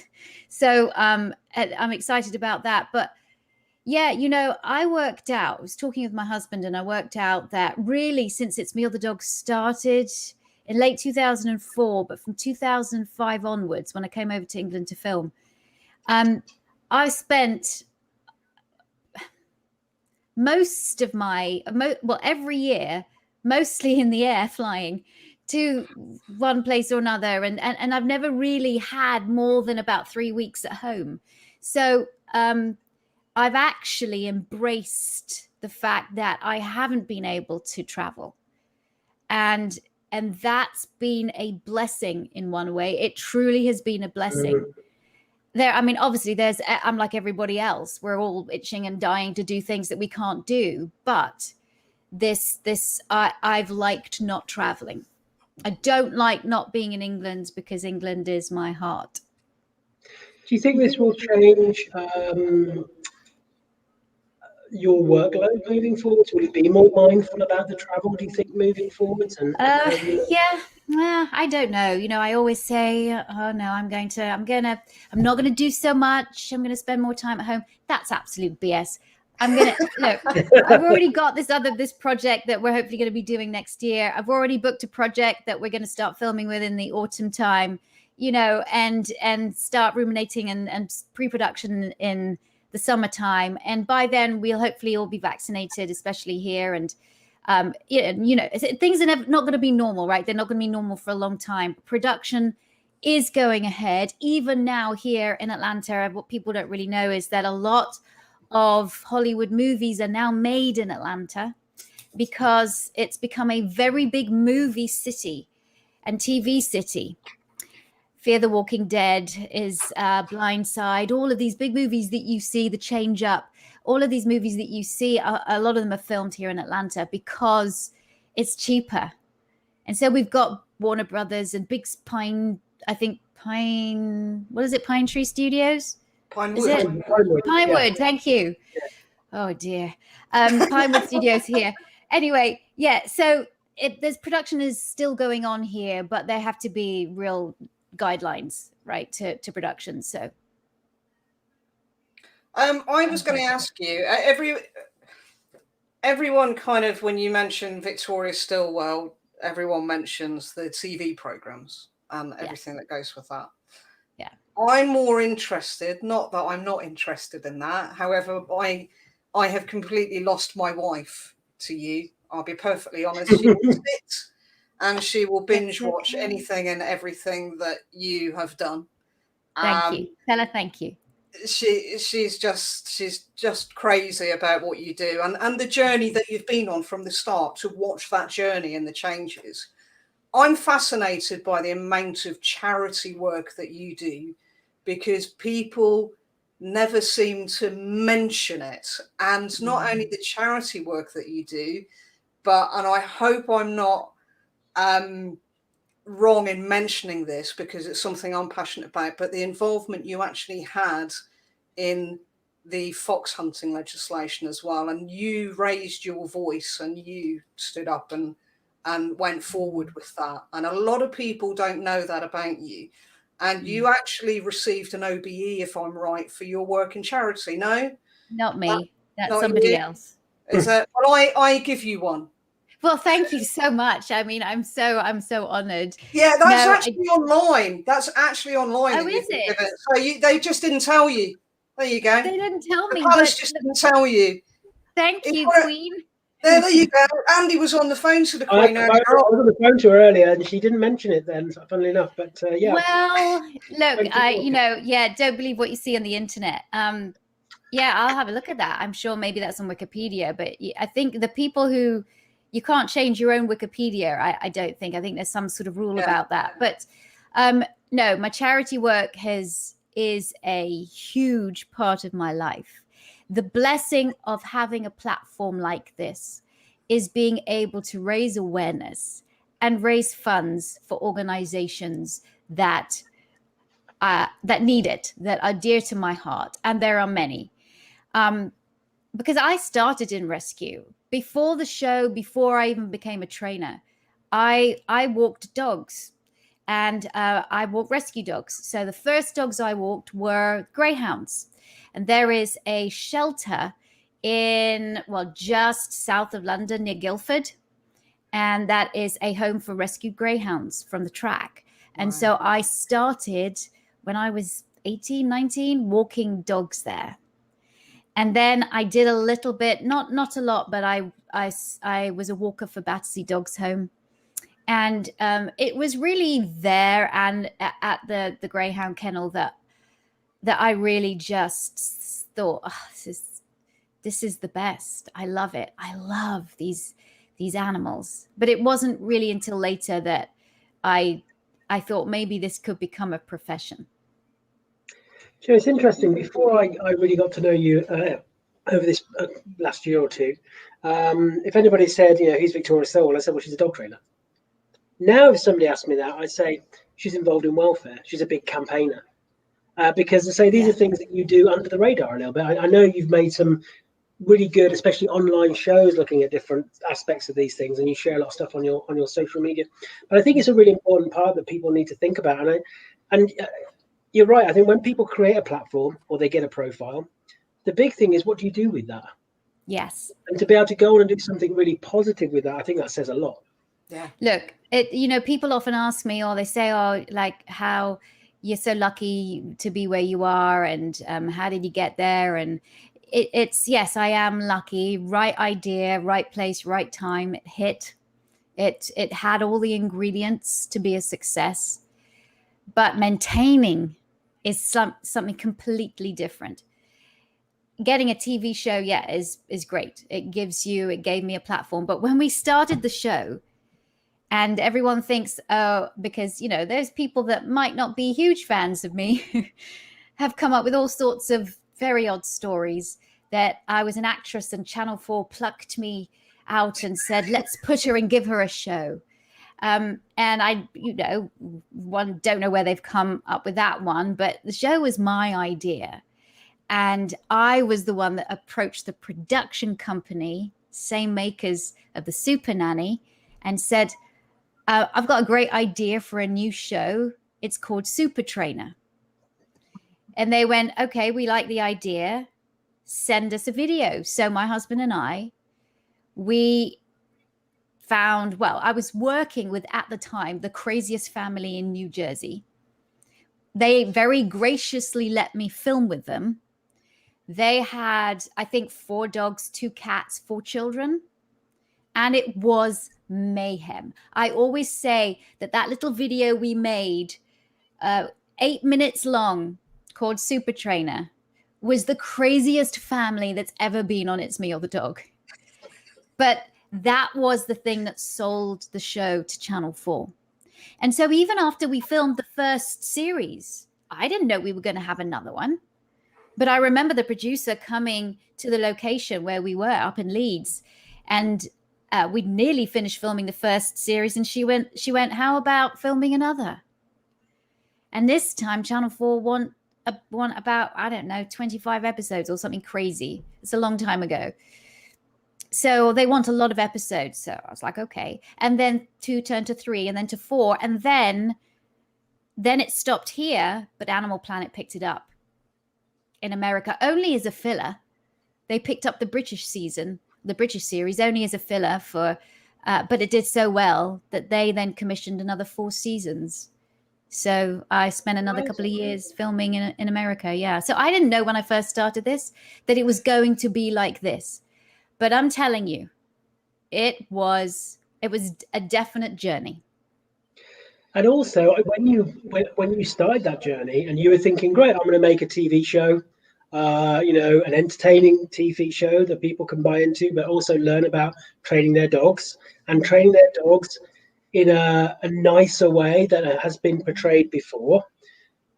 You couldn't have possibly known that you would end up being the poster girl for that whole kind of ethos, really, against other trainers, shall we say, well-known trainers on TV, because that's kind of how it ended up, right? It really did. Now, remember when I first started, I was still Pack Theory. That's who my mentor, the person I consider my mentor to be. That's how he taught me. That's what I learned. Those were the people that I followed, were people that still maintained Pack Theory, right? So that a dog comes into your home and tries to establish rank over you, all of that kind of stuff, and you have to show your leader of the pack. I mean, that's what I learned. But I always remember feeling very uncomfortable with that, going, this just doesn't feel right to me. And I know that, Andrew, I've talked to you about suddenly discovering Patricia McConnell, and everything that I felt fell into place. Everything that just didn't sit well with me fell into place after reading her book and then going down that path. But already I was filming. So there is a very different, there's a progression. I'd already been a trainer for 7 years and very happy in my 7 years with my pack leader theory. But that little niggle, and Patricia McConnell, I've told her this in person, but she really did change my path. So there was a very big difference in techniques, but I never, ever, ever hurt dogs in the name of training. I never yanked them and jerked them and was physically abusive to them in any kind of way. And that's the big thing that really stood out I know for me, before I came in to the profession and I was just watching as a casual viewer, how different It's Me and a Dog was. So even though some of the early episodes might still have had some of that kind of, like say, pack rank theory going on, the methods were very different to what we saw on television. Yeah. And as I say, I think that's why, especially in the States, we've ended up with this Victoria Stilwell represents the modern approach. Yes. Mr. Milan and others, the opposite approach. And that must have been a huge pressure on you, because say you were the poster girl now for a whole kind of movement in many ways, and that must have been an extra help for you, because that comes with a lot of trolling and a lot of slack, doesn't it? Oh, you have no idea. You put your head above the parapet. Just hold on, because everybody's an armchair warrior. Everybody is an armchair critic. Everybody, and with social media now, even more. I had 98% support, but 2% of very, very vocal critics. And but not every critic was bad. The thing about me is that as an actor, I used to be an actor, you are very, very good at taking on information and changing the way you do things. So I feel like I've always been very flexible in that way and open. I'm open to learning. And it really wasn't until I came to America that I was able to actually go and learn, weirdly, from shock collar trainers. So I spent time with shock collar trainers here in Georgia, in Los Angeles, in Las Vegas, in New York. Why? Because I think it's important to learn about those methods, right? I can't talk about why I don't like those methods unless I learn not to do those methods. I watch them. And in every place that I experienced the shock collar training, I was devastated because it just seemed like they wanted to demonstrate how amazing this was, how their techniques worked. And yet they weren't paying attention to the dog and how the dog was responding, how the dog was feeling. And I would just watch the dog. And that's what really cemented my mind that punitive training in the form of shock collars, or when you put prong collars or choke collars and you yank your dog around and you shout your dog and you put them in an alpha roll and hold them down, and all of this is just a tragedy. And they're just there showing, oh, look how I can dominate this, I can dominate this dog and how great I am. And they don't see the tragedy of it. That actually what they're doing to this poor animal is mere suppression, which makes the animal worse. Sometimes behaved, yeah, because sometimes it works, but long term. So that's why, I've educated myself. And I think when we did our podcast together on kind of deconstructing shock collars, I had a little taste of that myself, the kind of thing, because I had people who, those kind of the ones who aren't positive in their critiques, the ones who just want to say those things. I had emails to my personal business email telling me I was crazy and I'm signing the death warrant to all these dogs because I don't understand behavior. Yeah, and that's what we get, right? That's the thing. Look, how dare you? How dare you say anything against these shock collar trainers? They're saving dogs' lives. They're working with the dogs nobody else wants to work with, right? That's what they say. That's how they justify it. My God, you better put a shock collar on your border collie when you're walking in the countryside because it's going to chase sheep. And how dare you? If you say that we can't use these shock collars, well, then there's going to be a lot of dead dogs out there because the farmers are going to shoot them because they're chasing sheep. Well, you know what? Put a damn leash on your dog when you are walking your dog past sheep. Am I crazy to say that? Or teach your dog a really good, reliable recall. And this is where people say, and I've seen comments on it, Victoria Stilwell's positive training works on little dogs that are confined. Literally, quote. And I'm like, have you seen It's Me or the Dog? Do you actually go on my website and see do you actually know that I have trained police dogs? Yeah.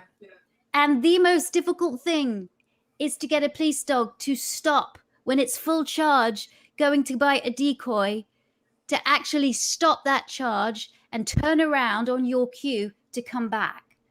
If you can teach that to a police dog at full charge, you can teach that to a sheep chasing border collie. Yeah. And you can do it in a positive way. You can see I'm getting charged up. And right. And I like that, Victoria. I like the smiley Victoria. Yeah. How are you? Nice to see you. But I also like the F it out. Come on, let's do it. Not that you ever swear, Victoria, of course. But I like the smile, Andy. I like Victoria's smile, which is now, and her relaxed smile, and she's enjoying herself. But she has a very different smile that says, "Don't cross me." And when she's charged up. And my daughter says it. She says I got the jaw. She says my jaw clenches. Doesn't like that.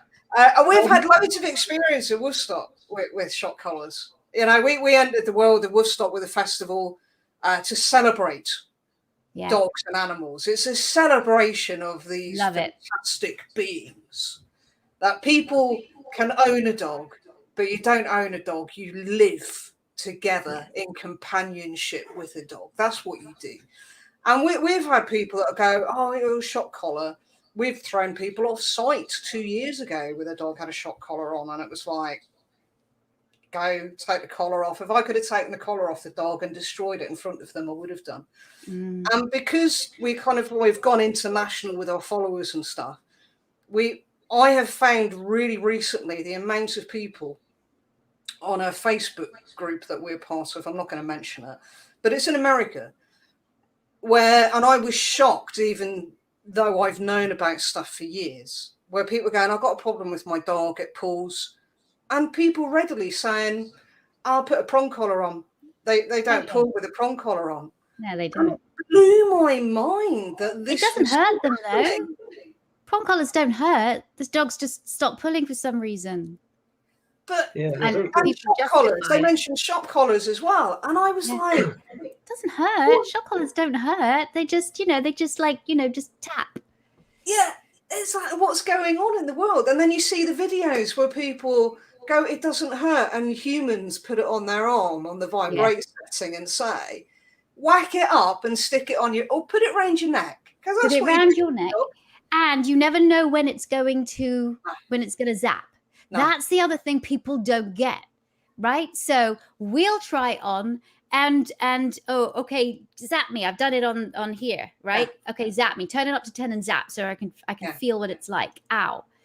Put that on your neck. Exactly. And now you never know. So wear it for a day or a couple of days, and you're never going to know when that zap comes, but it's going to come, and it's going to be really unpleasant. And then tell me what these things are like. And you know what I think, and I have to, so I have to call this out, because over here in America, even though, yes, this is still shock collar central here, first of all, one of our largest pet store chains, Petco, they stopped selling shock collars. They made an announcement a couple of months ago that they are stopping the sale of shock collars, both in their stores and online. Brilliant and absolutely amazing advance. And of course, they got a lot of flack for it, but they also got a lot of support. So that's the good thing that's happening here. And, you've got my academy, the Victoria Stilwell Academy, VSA. You've got other great academies out there here in the States too that are teaching people to be trainers and doing it in the right way. So slowly but surely those scales are tipping. However, unfortunately, Netflix has now just coming out with a new show starting February the 24th. And again, it's with another male trainer in California that is heavy-handed, uses shock and prong and all of that with dogs. And the trailer is a dog biting him. The trailer is, him like putting two dogs in a down, and it's all very macho and obedience. And so, of course, there's petitions now, and thousands of people signing petitions saying, please don't Netflix, don't show this show, please. You're going to do so much damage. And we just got our head in our hands. I am going to speak out. People say, oh, it's sour grapes because of your show, whatever. And okay, you can say what you like. Number one, I loved It's Me or the Dog. I did it for 10 years, and I will continue to do different shows. But if you ask me to do It's Me or the Dog again for another 10 years, I don't think I want to do that, right? There's other great projects. So put that off the table. The second thing is, how many great trainers are there in California that Netflix could have picked to do a show? Yeah. But why? Look, they want drama. Yeah. They want this, man conquers dog. And it's so devastating. So this is the problem that's happening here now, and the real sadness. We'll see what happens. Because that's what sells, isn't it? It's the sensationalism. That's what sells. That's what drags people to to watch. That's Yeah, what makes the of money. course. And Of again, course. it's humans making money off the back of an animal without Well, any you know, thought about its welfare. you can say the same thing for It's Me or the Dog. You can say, well, look, they dressed her up in black leather. They had her drive sleek cars, you know, and why? Well, I wear black a lot, but I don't wear black leather. I don't wear leather at all now, but and I wish I had those kind of cars, but I don't. And yes, I will tell people like it is, but I'm very compassionate. But what I didn't realize is that sold it because it was different. And in order to get eyes on, you have to have some little hook that hooks people in. And that was the look that hooked people in. The girl with the ponytail, the no-nonsense super nanny type girl. And, you know, that's fine. So, but on our show, the animals came first. Yeah. So all the time. And are you going to stress the animals out a little bit? Yes, you are. Because if you have a fearful dog and you've got a 15-person crew there in the house, yes, that's going to happen a little bit, but you do what you can to minimize it. And I'm telling you, what was so interesting about this is that I remember Teddy Pompom was one of the Pomeranian that we went to, and Jed the Bulldog was an American Bulldog we went to, and especially Teddy Pompom just bit everybody that came into the house, not our crew, because we're very careful, but and just hated the crew when they first came. By the end of the 3 days of filming, that dog was jumping up on everybody's laps. Pretty amazing. So, you know, good and bad. I think the one good thing about the outrage at the Netflix show shows how much of a movement can be brought around about these things now, because even 5 years ago, it wouldn't have even registered. It was just another show. We have the same thing with dogs behaving badly over here. There's a big thing about that. But like you say, TV companies aren't really tuned into that. They just think, you mentioned VSA a minute ago, and I think this is something really important that, you know, that people again might not know, that you've been on this journey, you've learned so much, you've been influenced by some amazing people that have come along, and shared that information on through VSA. So VSA is a Victoria Stilwell Academy. So anybody listening who is interested in learning more about dog behavior, dog training, definitely check out the VSA, because I'm involved in quite a few different things in the industry, education-wise. But VSA is really a gold standard, you can just see it, Victoria, just by the talent of people you brought together, rather than making it, this is Victoria Stilwell telling you stuff, right? There is a bit of I'm Victoria telling you stuff, but also here's Sarah Fisher telling you stuff. Here's you know, all these other amazing people. So you get this really good broad grounding, and then you have the chance then to have a career progression with the VSPDT, which is your professional accredited arm. And we must mention the conference that's coming up, actually. So anybody who wants to learn more, we've got the Victoria Stilwell Conference, Behavioural Conference coming up in April, which now it used to be you'd have to turn up, right? In the UK, you'd have to turn up. Now, anybody, anywhere in the world, we must make sure we get information on this, Heather, and get it shared through Woofstock. I will do. And a little story here. When I first met you, we've talked about this, I know, was at the first Victoria Stilwell conference, right? Back in 2014, the bike conference it was, sorry, the bike conference. And I was going through a really tough patch then professionally. I'd been running for about 3 years down here in Devon, and I was just surrounded by balanced diversity trainers, and it was really difficult. A certain well-known person, the guy behind the pet corrector, we all know who I'm talking about, he just brought a book out, and I read that, and I saw him talk about the kind of I don't know what he called it now, the positive Taliban or something like that. And I thought, is this the that phrase? And I'm thinking, is this the industry I'm coming in? And I felt very isolated. And it was a friend of mine who said, come to this behaviour conference. And I thought, okay, I'll go along. And I stood in a queue waiting to have a chat with you, right? And I was very disappointed because there was no leather. And I thought, well, that's a bit disappointing. No, sorry.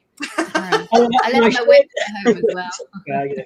I thought maybe that's the after show party or something, the leather stuff. And I spoke to you, and you what you said then kept me going. So I'm and here we are now with the new conference coming up, and I'm going to be one of the speakers there. And I thought, what a great story, what a great circle to kind of go around. So tell us a bit about the conference and tell us a bit about VSA, because I think this is going to be something that people can get actively involved in. Before I even started It's Me or the Dog, I wanted to educate. That's the reason why It's Me or the Dog started. How was I going to get a message out of education to a wider cross-section of people? And I was doing well in Manhattan, but I wanted to be able to sort of affect change really on a larger scale. So it's all been about education from the word go. And my why, you know, in business, you always have to find out your why. My why has always been about educating people about these incredible animals that we share our lives with. And so VSA was it was always something that I wanted to do. And then 5 years ago, we started building it. 3 years ago, we launched it. And now we've had hundreds and hundreds of students go through it. We also offer a fundamentals course, which is a 10-hour course for just dog geeks, for people who just love dogs and want to know more about dogs. And then we have a free starter course as well for anybody. It's called Building Your Dog's Confidence. But the exciting thing now is that we're developing more courses. So there are going to be more courses on the VSA platform, Victoria Stilwell Academy platform, but there are also going to be more courses for dog geeks like us as well. And that's going to be on the new Positively website that will be changing in the next couple of months. So we're excited to be able to continue that education. And the Dog Behavior Conference was something we started as the Dog Bite Conference, because we wanted to, right then and there, I was very much into dog bite prevention, because that's another thing that people don't know, is that I have worked with a lot of dogs that have hurt, and also advised and worked alongside Jim Crosby, who's a canine aggression expert, and also and now I don't know what exactly his title is, but he basically will go around and forensically, he now has a degree in vet forensics or something like that. Anyway, that we have got our hands on a lot of dogs that have actually killed people here in the States. And I've advised on, you know, we have to find out why these things happened. So I've advised on behavior, things like that. And so the Dog Bite Conference came about because of that. We wanted to reduce the number of dog bites globally. And then it morphed into the Dog Behavior Conference. And of course, last year, it's normally been in England in person, but last year we put it virtual, which means that anybody in the world can come. And this year, again, it's April the 16th to the 18th. You register by going to positively.com/DBC for Dog Bite Conference, or Dog Behavior Conference, sorry. And we've got amazing speakers, including Andrew Hale and Alexandra Horowitz, Adam Mikloji, Claudia Fagaza, myself, Joshua Leeds, Sarah Heath and Sarah Fisher, of course, and a lot of Michael Shikashio, who's dog aggression expert here in the United States, who is amazing. He does things in a positive way, right? He is. I always tell my students to go, and after they've come to VSA, go take his courses, right? So it's something. It's just education. It's continuing that, because there is one of me, yet there are all these amazing faculty and amazing teachers out there that all of us teaching now spreads the web out. And then there's more people learning, which now spreads the web out even more. So one day, and I truly believe this, the shock collars will go. The prong collars will go as people become more enlightened. So the academy, people can visit the academy. So I'm reading it now, because I know I'll read it and I'll forget it and I'll look down and I'll look up again. It's been a long day so far. Well, I know you've been talking a lot. So it's the vsdogtrainingacademy.com. Yes. So go on there. I had a look a few days ago. You've got the free starter courses, dog trainer course, become a certified dog trainer. Loads and loads of stuff on there for people. Yeah. Loads. And for our colleagues down this way, I think, if I'm right, we've only got one VSPDT up in North Devon, which is the amazing Rachel Landymore. We all love Rachel, right? Yes. Going to be doing a shout out for Rachel in a minute, actually, because she's I'm going to shout out for the Haven and for Liam. So if you're in the Devon, Cornwall, kind of southwest region generally, not only can you get an education, you can potentially get your VSPDT down here. We need more VSPDTs, right? Well, yeah, the VSPDTs, Victoria Stilwell Positive Dog Trainers. And again, it's always like, well, there's Victoria Stilwell, there's a Victoria Stilwell, that. Well, that's called a brand, building a brand. And when you are the brand, it is, you know, you.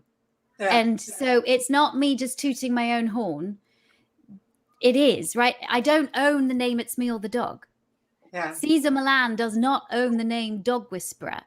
He owns his own name and I own my name. So that's why I just want to let you know. Anyway, VSPDTs, these are the creme de la creme of trainers and I love them. They're all over the UK. And right now, even if you can't, because, you know, you can't be visiting people in their homes and things, but they do virtual consultations. So, and we have them listed on positively.com. If you need to find a trainer to help you, then they're there. And what we find is that we've just done a lot of research on virtual consultations that yes, there's drawbacks to it, but there's obviously a lot of positives to getting a virtual consultation. So if you have an issue with your dog or you just want to teach your dog more, don't wait. Yeah. Do it virtually. Going back to what you said earlier on about the police dog and the recall that you've got to have. One of the other charities that we support at Woofstock is called Pawson Pensions, which is the for retired police dogs in Devon and Cornwall. Lovely. And they actually just commented, if I show you, they agree with you totally. That their PDs are Pawson and the training with recall is the best. So you know, it works, doesn't it? It really does. I love it. And you know, when you're talking about dogs running away or dogs chasing something or what, I think, Andrew, we've talked a lot about this. This is just a symptom, right? This is either something the dog loves doing, or it's or a behavior problem. It's just it's behavior, and it's a symptom of something larger going on. So, for example, if I've got a dog that is door dashing, running out the door, I am going to work on impulse control at the door, but I'm also going to make my environment in my house more enriching. I'm going to make their experience outside more enriching so they don't feel the need to dash out the door. And that's one of kind of when we're looking at the whole dog, when we just look at behavior and go, this dog's pulling on the leash, I'm going to, no, you've got to look at why and then change your environment, change your approach. It doesn't have to take a long time. I think that's the other thing that people sort of misunderstand about positive training. A, that we just train the small fluffies, couldn't be further from the truth. B, that we just use food, couldn't be further from the truth. We use toys and praise and play and all kinds of motivators. And that we're a bit snowflakes and that we never punish them. We do create boundaries. We do say no. We do, you know, so all of this is sort of exhausting. Just stop and just get, you know, come over from the dark side into the light. And I love seeing the police comment on that. They do such amazing work. I got to go for 7 years and ride along with the police here in America in my bulletproof jacket, filming everything they did, going on all the calls, seeing how those men adored those dogs and how those dogs adored those men and women. Yeah. We have the police dogs at Woofstock every year. And they come and do displays and stuff. And they show the recall. So they will have members of the public in there and they will show the recall and how it works and do all the scent work and stuff like that. And it's incredible to watch them doing their training, you know, and there could be 2,000-3,000 people watching it. And these dogs are focused on the handlers and they're incredible, absolutely incredible what they do. Well, you know what? One day I hope that when Woofstock can happen again, I'm going to come down for a visit. Oh, that'd be amazing.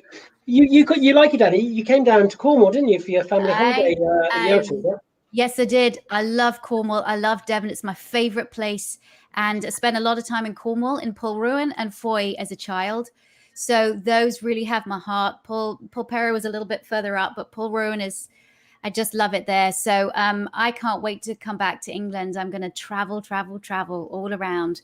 Yeah. So if you want me to come to Woofstock, I'm going to come along. You would have a blast, because not only will you have about 600 dogs there, and we've never once in 6 years, we've never had a cross woof with any dogs. I love that. Well done. Not a single one, because all the humans are relaxed and having fun, and it goes down the lead to the dog and everyone. And we go around, our volunteers go around, if they see a little bit of a situation and say, maybe you don't want to do that, we have vets on site that they can chat to, and you get to see some fabulous music on the Friday and the Saturday night and have a really good bop. And we have a secure area for the dog, and all the noise levels are toned down, so it's not hurting the dog's ears. I love it. Like I love it. So. One day. My wife is here. My wife is here, and she'd like to say hello to you, because she just loves you. Here she comes now. What's Hi, I'm just going to go.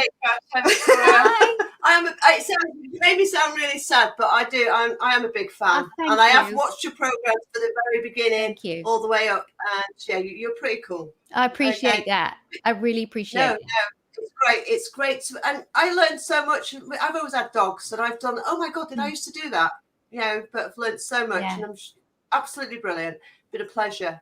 Thank you. I'm going to go now. I'm embarrassed. Thanks, Carol.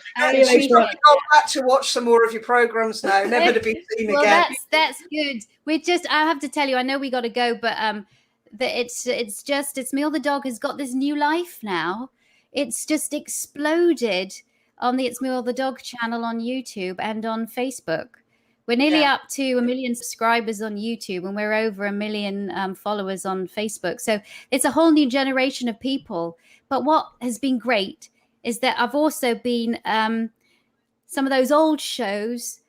I'm working with Warner Brothers right now. That I critique my old shows and say how we've changed, how things have changed. It's fabulous. So go on the YouTube channel. It's Meal the Dog. Can we mention your books? Thank you so much for coming in. Oh yeah, we've got to mention the books. That's the new book. This is just one. I could pull them all off. Yeah. Secret Language of Dogs. There you go. Now, this book is incredible, people out there, because it is such an easy read. It's easy to follow. So even if you're not a book reader, which some people aren't, and what it's got is it's got pictures, so it breaks it up really nicely into chunk-size bites for you to be able to work through. And I'm not just saying that because you're sat there, because if it was rubbish, I'd tell you, but I'd run away after I told you. You'd see the joy. It's great. You've got other books as well, haven't you? So what are your other books that you've got? Well, I've got Train Your Dog Positively. That's quite a sort of bit more in depth. And then I had my new one that came out last year called The Ultimate Guide to Raising a Puppy. Yeah. Perfect. So, and have you got another one in the pipeline? No. I'm writing a fiction book at the moment. So I am. I am. I'm writing a fiction book, and that's I absolutely love it. But yeah, you can listen to them as well. They're all on Audible and so you can get them on Amazon. Just have a look online, Google, just put in Victoria Stilwell, and you'll have everything come up, including that she's got an OBE, which she doesn't have an OBE because the palace. Thank you so much, though, Queenie. We thank you so on much. You an OBE. There you go. Thank you so much, Victoria. We really appreciate it, and I really hope the audience has had seen a different side to Victoria Stilwell, right? It's we've had so many comments. We've got people asking about the link. Do you have any of the Victoria Stilwell dog trainers in Somerset? We've got people interested in reading up about it and having a look about how to sign up. People raving about the conference, people saying they can't wait until the conference. Yes, it's a nice conference because we all get together. We're all in one room together. We don't have breakout rooms. We're all together for 3 days. It's going to be fabulous. People have put up the link. There's a petition about the Netflix program. So people have put up a link about that, how people can sign the petition. And it goes on and on and on, the comments. There are so many comments. I have to say, I could be a guest speaker, but the only thing that I could talk about is how the many reasons not to run a festival by dogs for dogs. It's still a message to be learned there. And how to behave at a festival by dogs for dogs. No, you know what? That is, I mean, I'm saying organizing a conference is one thing.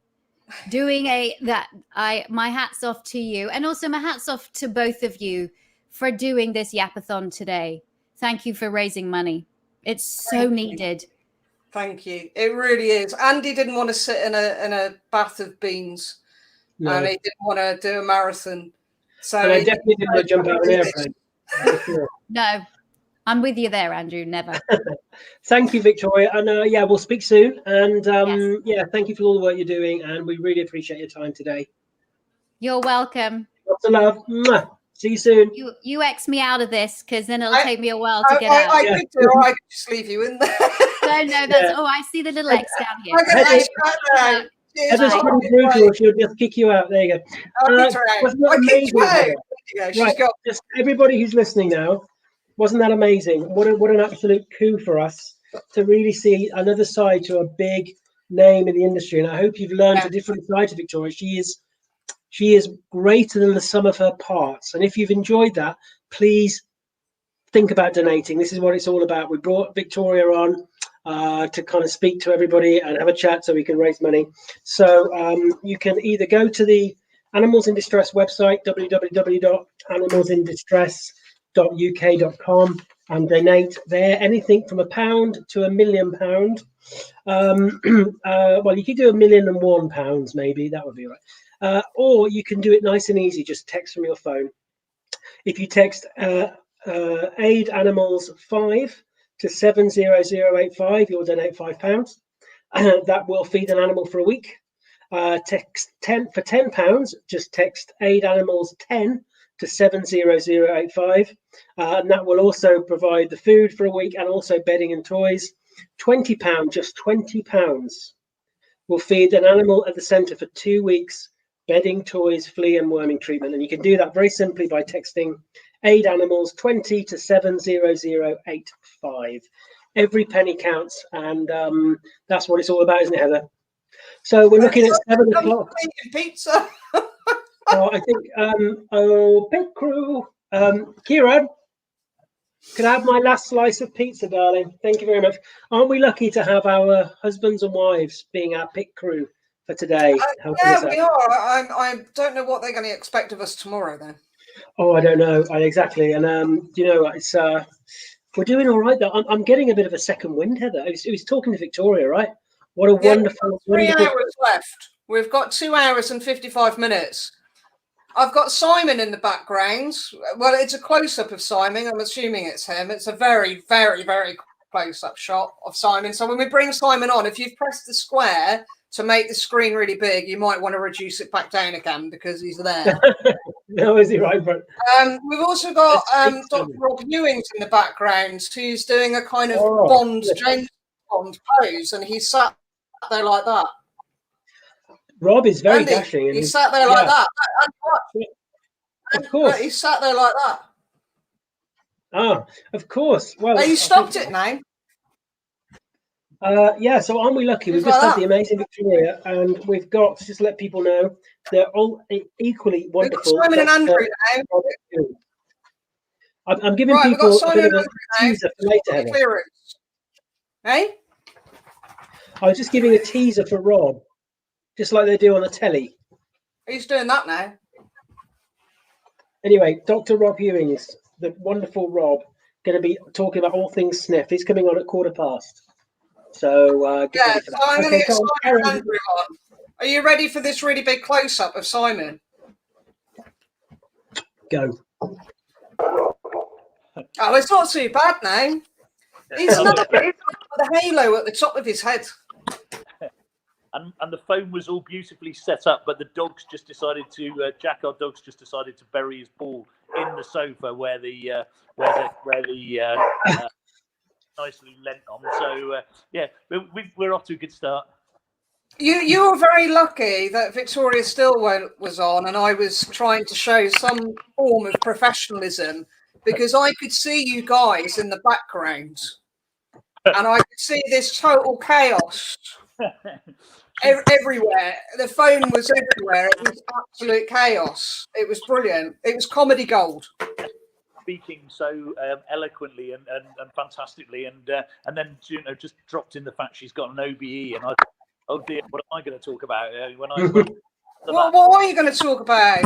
You could talk about the rainbow ball, or you could talk about you could talk about the what else could you talk about? The time I think we spent at the table at Animals in Distress together. Well, this is what I wanted to talk about first, if it's all right with you, is I just wanted to say I watched it earlier on today and saw Larry.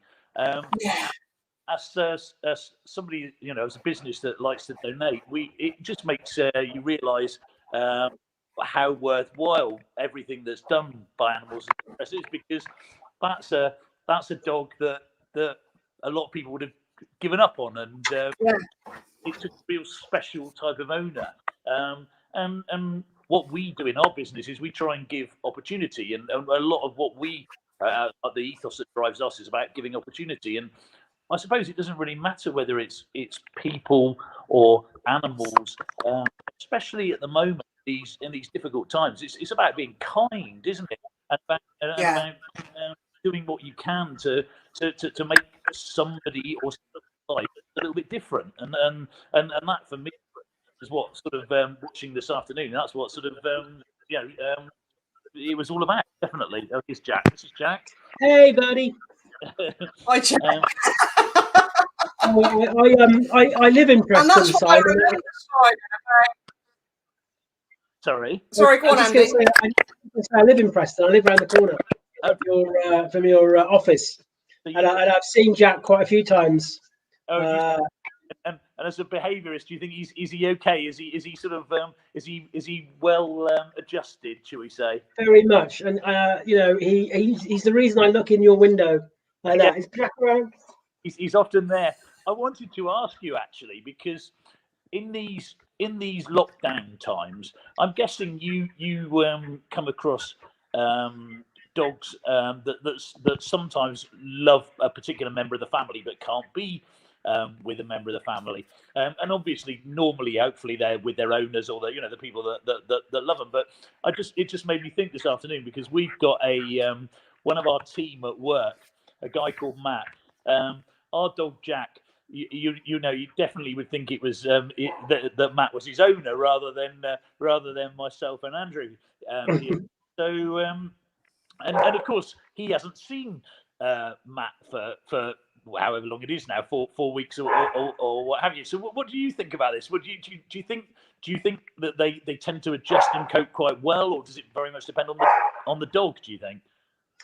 Oh, everything depends on the dog, and this is Heather and I did a Woofstock piece, didn't we, Heather, on the potential issues, separation and attachment issues, because some dogs, to be honest, they're glad when the owner goes away, so they like a bit of a rest, right? So it's really niggling them to have the kids around all day because they can't sleep, and the parents. Other dogs, it's their dream to have the owner there all the time. And the trouble with lockdowns is we might ease into them, but it's a bit of a cliff edge when we come out the other end. Yeah. But that thing about not seeing somebody, I used to help out at a friend when they used to go on holiday looking after their home boarding. And, the people had dropped their dogs off. Most of the dogs wouldn't even look over their shoulders. They're like, yeah, we're at our doggy hotel now.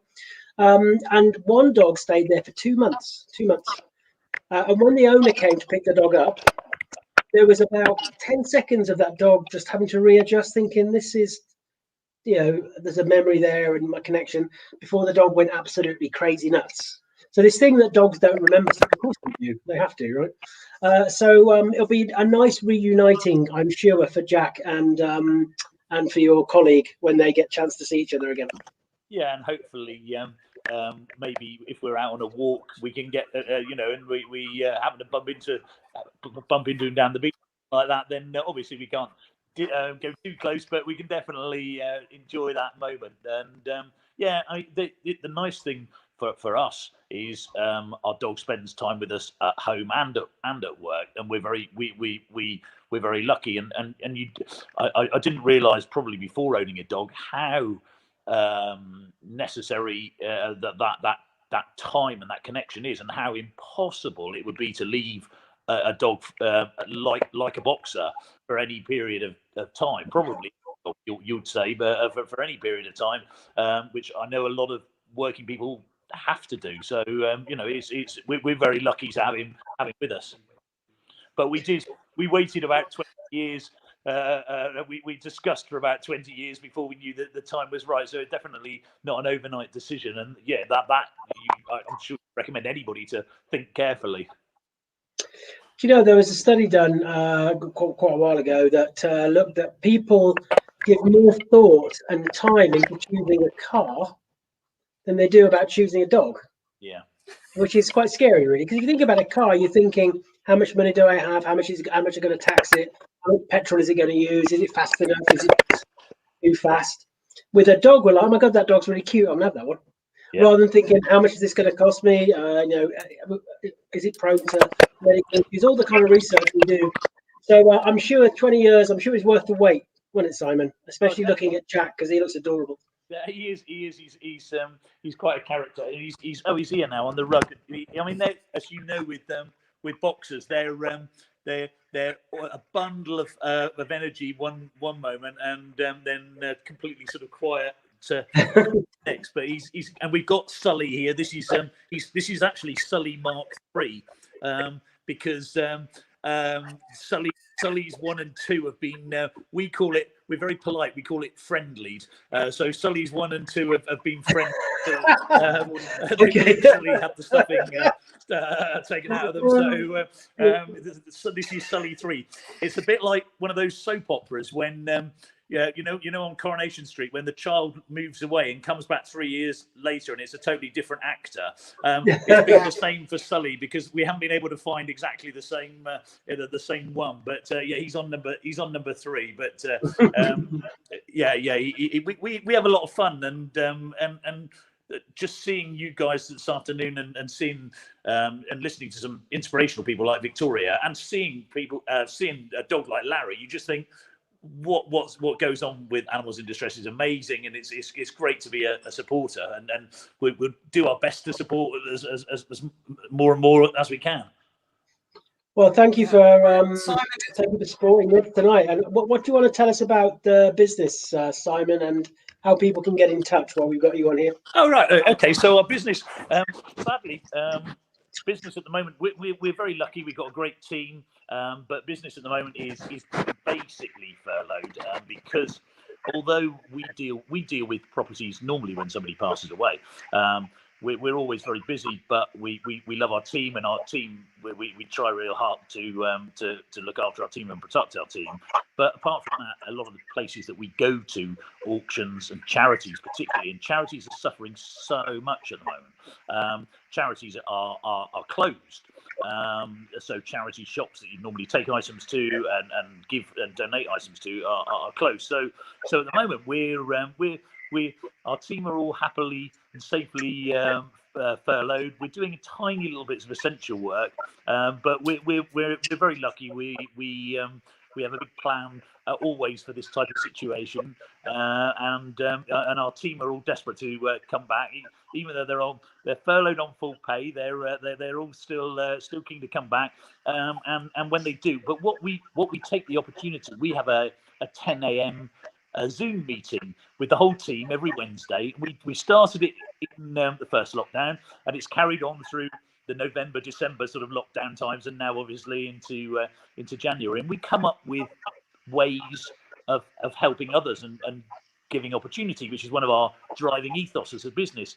So in the first lockdown, we came up with a way of turning a lot of things that we would normally donate to charity directly into money, and giving that money to charity. So far since the first lockdown, we've been able as a business to donate over £16,000, of which animals in distress have been able to be one of our recipients, and we're very, very proud and pleased to do that. So for us, this interesting time is more about looking at opportunities and seeing what we can do for charities in this coming year, and we've pledged to donate at least the same again this year. That might be a bit ambitious if we don't open, but we'll see. We'll see what we can. We'll see what we can do. But no, it's a pleasure to be here and to do our bit for animals in distress, but also hopefully as other charities as well, and just and share the love and share the kindness. Definitely, this moment, kindness to animals,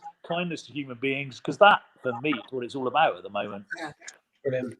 Well said, Simon. It's been an absolute pleasure. Thank you for sponsoring this hour as well, and for all your support. No problem. Hopefully we'll get together. Hopefully we'll get together again at one of the balls at some stage. I like the idea of one of the balls, and as you know, I nearly had to be auctioneer at the last one, but the Graham Barton, the auctioneer, managed to his train turned up eventually, so I was let off. But you were all spared that, thankfully. But no, looking forward to seeing you, and maybe even going somewhere normal like the boathouse with the dogs and. It'd be lovely. It'd be lovely. I'll make Andrew for us as well. I'll make sure I knock on the window next time, Simon, and I'll say hello. Definitely. Always knock on the window. Definitely. Will do. See you later, Simon. Bye. Bye. Bye. What a lovely chap. What a lovely chap. Simon's incredible. Simon's so nice. We first met Simon at the Big Bart Ball when he was sat at one of the tables with us, and we had all the kennel staff with us. And he was just one of the nicest guys. It was just his mantra is everything through kindness to others, whether that's animals or humans. And that's just the kind of guy that he is. He's lovely. Yeah. Really nice. Right, so we've got shout outs from you, and we've got to announce the gorgeous girl, and we've got Rob still awake in the background. Dr. Rob still awake, so that's okay. Right, let me do my shout outs then, and then it won't take long. Is it really 10 past? Oh my God. Okay, right. 7. We're nearly there.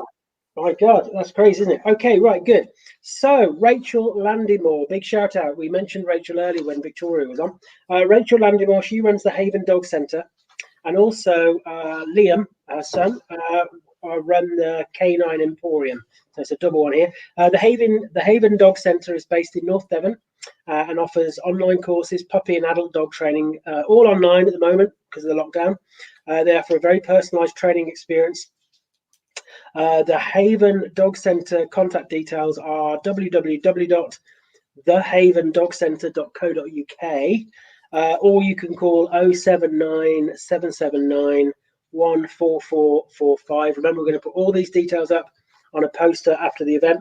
And also the Canine Emporium, which Rachel does with Liam, is also based in North Devon and sells Kong products to customers.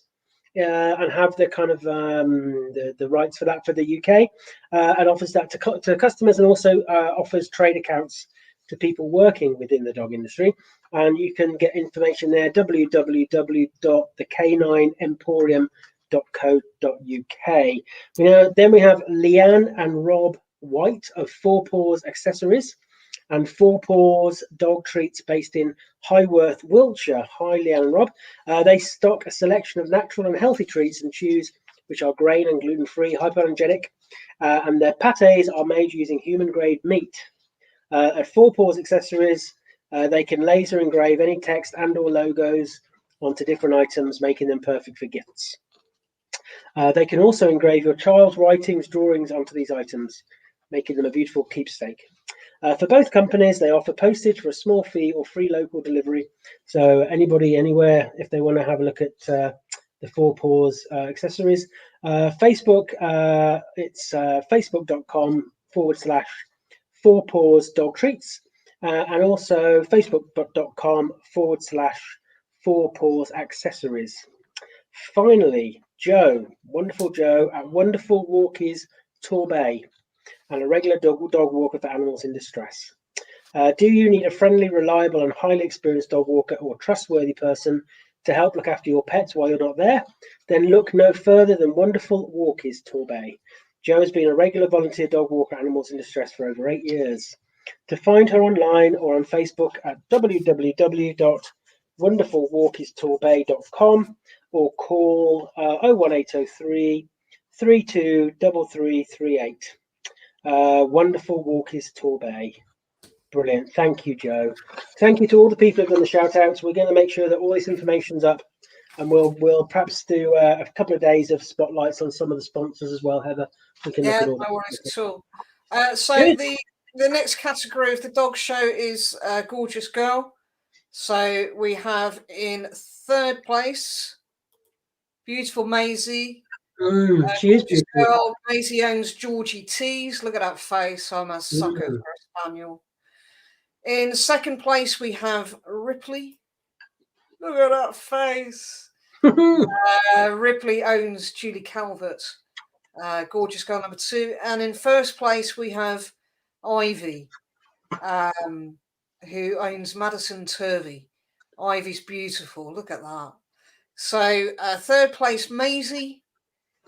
Second place, Ripley. First place, Ivy. Don't forget, everyone who wins in the categories will be getting a prize, and we will be announcing the champion of champions and the runner-up champion of champions between 9 and 10 o'clock tonight in our final hour. Yeah, and all getting Pet Remedy product as well. They're all getting a Pet Remedy product. Right, shall we bring Rob on? Let's bring Rob on. Rob. I feel like he needs, like that kind of thing where you bring him on and you have like like a quartet in the background going, Dr. Rob. You should get your tambourine out for him. Go on. Let him have a tambourine moment. I won't use a top hat this time because he's not worthy of a top hat. I'll use a bowler. You ready? Ready? Here we go. Here he comes. Here he comes. Here he comes. Dr. Rob is in the house.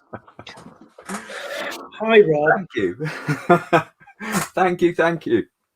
Let's have a look at the shirt, Rob. Just show us the shirt. Well, deliberately so, because my shirt goes with your wallpaper. Oh, it does. Yeah, very good. I was very upset when we first met Rob at the Dog Rescue Unites conference. I thought I was known for my shirts, my rather nice, often floral shirts, I have to say. And then in strides this very handsome gentleman, very dapper, with an amazing floral shirt. And apparently Rob is also known for his amazing shirts. So we had a bit of a shirt off, really. I do like it. I do like a shirt. I do like a shirt, especially shirts that are very much like my nana's curtains. That's the way forward. Sanderson print. I bet you like shoes as well, do you, Rob? I do. I bet you like shoes. I bet you've got a collection of shoes. Yeah, gentlemen's brogues. Oliver Sweeney, there you go. Oliver Sweeney. I wish I could have a pair of Churches, but I'm only a poor guy. So you've got style going on because you look groomed. You've got the shirt, you've got the snazzy, beautiful jacket on with the piping, and even your glasses. And geography to elbows, may I add? I'm really jealous. I've been looking for it. Did it come with those on already, or did you get the good wife to sew those on for you? No, they came with them on already. We don't do sewing. We don't do sewing and cooking in this house. Yeah. At our age, we need kind of like stuff like that because it reminds me of my old geography teacher. Yeah, and then your glasses, they go with the entire ensemble. Very impressed. I was looking for another pair, but I lost them. I had more of a Dame Edna pair for today, but they would have been good. I've got my Larry Graysons here on my neck. It's just the way forward. I think you get to a certain age, and then you're allowed to wear what the bloody hell you like, as long as you're happy. And I've reached that age. I got cold earlier on. I just chucked a fleece on. I had to make a decision earlier on, Rob. As I ran off earlier on, first knockings, it was either grab a jumper because I was cold or go to the loo. And I thought, well, the jumper's more important. And then I suffered for a little bit before I had to run off again. So I'm sure Andy thinks that I've got problems with my bladder today, which I don't. Just sometimes you've got to make decisions in life. Yeah, important decisions. Yeah. A bit like sniffing, a bit like dogs sniffing. Important decisions, where to sniff first. So, Rob,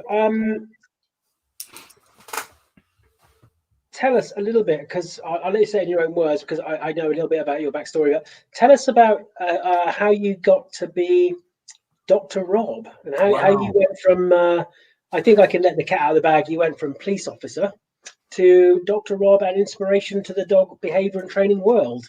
So that's quite a journey, Rob. Quite a journey. I'm very, very lucky. Very, very lucky.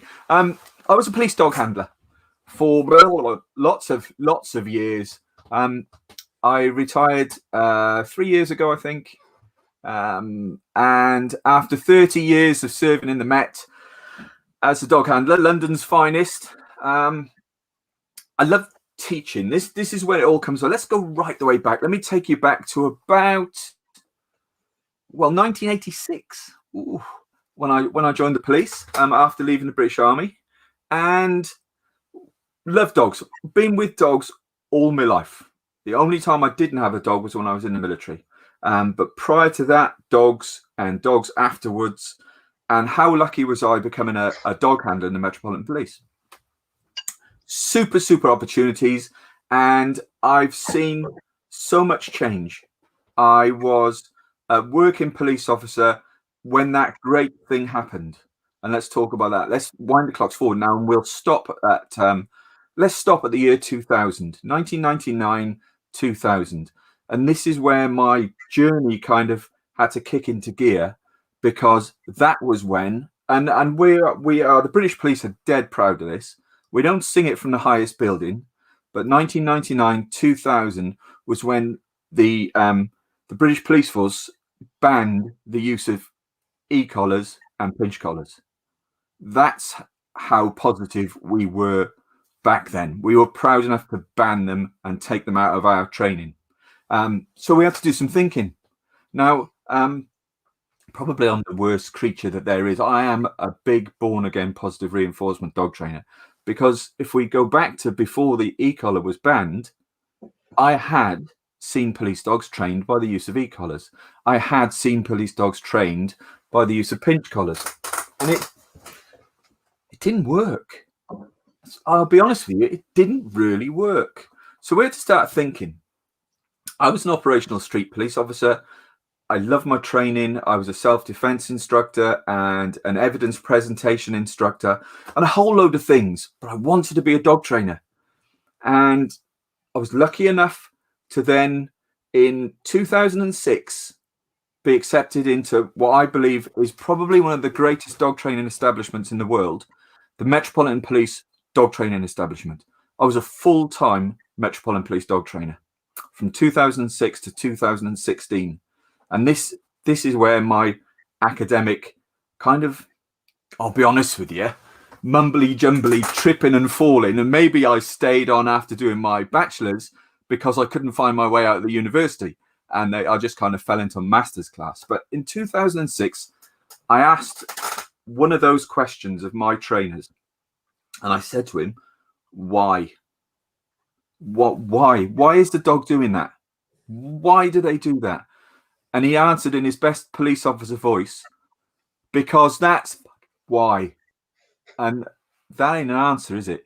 And I said, come on, help me. I'm here to learn. Help me. And he said, if you want to learn, and you know, we're a bit traditional. If you want to learn, son, you best go and find out. So I did. I went to Bishop Burton and I did my canine training and behaviour degree. And there were 3 people at Bishop Burton, Marianne, Pauline and Linda, who completely and absolutely changed my thought process with dog training, changed my realization that positive reinforcement is the way forward and it is the way that things work. I started taking that back to the police. We don't sing from the highest building, as I've already said. We just get on with things quietly. And so I was lucky enough to be allowed in, bringing everything that and they won't mind me calling these, I call them my witches of Eastwick. My 3 super people who just absolutely changed my life. But they didn't know they were also changing the pathway of police dog training in London. because I was just the messenger and conveying what they were telling me and taking it to the police. Then the years went by, that degree was successful. And then I looked at the other end of the leash. I looked at the people and realized that coaching people to train their dogs is what I did. I trained people. I passed them on dog information and they trained their dogs. So I did my master's degree in how people learn alongside animals and how that really, really interesting bond between the person and the animal affects the way the person learns, and it affects the way the teacher teaches. So that was my master's degree. And as I said, I kind of couldn't find my way out of the building really, and I struggled. And then after raising so many interesting topics with adult education and animal training, that just opened a huge door for me. And how lucky was I to have the opportunity to study training within a scent dog environment, because that was my job. I was a scent dog trainer, training the person within that environment and how that helped encourage scent dogs to work, and how they needed a more caring environment. If we bring more care into our dog training, and we bring more emotional links, so the animal becomes more emotionally linked to the training, was questions I was asking for my doctorate. And that's where I am now. I retired, I got my doctorate, and I wanted to share, as I've just kind of intercepted a little bit about on Victoria's chat. I was sort of flitting back and forth, and she was saying how important education was, and I was thinking to myself, let me speak, Andy, let me speak. I want to speak. Well done, Victoria, good for you. And that's what I've done. My journey has been, yes, operational, and yes, I've experienced that wonderful. It's a passion, it's a love, it's a desire that just ignites your whole body when you're working your dog and you genuinely and honestly know that you found what you're looking for, and you would never have found it if it wasn't for the dog. And when you find that big stash of drugs, or the huge amount of money, or the firearm that could be used to shoot somebody, or when I was working Southeast London with my shepherd, you find the bad guy, or you find the missing person. And having done it for real is just something you want to share with everybody and say, but working a dog is like the most fantastic thing ever.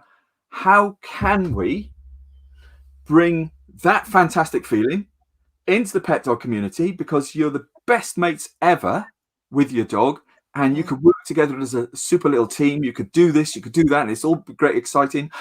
And so opened the door of the UK college, and that's what I wanted to do. I do want to share my education. Sometimes I get a little bit yahoo-y and a bit academic, but I also want to share that excitement when you can just turn around to somebody and say, I found that, I did that, or my dog did that, and we did it all on our own. And that's kind of why I opened the college, and that's where my journey is sort of, it's not planned. Nothing in my life is planned. Once you get to know me, you'll realize I'm quite a haphazardy. I do it because I love it. And if the passion is not there, unfortunately, I don't, which is why there's a screen behind me hiding all the mess. Yeah. You know, Rob, listening to you talking, you started off very matter of fact. Yeah, I was in the police and blah blah blah. And then as you started to get into where you are now, it's like, oh my god, oh my god, oh my god, oh my god, and the passion and the excitement was just oozing out of you when you started talking about how we can get that connection with dogs, how we can work as a team to have that outcome, you know, which is obviously finding stuff in your sense. And the important thing for viewers to know is this isn't a kind of a professional thing that you have to be in the military or the police to do. You can do it with your own dog, and you're the perfect example of this, Rob, because people think, right, working dog, scent dog, yeah. So we're talking about Malleys, or we're talking about Belgian Shepherds, or we're talking about kind of high-end, high arousal spaniels. What dog have you got to do your scent work, Rob? Cockapoo. Cockapoo. Amazing. My name is Rob Hewings, and I have a cockapoo. Makes a change from a shepherd. I remember when I have a little black rescue cockapoo. In fact, he's behind you. He's in that picture. He's a little black rescue cockapoo. He's a very, very sad boy. I'll be honest with you. As you know, there's another side to me. I work for Bravehound, assistance dog training. Yeah. And I deal a lot with the guys who unfortunately live with PTSD. And now, since Rupert, my cockapoo, was on the PTS list, he has a bite history. He's bitten me a couple of times. He's a very, very frightened lad. And as he wakes up, he's at his most dangerous. He can wake up instantly, and he will generally bite the closest thing to him, which is at the moment very, very similar to Sully, who we saw earlier on. And we've got Oink. So he wakes up very frightened, and he'll bite Oink, and then he'll hold this pig in his mouth, and then he'll come and say hello to whoever he's close to, and he kind of turns into a dog again. Turns into a really nice, but he has caught me out. He's fallen asleep on my lap. I love him to pieces, so I'll risk a nip. So we'll have a cuddle on the settee, and he'll fall asleep on my lap. And a couple of times he's woken up, and I am convinced, knowing his background, that he suffers from PTSD. Yeah. And of course, we know with a lot of the work that's been done with people like Gregory Burns and others, we know that they have the same neurological function for PTSD. Yeah. It is a thing for dogs. When I say to some of my clients about a potential post-traumatic element, they look at you a bit funny. Oh, it's a dog, right? But they can totally have post-traumatic experiences. And so Rupert's little journey, he's improving monthly. I'm not going to exaggerate and say he's improving daily. It's a long journey. But he's now engages in, we do a little tracking project together. And what I did, a very interesting little sideline, I realized when I was classically conditioning scent with Rupert, to get him to realize that scent is special, I took it one step further, and I took the scent out on our walks, and when I could see he was really happy and he was enjoying himself outside, I managed to condition and emotionally link the scent. So not only the scent to Rupert is something that means a treat is coming and he should perform his indication behavior, but when he actually works and finds either gun oil or truffle oil, I've not yet done the emotional link with clove yet, but when he either finds his gun oil or his truffle oil, his whole demeanor changes. And I'm trying to record everything, but at the moment my N for what I'm doing with Rupert is very, very, it's tiny. It's just 1. So it's more of a case study than a research project. But I think it will be a valuable case study with working dogs. And imagine if I could pass this case study to the Metropolitan Police, to any police service, who would not only classically condition the scent to something the dogs enjoy, but something they find emotionally resting and emotionally supporting.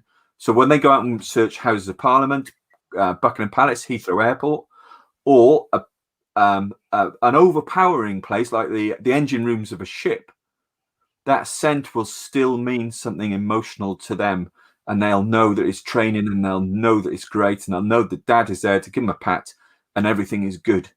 So that's what I'm playing around with at the moment. Wow. And again, that comes back to us as humans. It's like almost every speaker that we've talked to, every guest that we've had, you can always bring it back to humans, because humans will relate a smell to something that's terrifying, or something that is joyful and wonderful, or something in between. would that not be any different for another living, breathing creature? Yeah, I'm with you all the way on that, Heather. My ideas came from one of my assistance guys said that the smell of burning diesel is the most horrific, and that smell is connected with that emotional upheaval that you went through. And then you think, well, there's this, for us to simplify it. For me, it was the school dinners are yuck. My school dinners were nasty, but mum's cooking is great. So things like that, or when you walk in, here we go, Pen Halligan's Much About the Duke. There you go. That is a scent for me that really makes me think, oh, I'm going out posh tonight. Yeah, yeah. Blooming expensive, but it's got a lovely crisp scent to it, and it makes me feel good. Yeah. So those are the emotional links that we should work on more with our dogs, because they really enjoy it. They really enjoy it, and it's their main, it's their life, their umwelt, for want of a better expression. Is what they do, isn't it? Scent is it for them. So I think if we can tie up a lot more and tie it up emotionally, then all scent work for all dogs should be great fun, not a task. And it's believe me, my background shows me that it has been a task in times gone by. And it's interesting for me that we've got a little group of us, haven't we? Which yourself, me, Kathy Murphy, Sarah Fisher, Hannah Capon, all looking at the emotional experience of dogs, but from different strands. And when you think about the dog, one of the reasons they don't have a huge thinking brain like we do is because they don't need it, right? Because they've got that bigger olfactory process. That's what they do. That's all they need to do stuff, which I think even for you, Rob, who know a lot, we only know a very small amount actually about how that does. And yet from the moment we get a dog into our lives, we're telling them, look at that, listen to this. We're not giving them chance to smell that and smell this, enough processing, olfactory processing from a young age.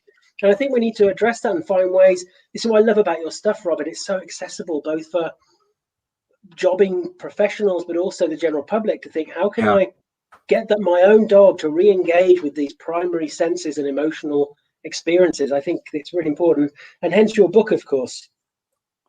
It was done because it's easy to write about something you love. Firstly, that's like easy. Yeah, I do it. I have had, and there's a picture, just like, looks like I've got a dog looking over the top of my head. There it is. Yes.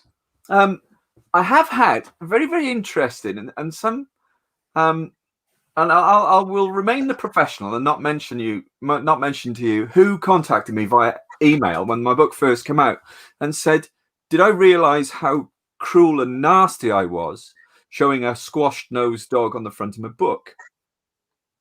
And scent work shouldn't be done with all dogs. You shouldn't do this, you shouldn't do that. And I sent back an email and said, I'm very surprised in that somebody with such a name should be sending me this kind of email, because surely if somebody with a bad leg wants to run, we'd let them run.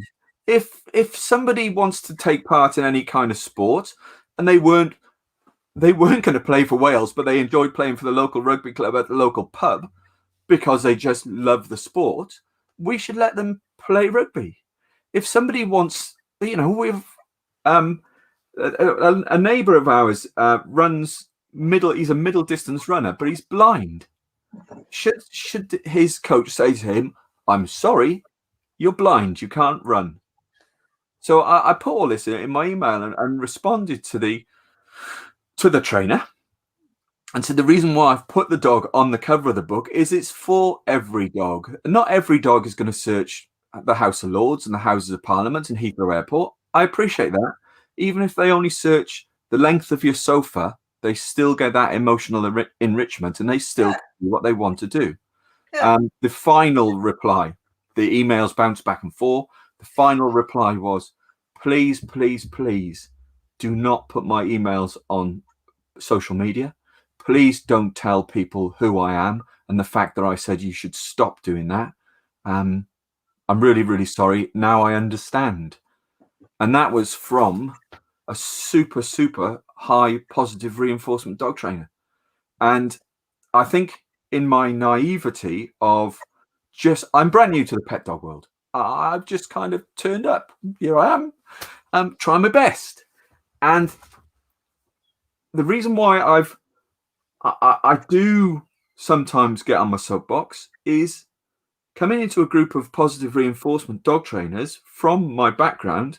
You know, I started off by still receiving emails and Facebook comments from positive reinforcement dog trainers who were, should we say, passionately criticizing me.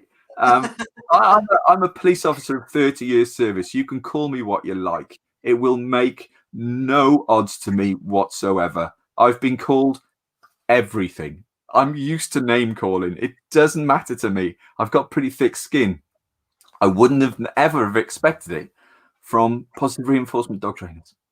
But don't you find that hard, Rob? So I'm expat myself. I have very fond memories of the land sharks, as they were lovingly named, of the land sharks coming in normally on night duty. For you bunch of driving around with your dog in the back of the van, driving around and just waiting for a shout while the rest of us worked really hard. Yeah. And I have memories of in the CAD room of the shepherds being let loose in the control room so that they would go through the bins to see what us mere mortals on night duty had maybe left. And I have to say, I've never given so much food to a dog in my life, because when you're faced with a German Shepherd who you don't know it, and you hear all the stories, and you don't want to upset it, and it's bigger than me, it could have whatever it bloody well wanted. It could have my entire lunchbox and my coffee and keys to my house. It could have whatever it wanted. Especially when the handler is standing behind you going like this. Exactly. You know, exactly. It's like being raided. It was like being raided by the people higher up the food chain on a night duty. Done that. Yeah. And I also remember, and even back, I joined in 1990, and back then things were very, very different. Very, very different. You're right, in the dog handling world. Now it has come on leaps and bounds. I mean, you've got police dogs who've got their own Twitter accounts. It is incredible because it's really bringing the police and the public together and actually showing the work that they do. And I remember, you know, going into a graveyard up in Edmonton. It's not a rude story, Andy. And that makes a change. The police dogs come out, the land sharks, out they come, beautiful shepherds, love a shepherd. And the handler saying to people, the police officers, what are you doing walking in front of the dog? I'm about to release the dog. Why are you walking in front of the dog? And I remember me, you know, like about 20 foot back, you know, going, I'm standing here. And even police officers didn't understand, did they? Why would they? You're about to release the dog to search the graveyard, and you've got these coppers walking around like 2 o'clock in the morning. You know, who's going to get caught first? But absolutely, hats off to you for being part of changing the training in police dogs in the mat. Absolute big round of applause to you for that, because it's incredible what you've done. Tamburino, it is incredible what you've done, and having seen it from the 90s and being involved you know, in the police dogs down here in Devon and stuff like that, and doing stuff with them, it's incredible the turnaround in a space of time. Avon and Somerset, the southwest of England constabularies, Avon and Somerset, Devon and Cornwall, a little bit of Gwent, South Wales Police, that little area. And I'll names drop, and I don't know if he's still training. Lovely fella, Guy Williams, super positive reinforcement dog trainer. And I can remember Guy learning and taking stuff from us. I've been kind of, it's just when you join, it's when you join the police. It's not that you're any better. You've been doing the job a little bit longer. And then going to seminars where Guy sits in and watching him, it's been absolutely fantastic. And if we could raise awareness, as I say, when we first banned e-collar, 1999, 2000, e-collar banned. And what did the police do about it? Quietly banned it and quietly changed their training. They didn't need to shout from the tallest building. They just got on with it and addressed that matter and did it. But that's the British police for you.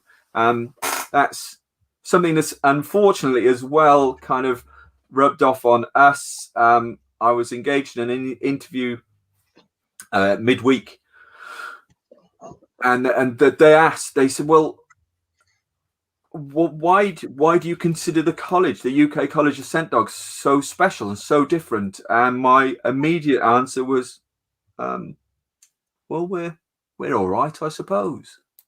It's so policey. Nobody's told me I only work to stop somebody really telling me off.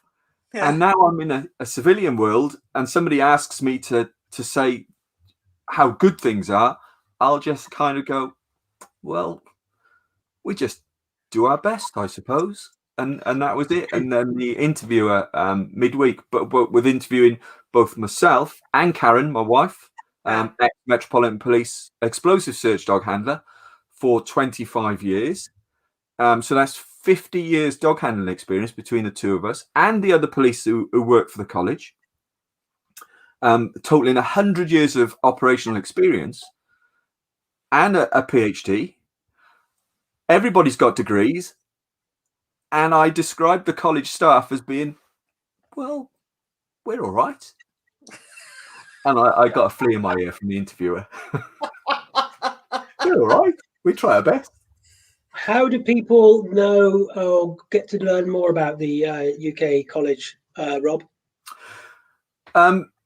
We have a website.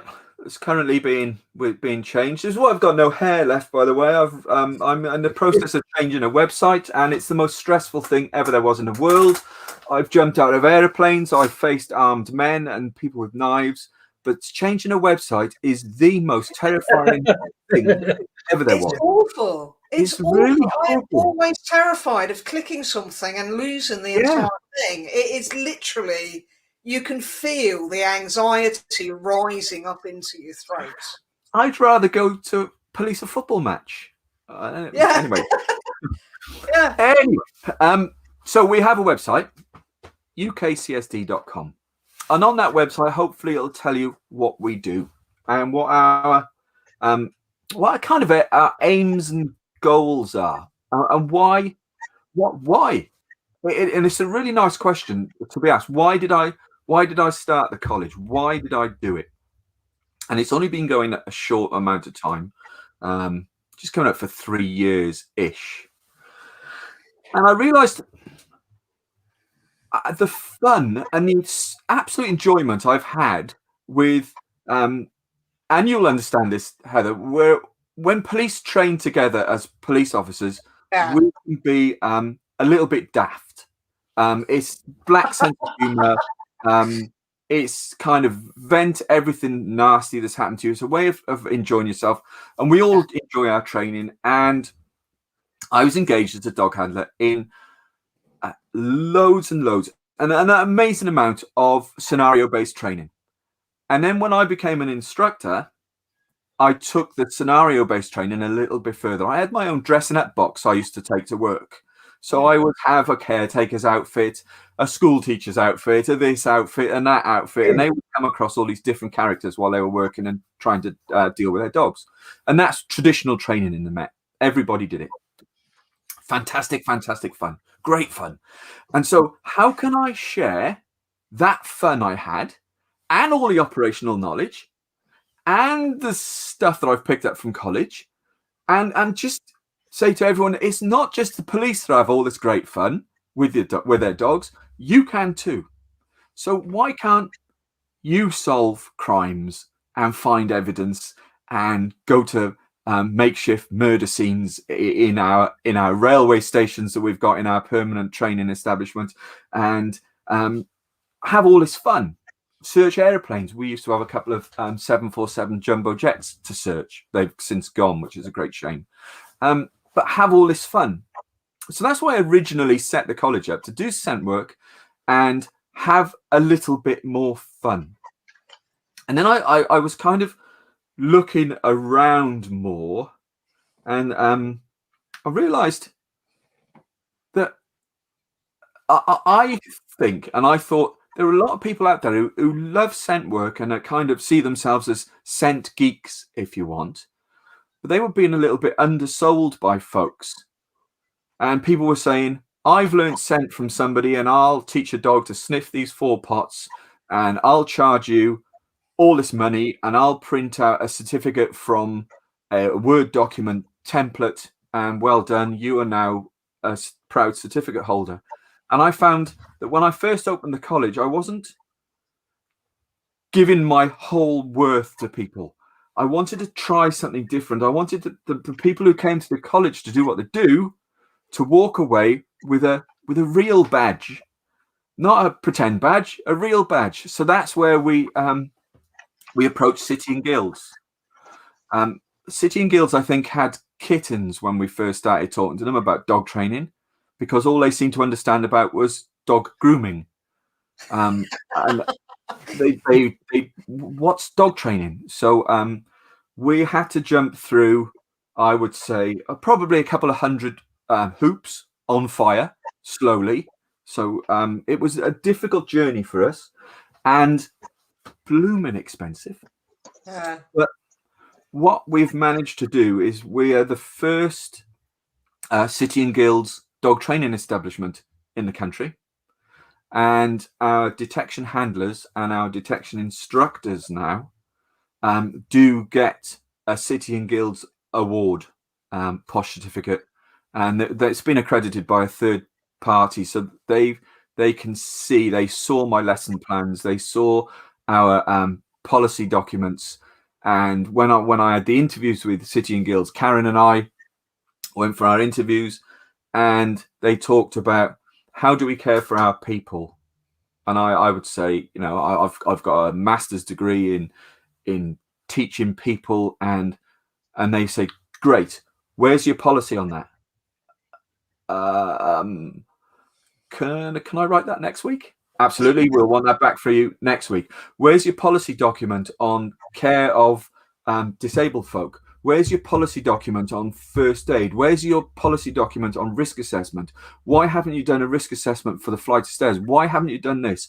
Where's your lesson plans? Where can we see your lesson plans? What about development? Can we have a look at your exams? Are your exams assessed? Can we take your exams off you and assess them by a third party? Eventually, they came back and said, congratulations, you are the first, you've done it.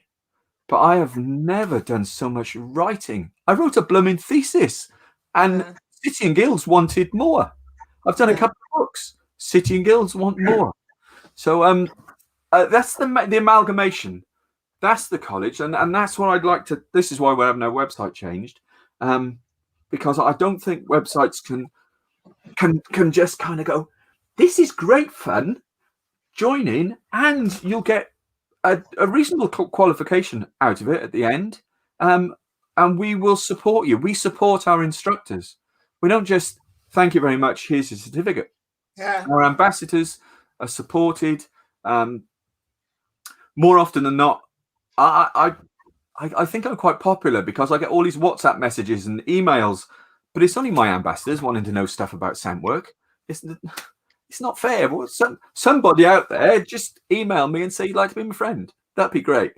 But oh well, I want to be your friend, Rob. So what a great achievement. And I think just tell everybody again before we must sadly lose you. Heather kicks out because she's ex-police, right? Yeah, no, well, Edmonton. You know, that's. Tell everybody the name of your. I'm Brixton, Lewisham. You know my. I was Edmondson, then Walthamstow. Oh well, I'll let you off then. Yeah. Tell everybody about the book. Tell everybody about the book they can buy, and give everybody a sneak preview of the new book. Right, the book is, as you can see, it's Scent Training for Every Dog. There. It's bit. It is the Scent Training for Every Dog is what I wanted to do was, as I'll always say, I just want to share the good times I've had. So there's a few little vinaigrettes in there to tell you daft things I've done in the job.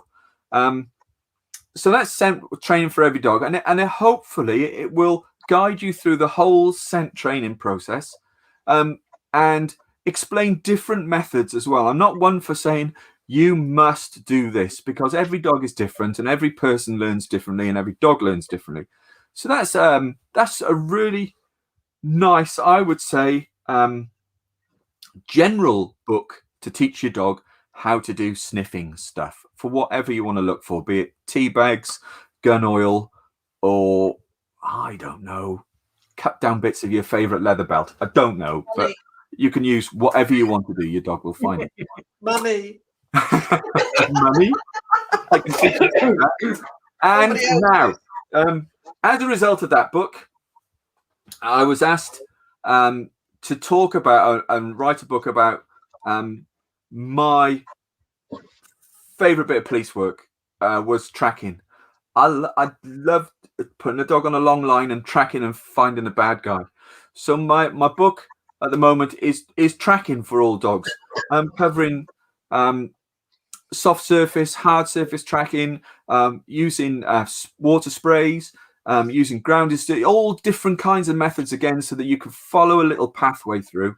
The difference with the tracking book is at the end of each chapter, I'm providing you with a few lesson plans, just in case you wanted to run a course and teach your own class tracking as well. So it's a kind of a parallel journey. One, you could teach a dog, or two, you could teach a class.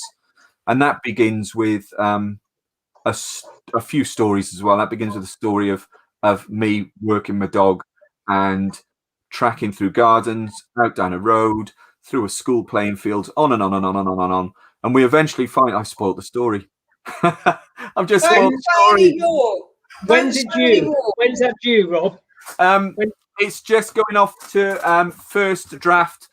It should have gone off to first draft at the beginning of the week, but I'm very slow at typing. So it'll be first draft Tuesday, Wednesday of next week. Read through, bit of backwards and forwards in. Hopefully, if crafts go on in July, you never know. Then we might be lucky. Thank you so much for your time, Rob. Stuff crafts come to Woofstock. Much more fun. Woofstock. Yeah, Woofstock's the big one this year. Right, Rob, it's lovely to speak to you. I'm going to kick you out now. Like you're in the control room. Take your shepherd with you. Thanks, we've got Rob. music Really background.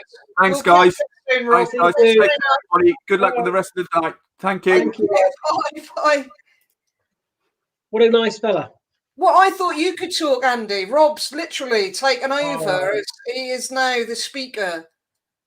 But he's got so much to say. I think he's somebody else. We need to do another Woofstock with Rob, I think. He's still laughing in the background. He's got so much that he can share with us. I've heard some great stories from Rob, and I think, what a great guy. We're so lucky tonight, Heather, to have such wonderful people come on. And also, I think for people who might know these people, to see them a little bit differently, because just find out a bit about them, right? That's good. Yeah, exactly. It's a much more personable. Right, we got Denise. Denise is in the background. I'm hoping she can hear me. She's not looking up. She's not smiling. She's not. I don't know if she can hear me or not. I'm going to bring her on anyway, just to. I don't know if she's hiding. Is she there? Is she there? She is. Oh, I'm here. She is. Hear us, Denise. Guys, hello. Can you hear me? You're live, Denise. I've been watching you, waiting for a moment for you to look up to bring you up. Jesus, I had a moment there. I was like, what the?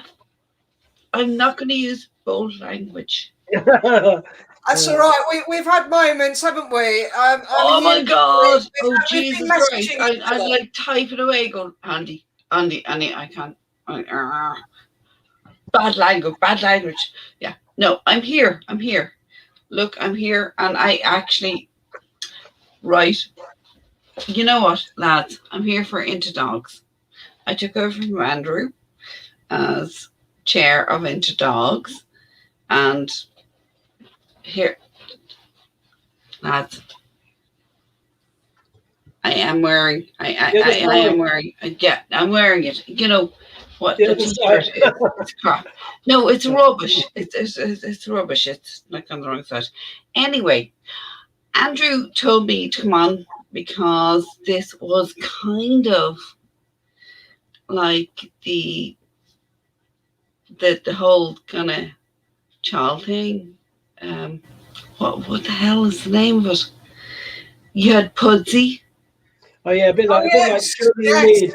Yes. Yeah. But I I don't see a Pudsey, so we have a Pudsey. I've made a Pudsey. I've called it a Jaxie because Heather needed to go to the loo, so we've called it a Jaxie. There we go, Jaxie. And given that I'm Irish, we had to go one better. We have a Spudsy. A Spudsy. Yeah, there we go. Spudsy. So, yeah. No, I'm here from the Association of Into Dogs as chair of.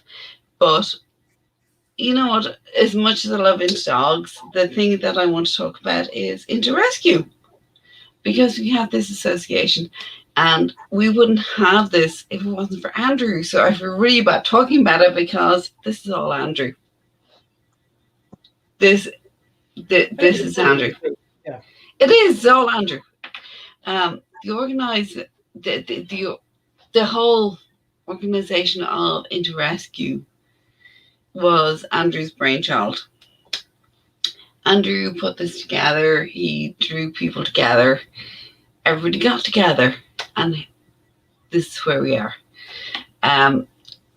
We look at, well, actually, it's Rosie Charlotte that puts it together. And it's all about people. It's all about where you are and what you need to talk to or talk about. So if you want to join Into Rescue as part of Into Dogs, go ahead. Because we have this amazing thing going on. So, and I really think Andrew can say more about it than I can.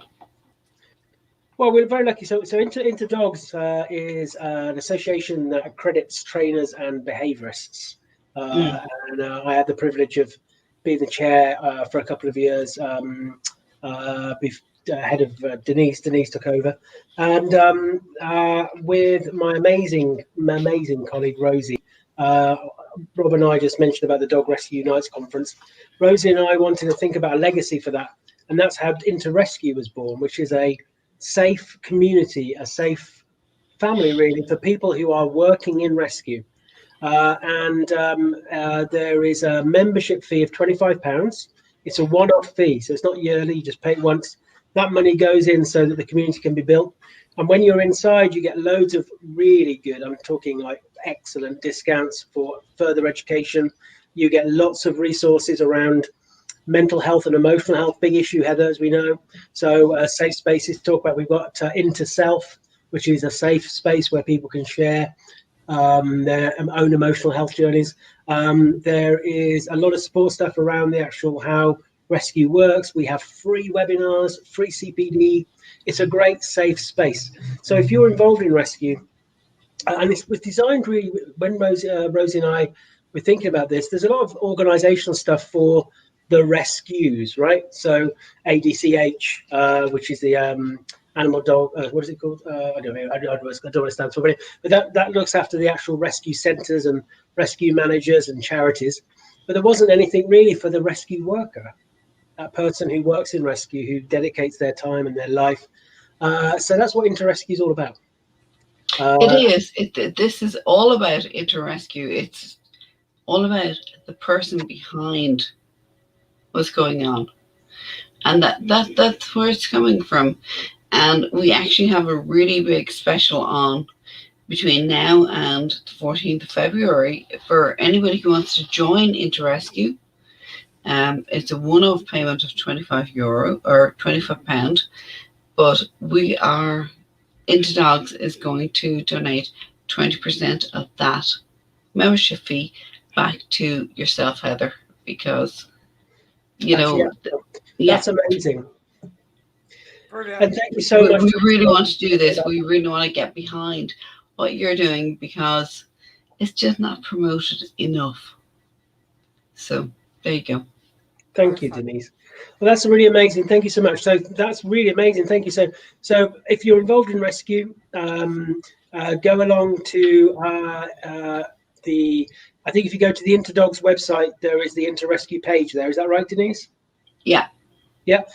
Then you can join, and then when you pay your £25 to become part of that amazing community, what I can't work out the percentages, about £5 or something, a £5 or something that comes back to Yappa, which can go back to animals in distress. So that is amazing. So if you go to, I'm going to say the WWWs, yeah, Wibbly Wobbly Wonders. It really is 80s Wibbly Wobbly Wonders. If you go back to that and go into dogs.interrescue.org, you'll get directly to that. You can do interrescue.org, but it takes a little longer.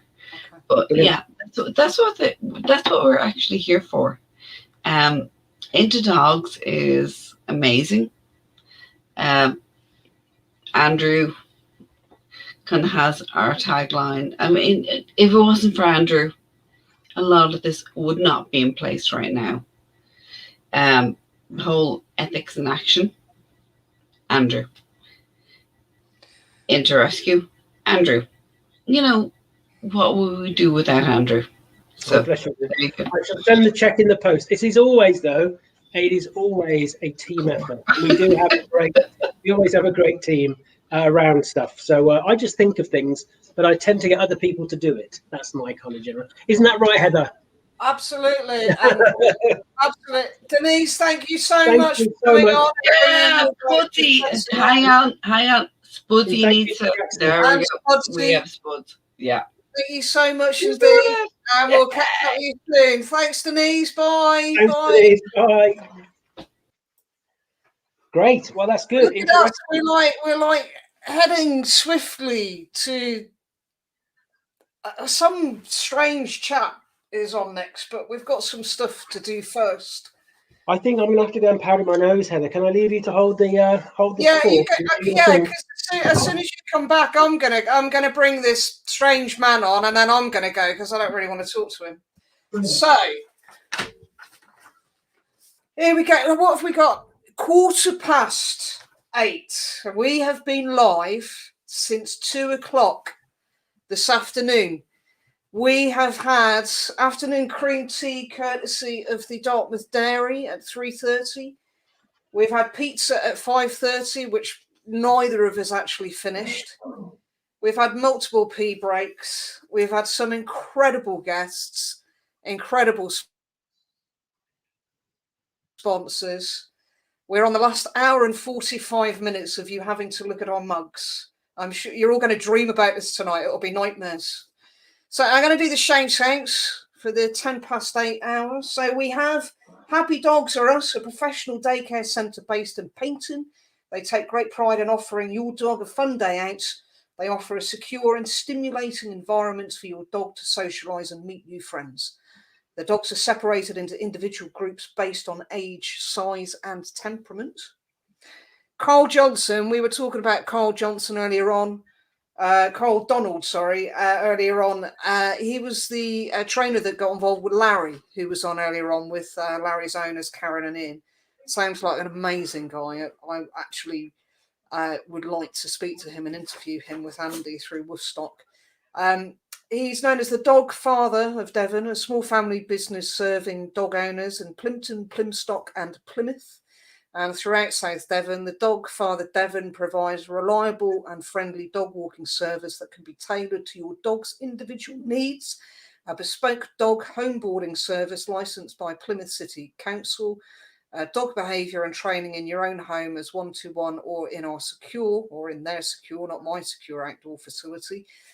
Group training classes for puppy and adult dogs with fun obedience classes teaching confidence, connection and calmness through play and interaction. Last one is Compass Canine based in Totnes, offering hydrotherapy and scent work training. You can find them at www.compasscanine.co.uk or on Facebook, Compass Canine Hydrotherapy and Compass Canine Scent Work.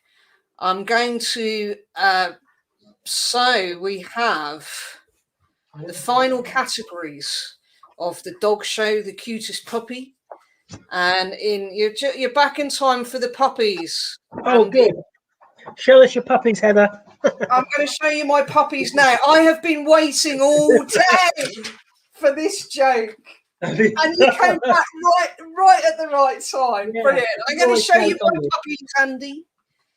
The puppies are coming out now. In third place, we have Hugo, cutest puppy. Hugo owns Roxy Thorn. Look at that. Oh, look at him. He's a beautiful boy. That's too cute. In second place, we have Otis. Otis owns Nadine Hanlon. Look at that. So cute. So cute. And in first place, we have Lola. Oh, my God. Look at that face. Lola owns Joanne Bonfiglio. Apologies, Joanne, if you're watching and I've just completely and utterly trashed your surname. Lola looks very cute, but I think she has a little bit of mischief in those eyes. Just a little tiny bit. Tiny bit. So there we go. Third place, we have Hugo. Second place, Otis. First place, Lola, cutest puppy. I'm losing it now. I've got left, yeah, we're doing it. It's that point I had earlier on.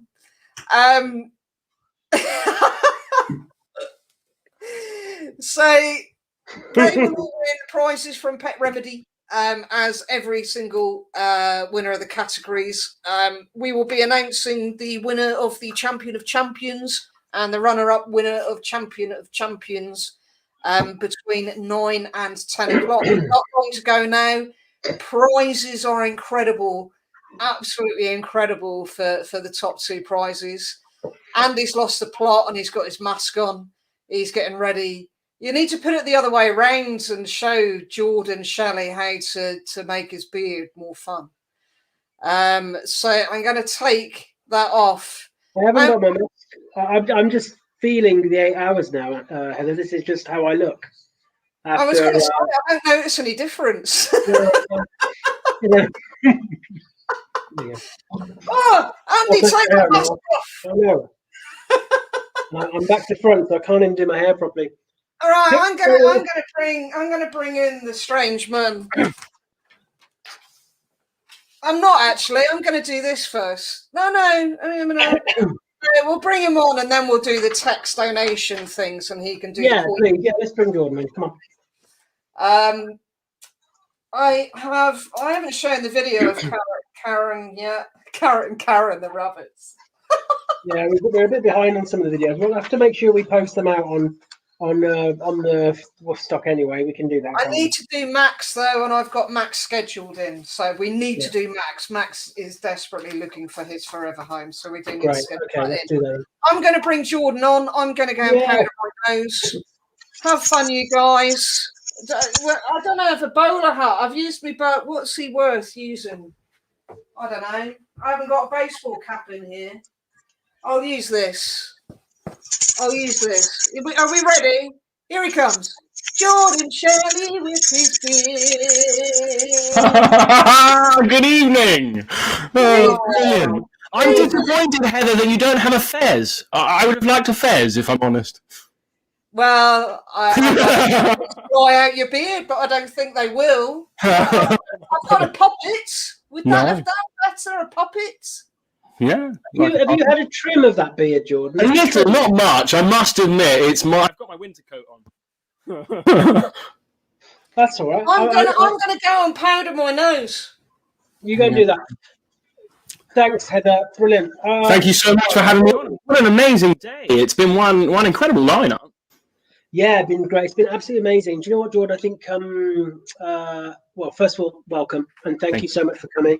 And I'm just really thankful that everybody's chipped in and given a bit of their time. And also for me, you know, I don't know whether you caught Victoria talking earlier. Yeah. And Rob. It's just amazing. It's just nice to hear people talking behind the scenes a little bit, really, right? Rather than just, here's how you do it, train a dog. It's just learning a bit more about them. And you know Victoria really well, of course. Victoria had a big role to play in your shifting of your view. I mean, so she was one of my biggest critics at the very beginning before I crossed over from a more aversive kind of way of training after the One show. And it was actually her that was quoted quite a lot in all the articles in the Mail, etc. And then I went out to the States to kind of learn a different way of training. Beverly Cuddy had been blogging about the whole thing and said, listen, it's a shame these people don't want to learn a better way of training. So I rang her up. I'm not sure she wanted to take the call the first time round. But then she did, and we had a really lovely chat. She said, let me introduce you to Ian Dunbar in America, which was amazing. We kind of conversed backwards and forwards by email, and next thing he knew, I was on his doorstep. And it was on that trip that I met Victoria for the first time, and it was so lovely. She invited me for a coffee and a chat, and really helped kind of push me in the right direction, and was so supportive. And that's the most important thing, you know, is giving people that those options and that support to learn and progress and kind of build on themselves. And I think this can be really difficult, can't it? Because, you know, it's something that really plays with me a lot. And actually, I think I've thought a few times about reaching out to some of my friends in the industry, including yourself and Victoria and others, about how we find better ways for people to look over the fence a little bit to see it. Because on the one hand, we're all really passionate about the animals' experience and welfare, and we are totally want to criticize methods, right? Because they're just not right. And that's kind of what happened when you were on the One show. If anybody didn't know that story, you were on the One show being kind of pitched as the new kind of British Cesar Millan, really. I guess that back when I was 21, so it was a long time ago.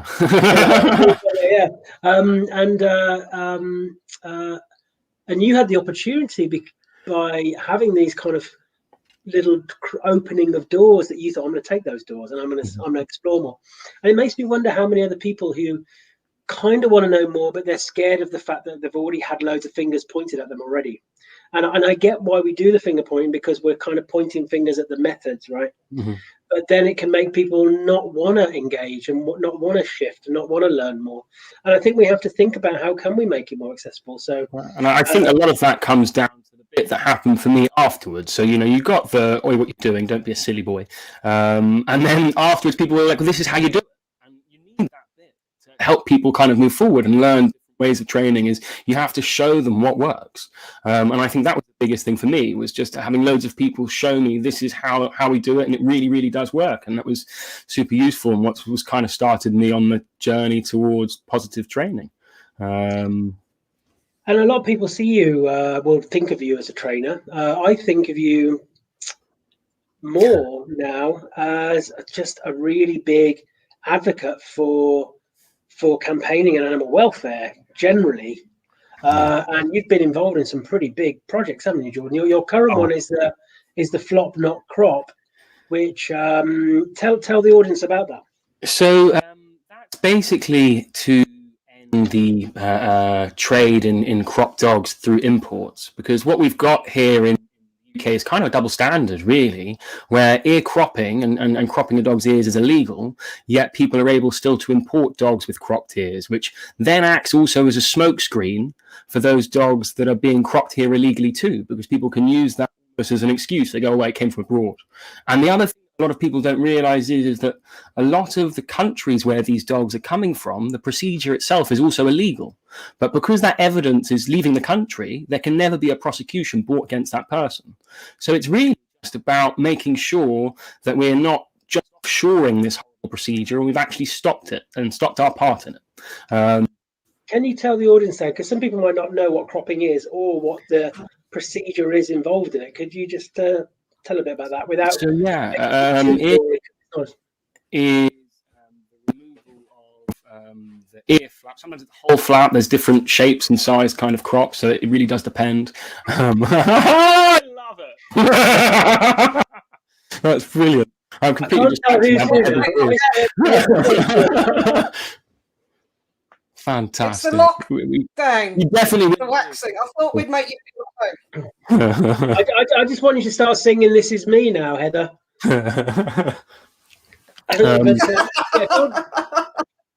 Jordan was just going to tell us about ear cropping. So, unfortunately, it's this procedure where people remove the ear flap, sometimes the whole thing, sometimes part of it to reshape it.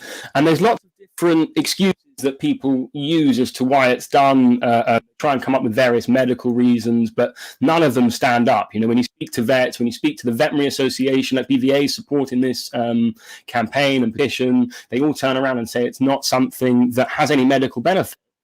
It's just done as an aesthetic kind of cosmetic procedure. And it often causes a lot of suffering for a number of weeks to months afterwards as well, because they're then splinted and pinned up. And so then all their interactions during the time when you really want them to be having lovely, friendly socializations with young pups at this point are really damaged because they're in pain the whole time. So it's just, that's what it's about.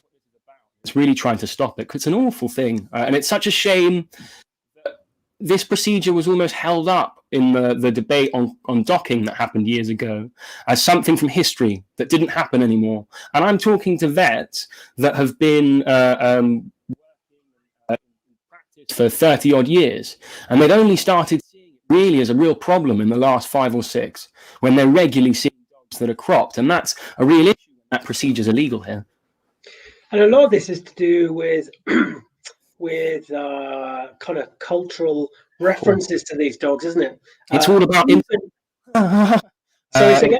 Instagram and getting a like aesthetic sort of. It's kind of spilled over, and unfortunately, yeah, that is a really big thing. And it's even the things that you've highlighted, and actually you've got changed, you know, because you're a bit of a juggernaut when you get going, Jordan. I've got to say, you seem quite mild-mannered, I know, but when you go because some big marketing brands, some big corporations have used these dogs with this particular look to kind of promote a dog food or to promote and even a lifestyle, you know. Yeah. I saw one going back along for a male perfume manufacturer with the bloke there with his tattoos looking hard with his dog with the cropped ear, right? So there's a lot to shift, but and there's all sorts, even down to we were campaigning against DIY at-home cropping kits. I mean, the fact that you could buy them through Amazon was shocking. Just madness. Like, really, it was beyond me. And so we started shouting on the internet, as you do, and starting there was a petition started. It spread through to America. Victoria was incredibly helpful, retweeting things. It all went a bit mad on Twitter, as it does. And actually, we were expecting them to remove UK shipping options, but got them completely removed from Amazon's US site, which is brilliant.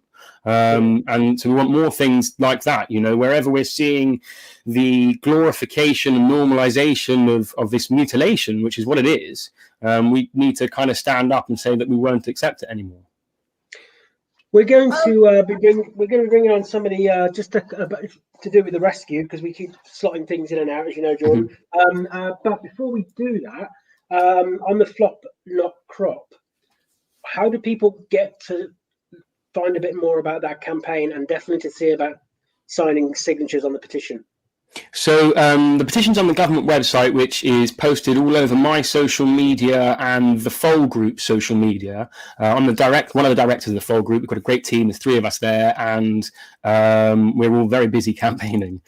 So go and check out the website as well, because on the Foal Group's website, there's a whole page dedicated to the Flop Not Crop campaign, and there'll be lots of information that'll be useful there too. Great. Brilliant. On that note, Jordan, I'm going to get in contact with you separately, because I think your idea of when the restrictions and stuff are lifted about standing outside the house as a parliament, with that Sarah told me about in a dog suit, with the Yes, yes. Come on, why not? coming Yeah, on. the more noise we can make, the better. Yeah, well, Sarah knows me so well. I've known Sarah for years, and when she said, "Oh, Jordan wanted to do this," and I went, "Yeah, well, tell him I'll do it with him." Oh, And nice. she Yeah, let's do said, it. "I knew you were the right person to ask." I just will be like, "Yeah, let's do it. Let's Great. prove the points Yes, in I a would big love to. way. Let's Yeah. prove it in a big way." So I've got Lisa from Animals in Distress and Rachel in the background. I'm going to bring them on now. We're going to talk about Stony, the cat, and Stony's journey, really. So here we go. What I'm gonna do is I'm gonna bring them on. I'm gonna pop you off, I think, for a minute, Jordan, if that's Yes. all right. So stay in the background for now. Yeah, stick with us, Jordan. I turned him off too soon. He was talking. I know. Sorry about that, Jordan. So we've got. Hi, Lisa. How are you? Hi there. How are we doing? Hi, Lisa. Yeah, we're good. Yeah. And I'm going to bring Rachel on, who's got Stoney's trying to escape. That's all right. Oh, bless him. Hello, Stoney. Hi. Stoney's just like, I'm not interested in talking to these humans. What's wrong with you? So, Lisa, tell us a bit about Stoney and Stoney coming into the rescue centre. Stoney can go off if he wants to. Don't worry, Rachel. Let Stoney do his own thing. So back in September in 2019, it was one Sunday around lunchtime, we had a gentleman come up with a stray cat. He had been out walking with his dogs up a country lane, got to the top of the path, there was a bench. There was a bag for life by the bench that was sort of slowly moving. He went over to investigate, and that's when he realised that actually in the bag was a cat. He took the cat back home. The cat wasn't wriggling much, but obviously it was moving. Jumped in the car, went to his local vets, but obviously being a Sunday, the vets weren't open. So obviously we were his next port of call, just being down the road from him.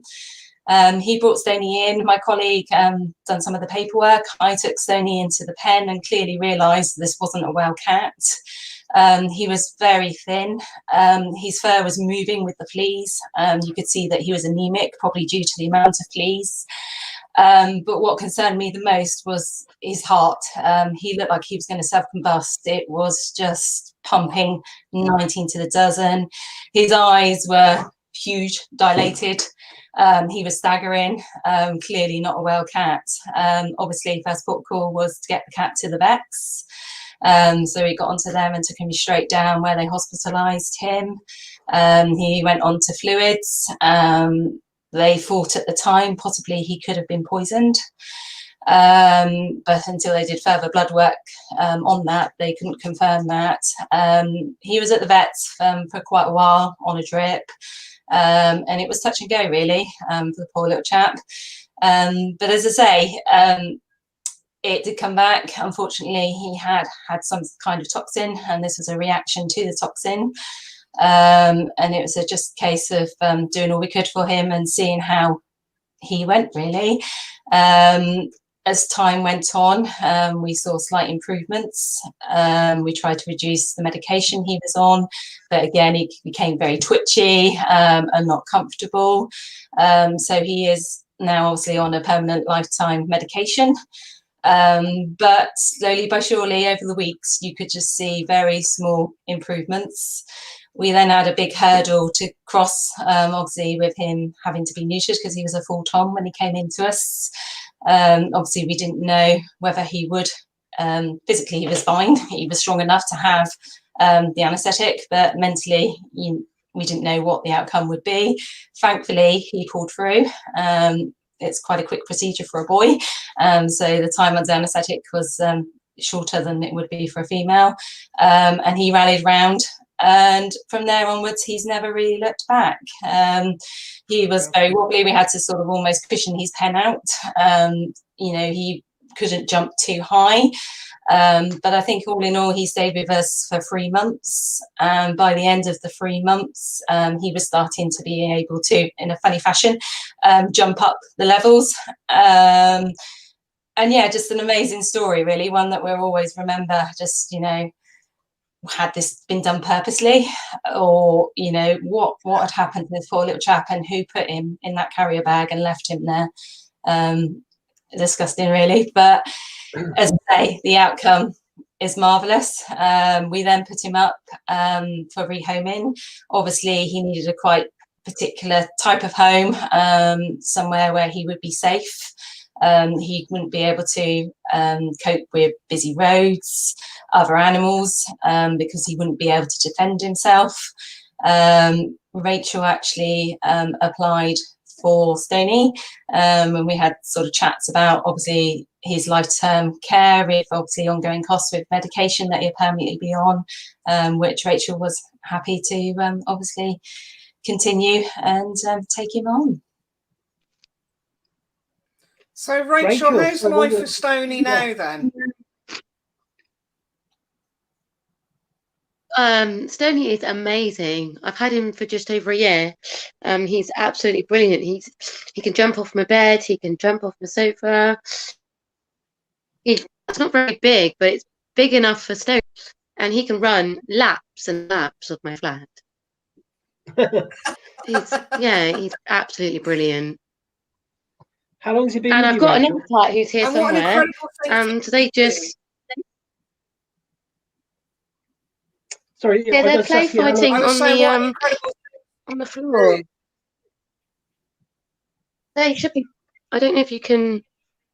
He's play fighting on the floor. I'm not sure how you can see. Can you see? Just about see his yeah, there he is. Yeah.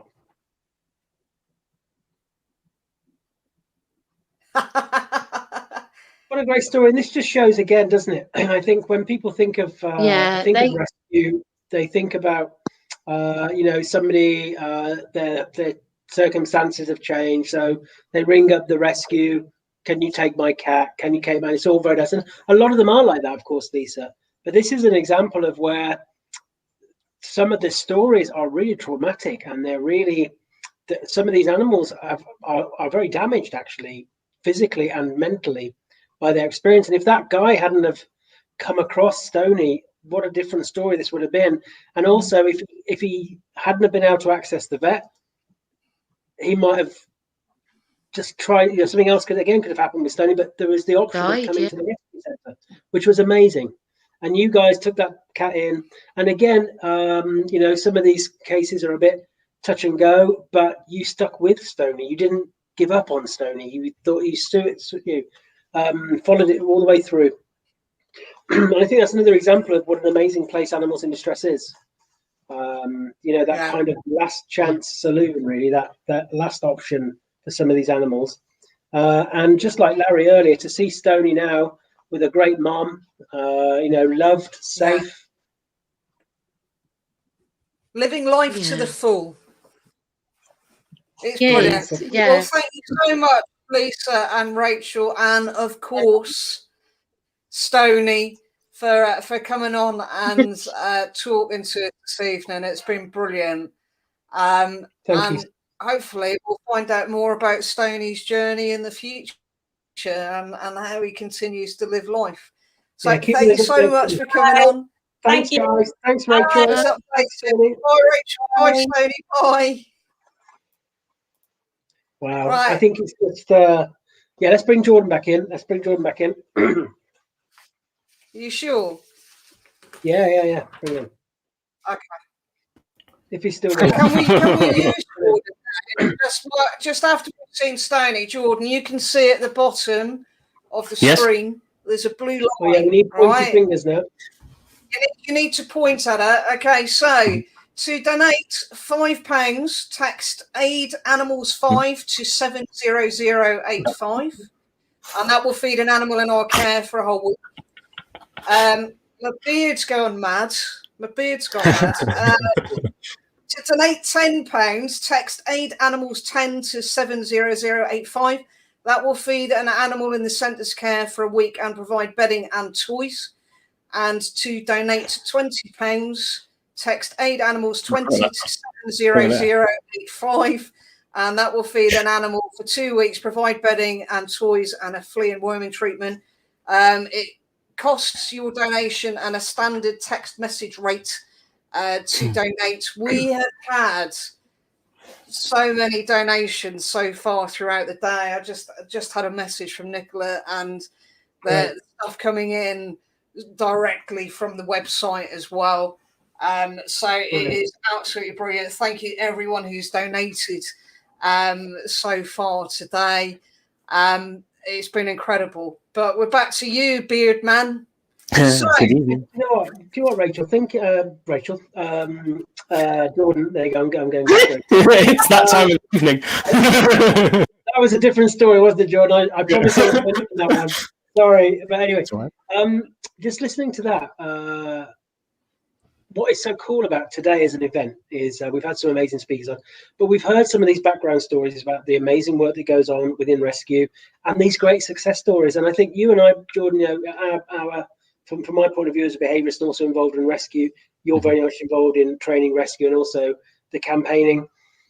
We can, if we're not careful, slip into the dark a little bit. We can kind of, because we're looking into the shadows quite a lot with our jobs, and it's nice just to see the light sometimes, isn't it? And to hear stories really, like that's what makes the job worth it. You know, when you see those stories that really shine that light, it's really lovely. I'm not sure I'll ever go back to working just as a straight behaviourist all day.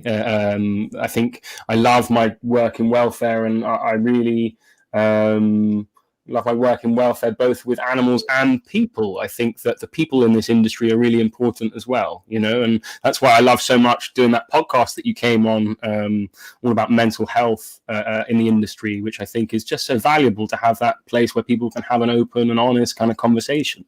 It's really needed. Heather, I don't want to hog Jordan, because I could literally talk to Jordan probably all night. So, husband's arrived.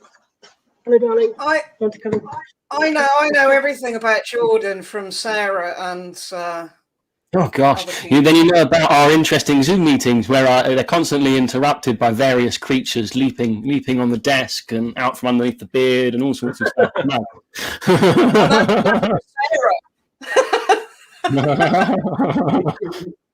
Well, you know, I love the work that I do at the Foal Group. It's something that is really, really reinforcing for myself, if I'm honest. It's really nice to feel like I'm making a difference. And I suppose after spending so long working with rescue dogs, fostering dogs, you know, I mean, we've had over kind of 8 years, over 300 foster dogs, which is, you know, you sometimes after a while get a little bit low and feel like you're mopping up a bit, which is, I know it's an awful way of putting it, but it's true. That's what happens to you emotionally. And it's nice to feel like we're actually putting things in place that may help animals not get into those positions at the end of the day, you know, and do something that actually stops the problems at source. And you have an incredible podcast. We watched you the other night with that. Yeah, I'm stalking you. So yeah, that one's Wags Lyrical, and I host that with Dr. Sam Gaines, who works over at the RSPCA, and it's all about welfare. And so I've got that one, which is all about animal welfare, and then the Open Out, which is all about people's kind of mental health and well-being. And they're both things that I love spending my evening talking about. I could do it forever. It's difficult keeping within the hour, you know? Sorry? Is it Wags Lyrical? Wags Lyrical, yeah. We watched the Wags Lyrical. And it goes out live on my Facebook page and on Twitter all at the same time through some magical computer thing. And then they're available as audio-only versions on audio-only versions on Spotify and iTunes. What a gorgeous... That's Harley. I've had Arthur and Harley come and join us. I'm absolutely very jealous of the wallpaper. Sorry, I was distracted by the wallpaper as well. I think I would like that in my office. It's just Andy who likes to distract people. That's what he does. It's called distraction. I went away. I went away to an IMDT course, Jordan, just 2 days. That's just 2 days. In that 2 days, Kieran stripped the office, took the floor up, painted the skirting boards, put the wallpaper around, new floor by the time I got back. And I didn't even know he was going to do it.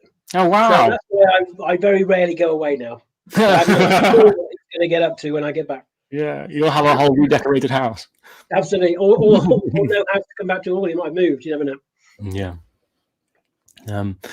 So what are the plans for Fold going forward? What are the plans? Oh, wow, that's a big question. Well, we're working on the Flop Not Croc campaign at the moment, and that's taking up a lot of my brain space and power. But I think, looking at Sarah has been busy working away in the background on Jasmine's Law. I don't know whether you heard that went through, which is really amazing. And that's just the change of the model tenancy agreement so that people can actually access rental accommodation with their pets.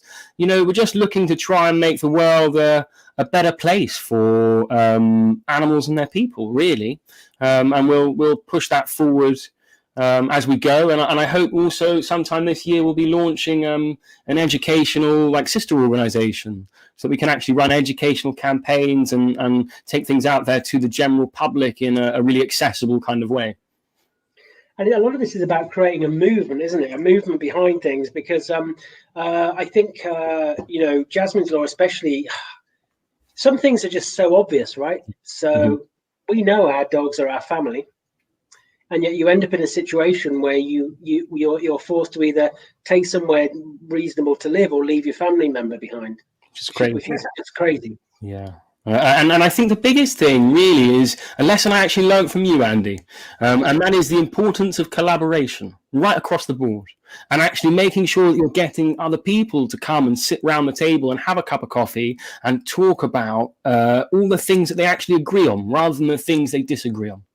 And trying to move forward from that point, I think, is really valuable, because it was amazing to me as I was talking to loads of different people that work in welfare and campaigning. A lot of them were all saying the same things. They just weren't saying it to each other. And so it's just about creating that environment where everyone can come and have a conversation, sit down and talk and move forward and build really wonderful things for animals. And that's a really important thing. Actually, I've spoken to so many people over the years about how you push forward a vision, and we still, and I get it, because a lot of people, they have a passion, right, and they have a fire, so that can easily come out into almost like warrior-esque ways forward, which is great to kind of. Sometimes you've just got to smash in, right? But I genuinely believe, just through personal experience, this thing about collaboration, that the real change comes from having a vision and bringing people with you, and that invariably starts by finding that middle ground, right? Find that middle ground, like I say, the stuff that we agree on. And a lot of the time, 90% of the stuff we agree on, and yet we just want to go round and round arguing about the 10%. So we never shift anything. And I think that's very important. And I think I really hope our colleagues in Parliament, our friends in Parliament, the legislators, start to actually think about animal welfare from an animal welfare point of view, not just thinking what's that going to sound like or how can we tinker with this, and that's kind of what happens a fair bit. There's never anything really that is an absolute through that legislation. I think as well, it's really hard when you're in welfare and you're a campaigner. You constantly feel like you're battling something, and rarely do you get the opportunity to stop and to stand back and to look at the whole picture. Because often we're working on little things and plugging away here and there. And actually, sometimes we all just need to stand back together and look at the whole picture and what it is that we want to create moving forward. I think that that's really valuable. Do you think part of the thing that holds us back more generally is a lack or I was going to say lack of want? Maybe that is what I want to say. Definitely, again, coming to the ends of 8 hours now, Heather. I think my name's Andy because it says it on the screen. Yeah. I think Is it that there is a lack of will or a lack of intent to really recognise from a legislative point of view what animal sentiency means? You think that's I wonder whether as well it's down to a lack of unifying all the voices that are there that are actually saying the same thing. And that as individuals, they're a lot quieter, but when they come together, it really makes a loud enough noise that something will happen. Because they are all there. When you're looking at all the different campaigns that are going on, including like Increase to 5 and various other things that are happening at the moment, there are people that really want to make the world better for animals. And so it's just pushing forward with those different campaigns and giving everyone a voice and uniting and kind of working together, I think would be the biggest thing, which is something I say, I kind of go round and round in circles saying it, but it's so important. And Kendall Shepherd, who you had on your podcast the other night, she came out with an incredible saying that it's not about everybody agreeing on everything. It's agreeing on what the end goal, what the aim is. So it's not everybody like 100%, because we're all humans, we're going to have different opinions on stuff, and that was like really powerful to hear on the podcast from somebody, because that's what it's about. It is about give and take, and not going, I want this, I want this, I want this. And it's about, as Andy says, it's the collaboration. Yeah, definitely. People all coming together, and what do you want to achieve? Yeah. How do you get there? What you want to achieve. And just remembering how it is that we shape animal behavior as kind of positive science-based sort of trainers, and applying the same to people, I think, is also really valuable, reinforcing those right choices, setting people up for success, creating the right environment. They're all things that we can do when we interact with other people too. We don't just have to shout. We have a lot of options available. Don't get me wrong, when I was campaigning against Amazon, I had to shout, because that's the only way to get someone like that to listen to you. But generally speaking, when it's with like small organizations and you're working on the ground, you are always stronger together. And that's what we need, voices like yours, Jordan, I think, who are prepared to do that bit of stepping back and thinking about who can I build around this. Because I think some of the other some campaigning figures, not all I know, but some, it can be very easy to start being about them now. So it's their profile, their brand, if you like. And that can get in the way of the picture then, because they're just seeing it almost like moving on. I think we need people like yourself who can look at the bigger picture and see about pulling together those individual strands.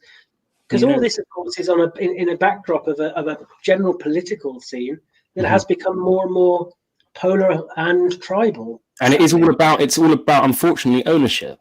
And actually, it shouldn't be. It should be about the end goal and achieving the end goal. That's far more important than the ownership of the particular campaign. I don't mind how many names signed next to mine on the petition, as long as we get it done. I don't mind people claiming it's theirs, as long as we get it done. It's the end goal that I really want to see. That's what's most important. And so sometimes it's just stepping back from that. I mean, I know it's really odd because I've got loads of social media platforms. I'd love not to be on social media. I hate it. But I'm there because it's the only way to make a difference, and so you have to have it. But I'd happily walk away and give it up if I could and do it another way. But it's just part of the whole thing. And unfortunately, you have to have that name and that or a name to work under and to campaign under for people to kind of then collaborate behind. So where did it's not about egos. It's not about egos. And there are loads and loads of stuff out there. I'm not going to name any of them, but there's loads of stuff out there where it's ego driven, and the ego gets in the way of getting to the end goal in a way. Yeah, and I think, there's always that saying, you can step on so many hands going up the ladder, but you just have to be careful on your way back down. And it's true, like it's all about relationship building, not about bridge burning. It's about creating really good, strong, solid friendships to actually make a change in the world. And people to call you out if you do get too egotistical, and people having the strength to turn around and say, hang on a minute, rein it back in a minute. Yeah, definitely. And to have a really good group of people around you is so valuable, and that's also why I love my job at Foal, is that before I was working with them, I was doing it on my own, and now we have a really great collaborative team And they can go, oi, what you're doing when you get a bit grumpy one day because you've woken up on the wrong side of the bed and you want to shout at people on the internet, which is normal because we're human. And you have to have those human conversations and accept that that's kind of who we are. Yeah, and I think that's the thing with Woofstock is we meet so many different people from so many different backgrounds. I'm not an animal behaviourist. I'm not a trainer. I'm not a vet. I don't work in a rescue centre. I don't do any of this stuff. A bit of a charlatan, really, here for 8 hours listening to all you guys, and girls talking about it. But we've got a platform where we can do stuff like this. And it's not about Woofstock. Woofstock, the branding's there. And it's like Victoria was saying before, well, that's because that's our name. We can't do anything but use our name. It's the name of what we do. But I think it's important when people have platforms to use them to try and make the world better. I mean, we're never all going to agree on what that is or how that is. But we've got another visitor. I'm going to be completely distracted now. But yeah, we have to try and, to the best of our ability, to use those platforms to make the world a better place. I mean, we're not all going to agree on how to do it, but it would be a shame not to use them. Yeah, exactly, and that's the way that it should be, and use it for the greater good on multiple levels. And I think that's the beauty of what we do, because we don't. Yes, we're Woofstock. The festival's about dogs, basically because you'd be really stupid to bring your cat to but we don't. We've expanded it past that, where we include all animals. Even bears. It's a celebration of humans and animals and that kind of relationship and bond, which is like a really beautiful thing, I think. Yeah. Really lovely. Yeah, you've got a very well-behaved dog, Andy. My little 18-and-a-half-year-old scruffy Jack Russell is squeaking at my feet. Yeah, I could hear some singing. Yeah, it's not Carol. It's the dog. And he's squeaking down here, and so I'm stroking him, and then I go to pick him up, and he goes, "Get off." Where do you remember? Where do you think this passion came from? Do you remember early influences? Do you remember even as a child thinking, I need to connect to nature, or I need to connect to animals, or I need to do something? Or is it something that's come out of something else? So animals have always been a part of my life, right the way from when I would steal food from my mum's fridge and go and feed all the wild creatures that lived around the place and drive her bonkers. And she caught me once with all the, I must have been 6 or 7, with all the packets of ham that she had in the fridge. And I was laying a trail for a stray cat to follow me home. So it started quite young, but then I think life throws lots of interesting things at you. That's what life's about. And I guess I've personally been through lots of grief in life, lost lots of people that I love. And I think that's probably what gives me the fire in my belly, if I'm honest, because I realized how important that my relationship with animals was to me in getting me through those different phases in my life, and actually how often we completely abuse that relationship with animals. Not intentionally, often it's being perpetuated in the media and things like that, and it just becomes normalized. And how can we stop that? How can we help create a better animal and human bond? And my big thing that I like to talk about is stepping into the animal's experience. I think, but part of that is stepping into our own, right? Yeah. And I think we need to educate more about this thing about recognizing emotional experience, because a lot of the stuff that you and I might not even want to say on air, actually, Jordan, about how we perceive certain parts of the industry or how we treat dogs generally in different factors, those conversations become easier when, as a collective culture, we start to recognize the animal's experience, the animal's emotional experience. Yeah. Because the only other job I've ever considered doing other than working with animals would have been being a grief counsellor, because I think that that's not talked about in society enough. And I think it's the same with a lot of things around animals and the animal and human relationship. We just accept what's there and what is. And we don't really have those difficult conversations where we step back and look at things. And I think that's what I try my hardest to do. It's sometimes difficult when you're caught up in emotion, but that's life. But the emotion is important. And I think what I like about a lot of the projects that you do, and some of the ones that I've been kind of privileged to be part of with you, like your open hour, is we just don't talk about emotional experience enough. And like I say, there are certain things that are kind of taboo. And I think, especially for us Brits, because of our stiff upper lip, and especially for us blokes, right? Because we don't emotionalize, we don't talk about emotions, but the reality is we still experience them. We can't hide the fact we experience them. And a lot of my colleagues in rescue, sadly, some of the kind of management side of rescue will often say to rescue workers, try not to get involved, try not to get connected. But the reality is they will. But now that they've been told that, they're going to be reluctant to express that. They're going to be reluctant to talk about that. And programs like your opener, I know it was such a great series, the last one you did, and every single one started this big branching out of topic of talking about stuff, because people are identifying. Some of the conversations were just amazing. Some of the things that it started, some of the people that contacted me, just that it really was such an open and honest kind of, and that's what I wanted it to be. I specifically did it from my bedroom, sat on the bed for that reason. It was like a nice, relaxing kind of way to come and have a conversation about how people actually genuinely feel, and maybe that might make the industry a better place, because I have a distinct feeling that working with animals does attract people that have had some kind of emotional baggage or damage over the time that they've been alive. I think that's why we're drawn to animals, I think, a lot of the time. And I wanted to offer people an opportunity to talk about it and to unload, and hopefully that will then pass on to better interactions between people within the industry kind of as a whole. So what can we do to help you? What can we do to help you? Not right now, right this evening. Beard clippers, but other than that, what can we do?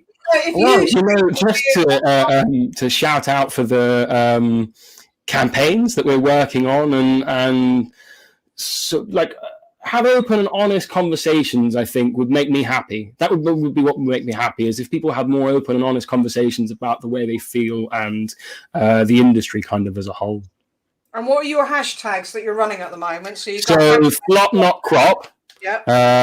Is the main one. There was obviously Jasmine's Law, but things have kind of been moving really fast with that. And I think Flop Not Crop really is the main one at the moment. And that would be the one that I would shout at everybody to please go and support. Not shout, ask nicely. Please go and support, because we really need it. The campaign ends in, I think, a week's time. And we'll be relaunching the following week with even more support. So we're not going anywhere, and I'll keep talking about it until we get to where we need to be. The more support the better, really. And I hope it won't be long until we have another series of the open hour, and loads of everyone can join me. And where can people find you? So on Twitter? So on Twitter, just Jordan Shelley. If you look me up, I'm there. There's the Fold groups on Twitter as well. And I'm on Instagram, but I don't tend to do very much on there. I'm a bit rubbish, I must admit. I tend to just have it to look around. But then there's Facebook. I've got a Facebook page. Jordan Shelley is the Facebook page. So come over there. There's lots of interesting conversations. And obviously everything's streamed live nowadays. That's the way it works from the little TV that we look at each other through. So it's all streamed live there on the page. And the Fold groups on Facebook as well. Yes, Fold groups on Facebook, Twitter, Instagram. We're everywhere. I feel like we're going to end up with so many different social media accounts. I'm going to be posting all the wrong things in the wrong places. So I'm very glad to have Nick. Yeah, I've been known to do that. Yes. But Jordan, it's a pleasure to meet you, even if it's through a screen. Yes. Thank you so much for having me on. It's been a real pleasure to come and talk to you both. And well done. I think I probably would have passed out. Well, we have. Yeah.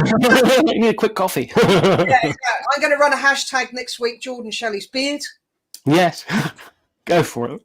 Maybe you have your own Instagram just for the beard, Jordan. Yeah. Oh, dear. Really appreciate it. Absolute pleasure to. Thank you. It's even more exciting for me knowing Sarah and Nick as well, and then the penny dropping that you are all part of the whole group, and me going hallelujah, and then get involved. So that's absolutely We call ourselves the Three Muskehounds because I think that's really what we feel like we are. You know, we make a great team, and without the two of them, I really couldn't. I'm not sure I would keep my sanity, let alone be able to do half the amount of things that I'm able to. So I'm very appreciative. Well, I promise you, sir, from this day forward, you have the backing of Woofstock 150%. Anything that you need, you shout out to us. Thank you. I appreciate it. Your back and call. Yeah, thank you very much. Thanks, Jordan. Speak to you soon. Yeah, speak to you soon. Thank you for having me on. Take care. Cheers. Bye-bye. Bye. Oh, what a great guy again. He is, wow. And this is why we're staying fresh and awake, because just when you start to lag a little bit, we get another great guest in who has such amazing things to say, who just really want to inspire. You know, just so inspirational. It's great. So we've had a message from Ian at the Southwest Paddleboard. Ian has got some technical issues at his end. So he is going to announce the winner of the paddleboard package on his Facebook feed.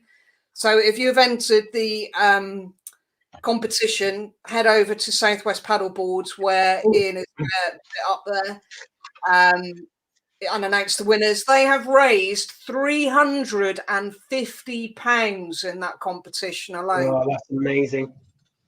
Incredible prizes that he has come out with there. So absolutely gutted that we don't get to speak to Ian, but go and check them out. Facebook, Southwest Paddleboards. They are incredible. And the video on their logo that you can see at the top there, just above Andy's head. Absolutely brilliant. Obviously we'll tally figures probably early next week once we get everything in. But we've raised several thousands through this event, which is absolutely amazing. And don't forget, it's not too late to donate. You've got the text numbers down the bottom, or go to the Animals in Distress website, www.animalsindistress.uk.com. So we've got a little slot here that maybe we could use for Max. Yeah, let's do Max now. I've got Rachel in the background looking lovely. Again, another one with her tousled hair on her shoulders. It's fantastic. Everyone's had their hair done for us. Could I raise my glass to you, Heather? It's actually a bottle of water. But I think as we enter our last hour, cheers. And we've done it nearly. We're nearly there. You know, some people trip at the last hurdle, don't they? So you never know. But we're nearly there. And what a great thing it's been. You're a genius. You're a genius, man. We could have done 12 hours. You see, we could have done 12 hours easily. Maybe next time we'll think about that. No. Right, Max the rabbit. Max the rabbit. So Max is looking for his forever home. Let me find a video of Max. Where is he? This is when I realise I haven't put Max up. Yeah, he's there. So when Max arrived at the rescue centre at only 1 year old, he had already had 4 homes. And the staff couldn't work out what had caused his aggressive behaviour. So when he arrived at the rescue centre, he wouldn't let any of the staff near him. Anyone who even tried to go into his pen, he would lunge at them and bite them. In the early days, Max bit everyone on the rabbit team. But animals in distress, they don't give up on animals in need of their help. And one of the amazing animal welfare assistants, Finley, was working very closely with Max to help him get over his fears and regain his trust with amazing results. So Max is now looking for his forever home. He's very special. They'll need a special owner because of his fear issues and to help him continue to put his trust back in humans. He's looking for an adult-only household where he'll be the only pet. He'll need a family with plenty of experience at keeping rabbits to maintain and continue his training. In an ideal world, Max would like a home with someone who either works from home or is retired and can commit a lot of time to spend with him. It would be a calm and quiet environment. Although Max could be a garden or a house rabbit, it is imperative that Max has lots of garden access. It's his favourite place to be.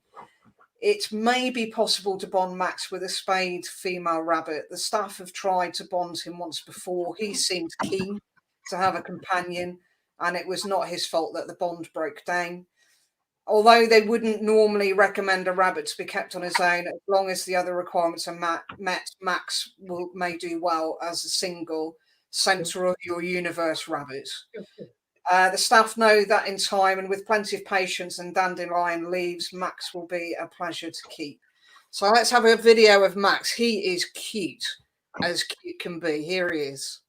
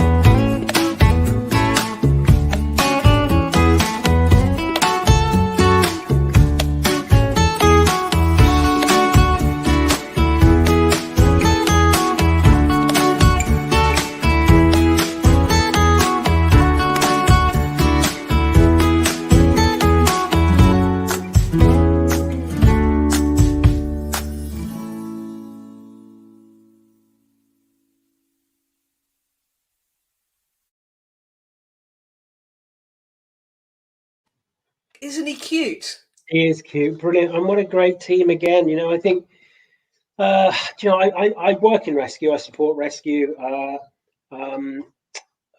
I know I probably couldn't do rescue, as in, you know, working there, because it takes a real special type of person. I just dip in and out and support the team wherever I can, and a big shout out to my other colleagues in rescue, by the way. Anybody involved in rescue, big hats off. I know we're supporting animals in distress today, but wonderful Angela Curtis up at Rotti Rescue, up in Tiverton, up in Taunton, sorry, and Kay Scott and the team at Bedlington Terrier Rescue, and others, and many others.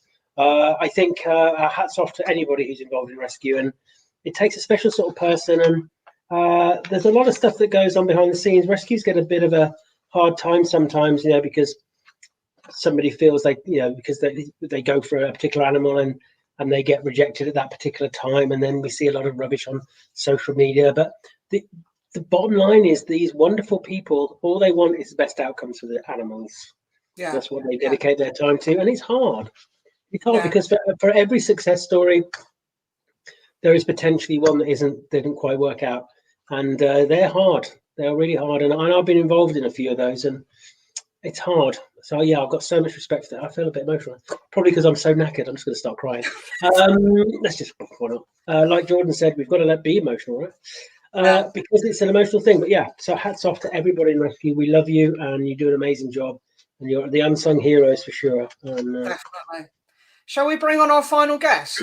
Yes, because she can cast a light on some of this stuff. So this is good, and we've got a great cracking guest for our last one. Get me tambourine ready. It's become a thing now, isn't it? Shall I go for top hat or bowler hat? What do you reckon? Yeah, I think a top hat for Rachel. Why not? Top hat for Rachel. Top hat for Rachel. Rachel, top hat. You ready? You ready, Rachel? Here we go. Here comes Rachel. Rachel, look at you looking all fabulous. Everybody's really scrubbed up well for us. Look at Rachel. Look at her. I haven't done anything. You normally see pictures of her all sweaty and hot in the middle of Thailand. Yeah, with dog poop on her. Yeah, just looking fairly minging in sweaty Thailand, to be honest. Although I've missed it so much this year, that's for sure. So people, you know, I feel that everybody knows you. Obviously, not everybody does, Rachel. And so you are a veterinary nurse. That is your bread and butter day job, really, isn't it? You're a veterinary nurse. I'll just let you know quickly how it started, really. I mean, I started off at the Dogs Trust. So I was an assistant kennel manager for the Dogs Trust, 1994 to 1996. And then I left to qualify as a veterinary nurse. So I was in practice from 1996. Had to wait about 18 months or so for the nurse that was before me to finish her training. And then I started my training. So yeah, I was on the passed my exams, and then was on the Royal College register from late 2001. So I've been in practice since. It's just the last 10 years, really, I've been self-employed. So that's given me the opportunity to go different pathways, but using my veterinary nurse degree. Yeah. And one of those things is, the last 5 years is working in Asia and doing that work, which we can talk about in a bit. But I'm back in practice. I've never left practice. I've always sort of worked maybe a third of the month in practice, even though I was self-employed for 10 years, because there's just a massive shortage of veterinary nurses. So, part of my sort of doing things like this is really to fly the flag of veterinary nurses and what a brilliant career it is. And there's as I say, there's a massive shortage, and even more so now. We've got the COVID situation. I'm back in full-time practice, and I have been since July. The little practice that I locum at frequently just ask me, look, we're really short-staffed. Would you be interested in doing full-time through COVID? So I've not been able to do any traveling. I've not been able to do any teaching of my first aid, which I think we're going to talk about. I just said yes. I go into full-time practice. So that's where I am at the moment. And one important thing we've missed off your little CV there, of course, is that you are involved with Vets on Set, which is working behind the scenes on the TV shows. Like you have been involved with Pooch Perfect, haven't you? The new... Yeah, sure. A little bit. I'll tell you the story of that as well. I've got a friend who runs Animal Direction, which is like a little pet agency. She's got an office in Media City in Manchester. She runs a little media company. So this was her little hobby business, Animal Direction, and she noticed that when she was turning up to TV shoots and advert shoots, things like Aldi and sort of little adverts like that, is that there was nobody actually there monitoring the welfare. So she thought, I'll design a little company called Vet on Set. So me and her are actually in 50-50 partnership with this company. So it's only 2-year-old, it's very, very small at the moment, but we've got clients like Judge Rinder. We do the Judge Rinder show and things like that. And Pooch Perfect came about because it was filmed in Media City. So we've got all the contacts really. So although there was a big welfare team on that have been working on Pooch Perfect for sort of 8-9 months, our role really was just to be the dog handlers and make sure they got from studio to the pens and out for winnies and that kind of thing. So, but it's one of those shows, isn't it, that has caused sort of a mixed reaction. I can understand that. I can see it from both sides. But what I try and sort of get across to people is that my role there and the other dog handlers was to make sure the dogs got safely from set to their pens, and they got fed and watered and went out for toileting and things like that, which obviously they did. Well, understanding behind the scenes, I'd say there's always debate and conjecture about these shows, but behind the scenes, what you were telling me, welfare of the dogs was paramount, and they were treated probably better than the actual human elements, if anything. I would say that, definitely. And we were there to if I spotted anything potential that may, maybe a collar that was on too slack or something like that, then I'd point it out to Jodie, who was head of animal welfare, and then there was eyes everywhere. They couldn't have gotten away with anything. There was eyes everywhere. Yeah, for sure. Yeah. So tell us a bit about the first aid courses that you run. Yeah, I mean, obviously, being a veterinary nurse, we are exposed to a lot of trauma. Even just in the small practice that I'm at, I was not a big practice, just a 2-vet practice with a small team. It's fairly, minimal really as far as big traumas. It's not a second opinion referral place, but we see the daily things that happen to pet dogs and pet cats, so and over again. So I've been teaching first aid probably about 15 years now. It came about, I was asked by an RSPCA branch to come and do some staff training, and we really enjoyed it. We just did like a 2-hour session, and I enjoyed it, the staff enjoyed it, and we said, you should do this a little bit more, we'll give you a couple more branches. So I did a couple more local branches, and it just snowballed from there really. And it's in a position now where, obviously not because of COVID, I've not been teaching at all this year, but where where I am teaching, I try and keep the teaching real. So I don't do any PowerPoint. It's good old fashioned round a table discussing with a workbook and a pen, eye to eye contact, and giving people the opportunity to actually say, I've experienced that. Or what does that? I don't know what that means. It's, you know, it's a very relaxed environment, because the people that I attract are people that want to learn more, and pet owners, but also dog businesses as well. So we've got to respect the fact that they've got an awful lot of experience to share. And if you've got 40 people in a room in front of a PowerPoint, people don't feel that they can put their hand up and said, well, that happened to me and that didn't happen and this was the outcome. You know, it's very inclusive the way that I teach. So yeah, zero PowerPoint. I have real dogs in the room, so my dogs are in the room. If it's a slightly bigger group, I don't do any more than 14, 15 in a group. Average groups around about 12, something like that. So we might have a couple more guest dogs, but again, the dogs that we usually know quite well, for taking pulse rates and maybe a bandage. But I'll definitely bandage my two, so people can have a go and that kind of thing.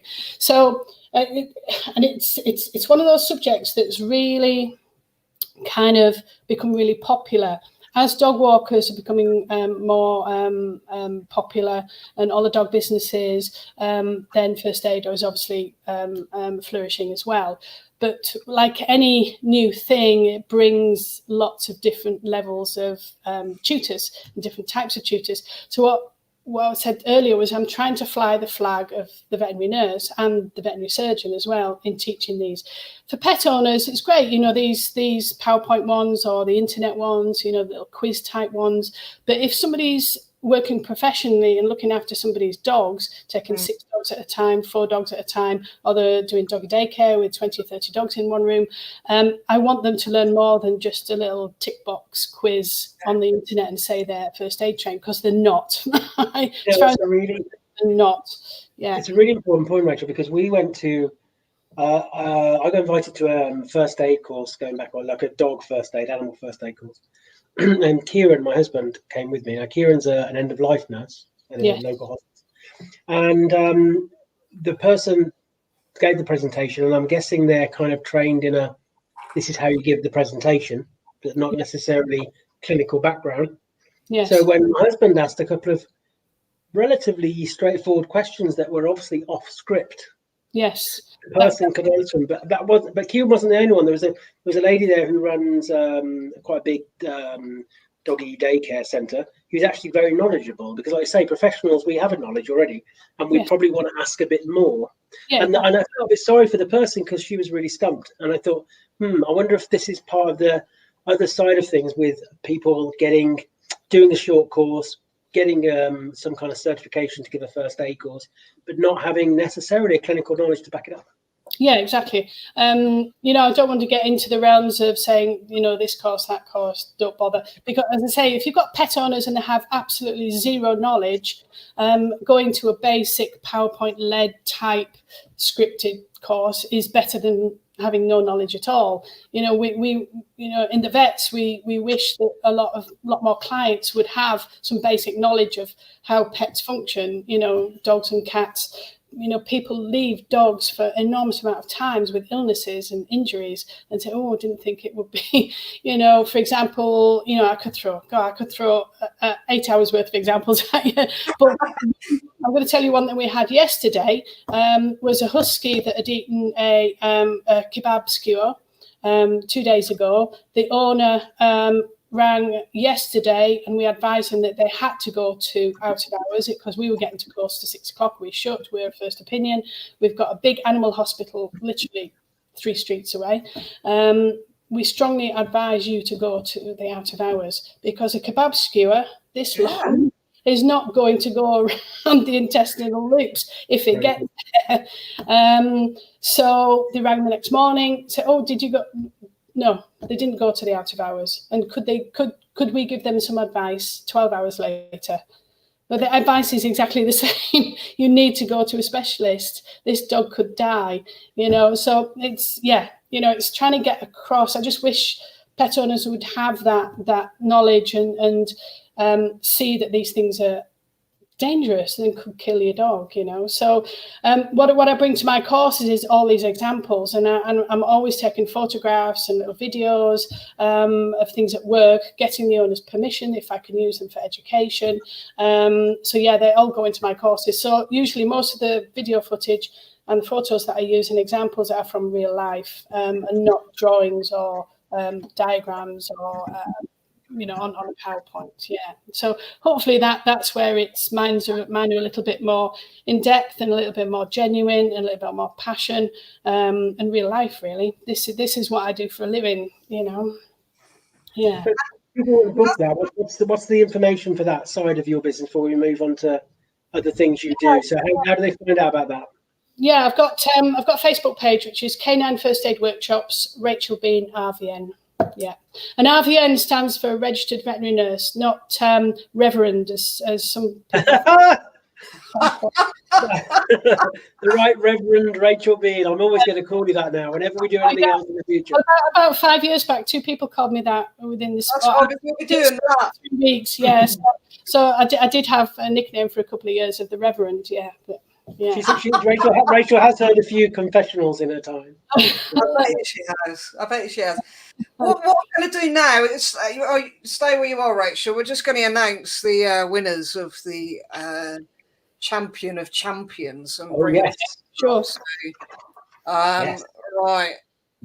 So just to remind people, so we've done all the different categories, and the winners of all those categories have been gone into the pot to be looked at again to create the champion. And the champion is going to win an extra special pet remedy bundle, a chance to come and spend time with you and I, Heather, when restrictions are lifted at Bobby Castle, and with their dog, and we're going to have a lovely cream tea, and it's going to be wonderful. We've penciled that in for 2024, Rachel, just so and also Ruth Morrie, thank you, Ruth, has very kindly pit crew, can I have the painting, Kieran, if you can? I'm going to show you a painting that Ruth did for us. Kieran's my pit crew. Is going to paint a picture of the winner that we're going to announce now, which is amazing. So I think the pit crew's here, and I can just show you the painting that was done. So here's Arthur. You can see Arthur here. And if anybody followed me on Facebook, they know about Bertie and also Harley, who we saw earlier. Look at that. Amazing. So that's there you go. So Arthur, Bertie, and Harley on there, done by the amazing Ruth Morrie. So thank you, darling. Brilliant. So what a great prize. And then the runner-up to that will get the little package put together by Pads and Paws, which is a bed, isn't it? A bed and some toys. I think some bits and pieces from Pads and Paws. Yeah, brilliant. Yeah. Ruth has put a comment up. She said, this has been a fabulous afternoon and evening. Thank you, everyone. Looking forward to finding the champion of champions. My paintbrushes are at the ready. So I tambourine them in? Yeah, you tambourine them in. So the runner-up champion of champions is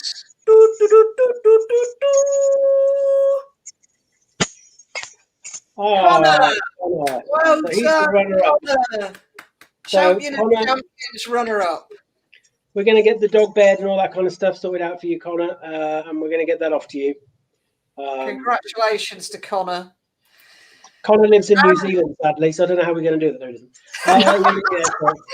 So Connor is 16 years old and is still living life to the full and still chasing after a ball and stuff like that when his legs allow him to do so.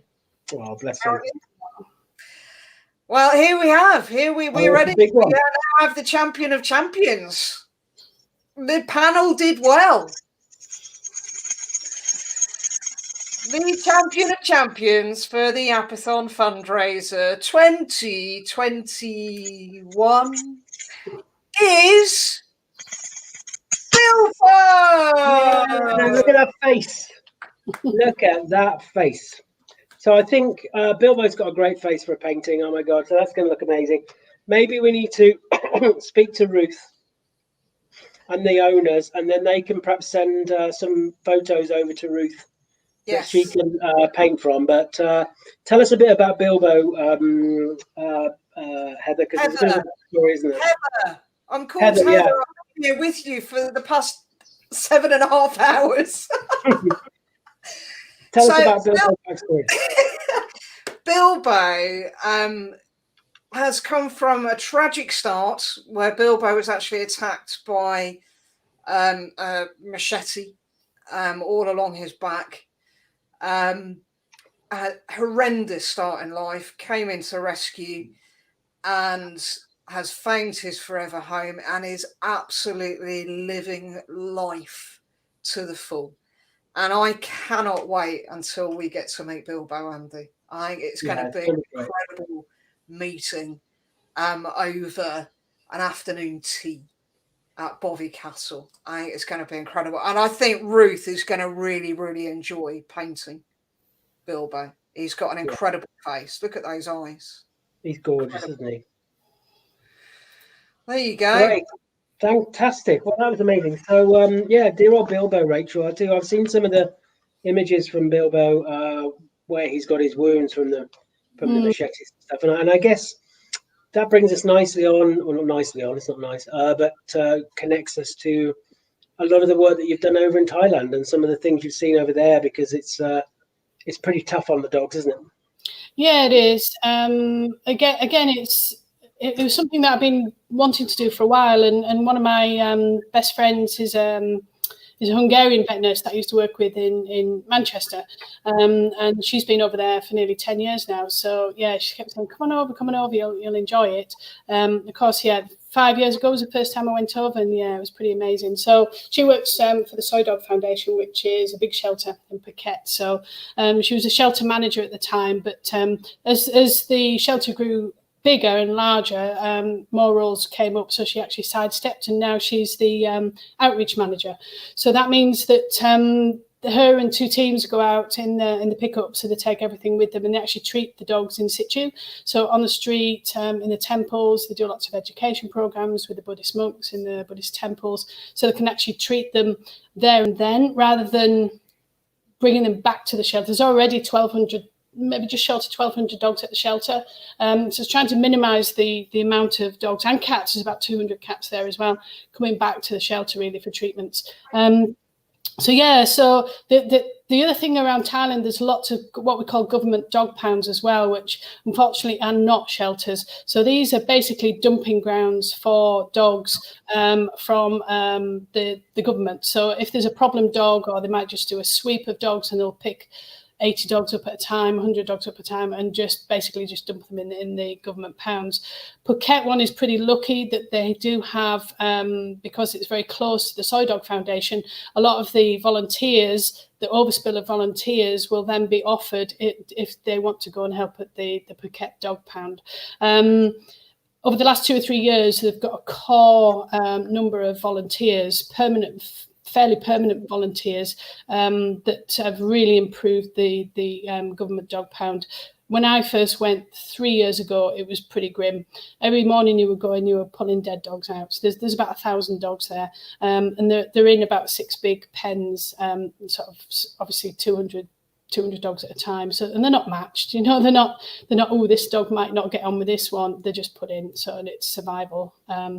So yeah, when I go, I usually get what they call the hospital run. So you're treating a lot of dog bites a lot of the time. That's basically what, and these are not just little nips that you might get in little squabbles at home with your dogs. These are serious dog bites. So again, I get a lot of the experience that's more trauma than maybe you would experience in the UK, and a lot of road traffic accidents as well. We see, yeah. So how are you received when you go over there?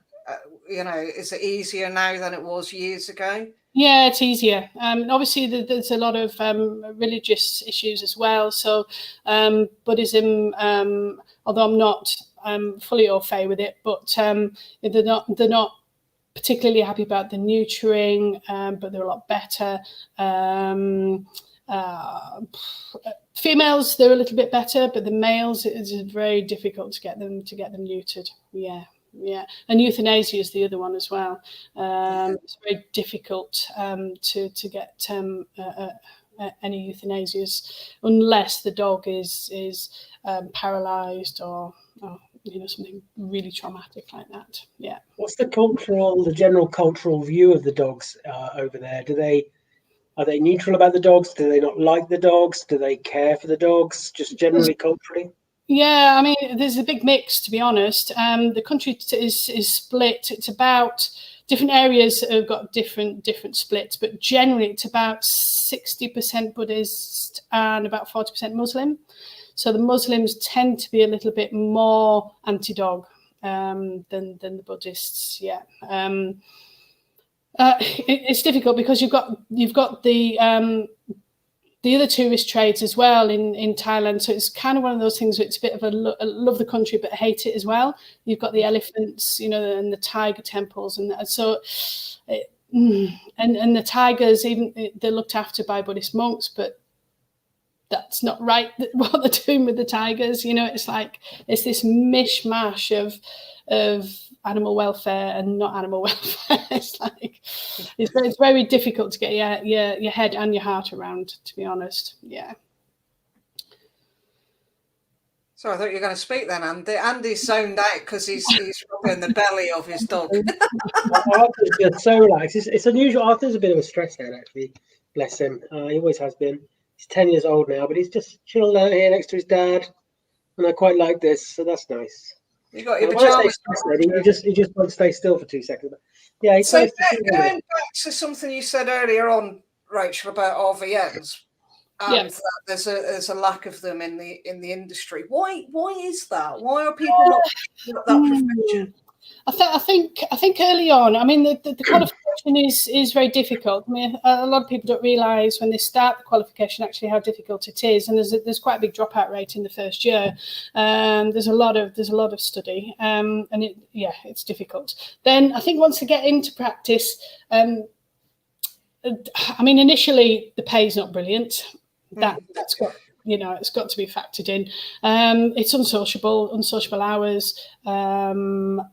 There's night shifts, there's on call, there's weekend rotas. You're basically always at work. Even part time. The shifts are unsociable shifts. The pay, as I said, pay is another contributing factor. What's happened with COVID is that people have been furloughed and then not come back to work. They've maybe quite enjoyed the furlough or changed careers for more money, basically. Yeah, but I think people that stick with it, and I think the other thing as well is the emotional toll. It's again going back to people not realising actually what vet nurses do. It's not just sweeping floors or cleaning kennels.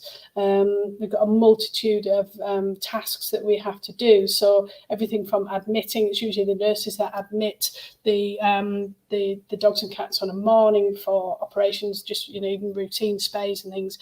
You get clients that are upset on admission, they're stressed, they could be angry. So it's a roller coaster of emotions, really. One appointment might be euthanasia, and then in the next few minutes, it's somebody bringing in your puppy, and it's like, poof, yeah. So I think the emotional toll is huge, as is depression as well, and the financial stress, especially through COVID. It's a whole host of things. I mean, the veterinary profession has got the highest suicide rate. Yes. So. Yeah, I was talking to a vet last year, or the year before it might have been. I've lost all my years, and they were saying that the suicide rate is high in that industry, and it's also the easy access to the drugs and stuff. And, they're readily available, and when people reach that bottom, they'll just do it. And they were saying that it, again, as you've said, about the emotional roller coaster, because you're not only coping with the animal and the animal's needs and the animal's stresses and possible anxiety or excitement, but you're also dealing with the human element, like you've said. Yeah. And you guys are literally taking Yeah. everything in Yeah. every range of emotion. Yeah.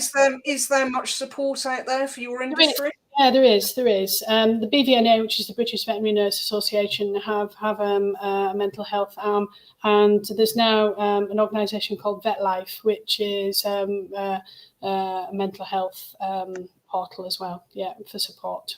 Yeah. Yeah, and I think that's changed as well over the years, hasn't it? Where it was things start to get recognised about the emotional toll on certain industries, like the one that you were in. Yeah, I think and reception staff as well. They get a brunt of clients from people upset, obviously, and emotional, but through to anger as well. We've certainly seen an increase this last year during COVID, where we're having to obviously treat people differently and the animals differently. The people can't come into the building, and they're angry about that, and they take it out on the staff. But what they don't understand is that we've got to keep safe.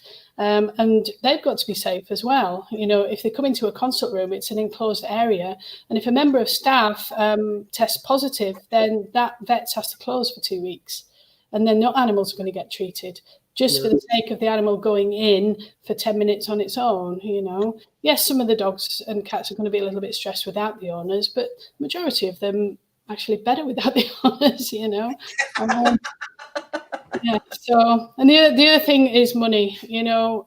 What really rattles my cage is seeing on social media that vets are money grabbers. With any business, there's always going to be individuals that are going to take advantage. But it's generally it's not. It's not that we have to charge. Yeah, we get. You should love animals. Why aren't you doing it for free? Well, I'm sorry, but life doesn't work like that. Yeah, we did a drugs bill, a drugs order the other day, and it was £12,000. And we're a tiny practice. It's like that's the thing. Lennon was we were talking about this with Lennon earlier. Lennon Fu from Amity. Yeah. About because we have a free NHS, we don't value the cost of care or treatment. And I think I've done shifts at vets. I've been very lucky. I've got some great vet colleagues around here, and I've gone and just spent an afternoon or whatever in the vet practice. And when I do my behavioural clinics, I get the luxury of 20 minutes, and I have a big history to look at beforehand, and it's all great.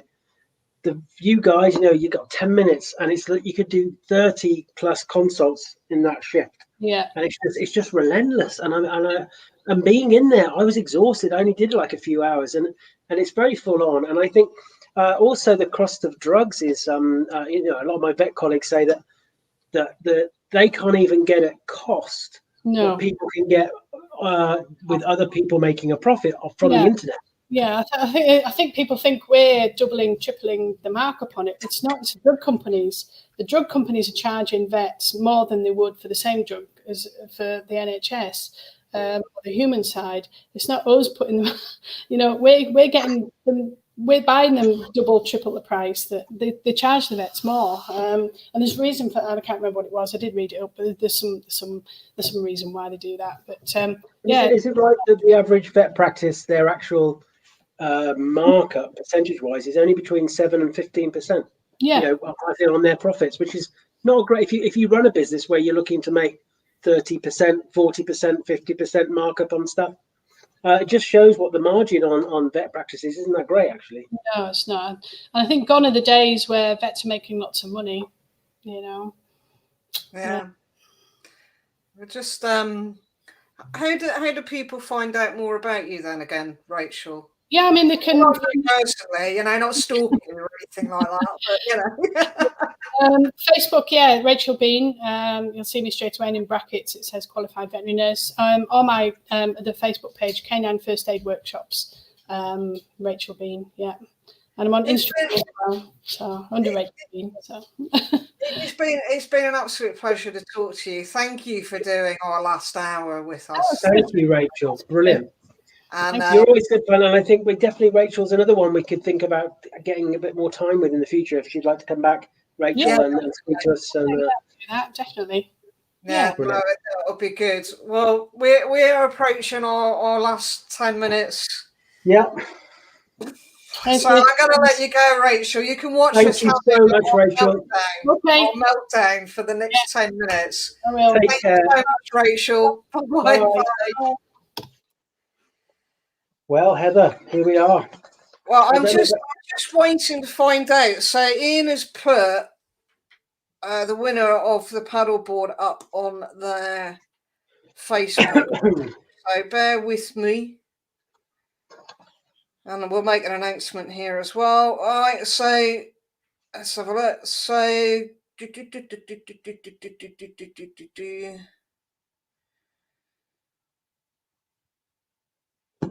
no, I can't see it. I can't. Oh, here we go. So they have a winner. Massive congratulations to Gareth George, who has won a full SUP package. Also, congratulations to the following, who are going to get dry bags for their boards. Luke Holman, Kate Williams, Darren Walker, Nicola Skelly, Faye Buckley. Sunglasses go to John Mortimer, Paul James Crowley, Kev Giddens, Michael Frost, Laura the Ridge. I'm sure she's not a Ridge. You're getting ready for bed. What's I'm ready for bed, yeah. And £20 vouchers go to Heidi Crook, Samantha Weaver, Dan Smith. So yeah, there you go. And they've raised £350. You can tell you're just a little bit older than me if you're getting ready for bed, to be honest with you. It's way past my bedtime, Heather. Oh my God. I'm exhausted. I know, but you know what? Hasn't it gone by really quite well, I think? It has, but I think I don't even know if I'm going to be able to sleep tonight because it's like this buzz, this tired. Well, I've got this light ring thing that's been illuminating me, and I just feel like I've been staring into the oncoming traffic for the last 8 hours. So I'm just going to close my eyes later. I'm just going to see this big ring, but that's why I've got my my lovely satin your little mask, you got guards ready for bed. You're getting your little duvet and stuff, and I'm sat here. And I've got nothing. I don't even have a cup of tea from my wife. I've got nothing. I've been abandoned. Oh, I have to say, my husband's looked after me. My pit crew has been excellent. So big shout out to Kieran. I just want to give a little quick shout out there actually to all of the amazing staff at Rowcroft, which is a local hospice down here. Kieran works there. They're such an amazing bunch of people. My parents both passed on at Rowcroft, and all the staff there, all the nurses, healthcare assistants, all the volunteers, the ground staff, the people in the kitchens, everybody, admin, everybody. You're amazing. Just I'll put that in there. Why not? Shall I bring Harry Jr. on for a minute? People have been asking, is the dog all right? Is the dog all right in the background? Let's see if he's all right. He's probably given up the ghost. I'm trying not to get his head to fall off, like I'll frighten small children. That must be difficult for the kids. Yeah, it gets a bit. So this is Harry Jr. Oh no, I don't know which way I'm going at. That's way. Yeah. There you go, Harry Jr. Does he talk? Oh, he does. Look at him. He's voice. So he was modelled. He was modelled on the Harry. Dear old by Harry. A fantastic puppet maker. To amazing. carry on Harry's good work. Yeah. I did take. He went up. He travelled up to the Animals Asia ball a few years ago, and I took him out at Paddington out of a bag at Paddington to have his picture taken next to Paddington Bear, and there was lots of children around. And as I took him out of his carry bag, his head fell off and rolled along the concourse. Children looked absolutely horrified. Oh, bless. Well, So, right, well, we've made it. We've made it. I just want to say something about Harry because I think this is the whole point, right, of doing all this. Whether you're a dog person, cat person, rabbit person, or whatever, these animals come and they take a big part of our hearts, you know, and Harry was a good example of that. And what I love about Harry's story and what you've done at Woofstock is you've created a legacy for this dog.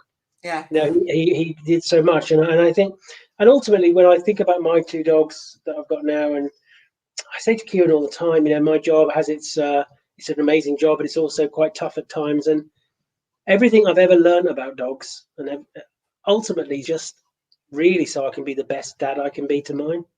Yeah. Really, everything else is a bonus on top of that, right? Yeah. So, yeah, thank you so much, Heather, for being up for this. You know, when we think about it, we've been really lucky, the 2 of us, really. So I thought, why don't we do this kind of yapathon? I know, I'll speak to Heather. And you were like, yeah, let's do it. And then we spoke to all these other people and they were like, without even flinching, yeah, let's do it. So guess what? You can do it. It's just been an incredible journey. It really has. And then all the sponsors and all the people paying for shout outs and the prizes and the guests and the people entering the dog show. And it kind of took on a life of its own and just kept going and going and going. I am absolutely glad that we didn't go with your earlier suggestion of doing 12 hours, because I don't think my bladder could have coped with that, if I'm being honest with you. I agree. And actually, you know, I'm thinking this has been great. And it's actually gone by. It's like being on a great flight that you think, oh, I'm on the flight for 12 hours. But actually, by the time you've watched a couple of films and you've read a mag and had a bit of champers, it's over, you know? And I feel like that. But to be honest, if I was looking at that clock now thinking, God, we've got another 4 hours, I think we could have probably have descended into delirium very quickly, I think. I think we both did at various stages. I think we did. I was like, well, we're going to go and have a cup of tea in a minute. We're slightly ahead of time, but the reason we're ahead of time is because sometimes as it approaches 8 hours of streaming on Facebook, they cut us off without any notice. So we thought it'd be better to end a few minutes earlier than us being cut off mid-flow. I just want to do something very quick then, if we got time. Yeah. I just want to thank Amity, Amity Vets for sponsoring us, Trophy Foods for sponsoring us, Pet Remedy for sponsoring us, Green Bay sponsoring us, Torbay Clearance sponsoring us, and who else did we? Oh, and Interdogs for sponsoring us as well, and of course Southwest Paddleboards. Yeah. So all the people who have sponsored the hours, we really appreciate that. Everybody who paid for a shout out, great. It's not too late to donate. You've got the thing at the bottom of the screen there.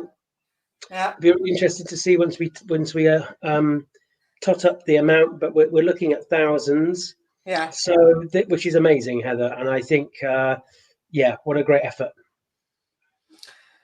Well, with that, shall I roll the end credits? Go for it. I love you so much, Heather. Thank you so much for all the hard work you've done. I really do love you, and you know we've never met, you and I. People think we're good buddies, but we are the product of lockdown, basically. Yeah. We're the lockdown baby. We are the lockdown baby. 2 people who have never met before in their lives and have actually known each other for less than a year, and can spend 8 hours together doing a live stream. I know, crazy. Pretty love crazy. you so much. Thank you to everybody who's been watching. I hope you've had a good time. I'm looking forward to reading the comments. It's quite emotional, yeah. And I do genuinely love you too. I can't remember a time when you weren't in my life. Oh, that's really sweet. I don't know if that's a good thing or a bad thing, but I can't. Time will tell on that one. And I can't wait to meet you in person and be able to give you a great big huge hug.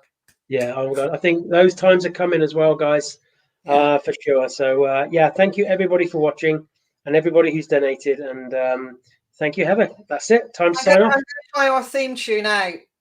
All right, so I'm going to remove you from the feed and play our theme tune out, and I'll speak to you in a minute backstage, Andy. See you soon. Say exactly how we feel.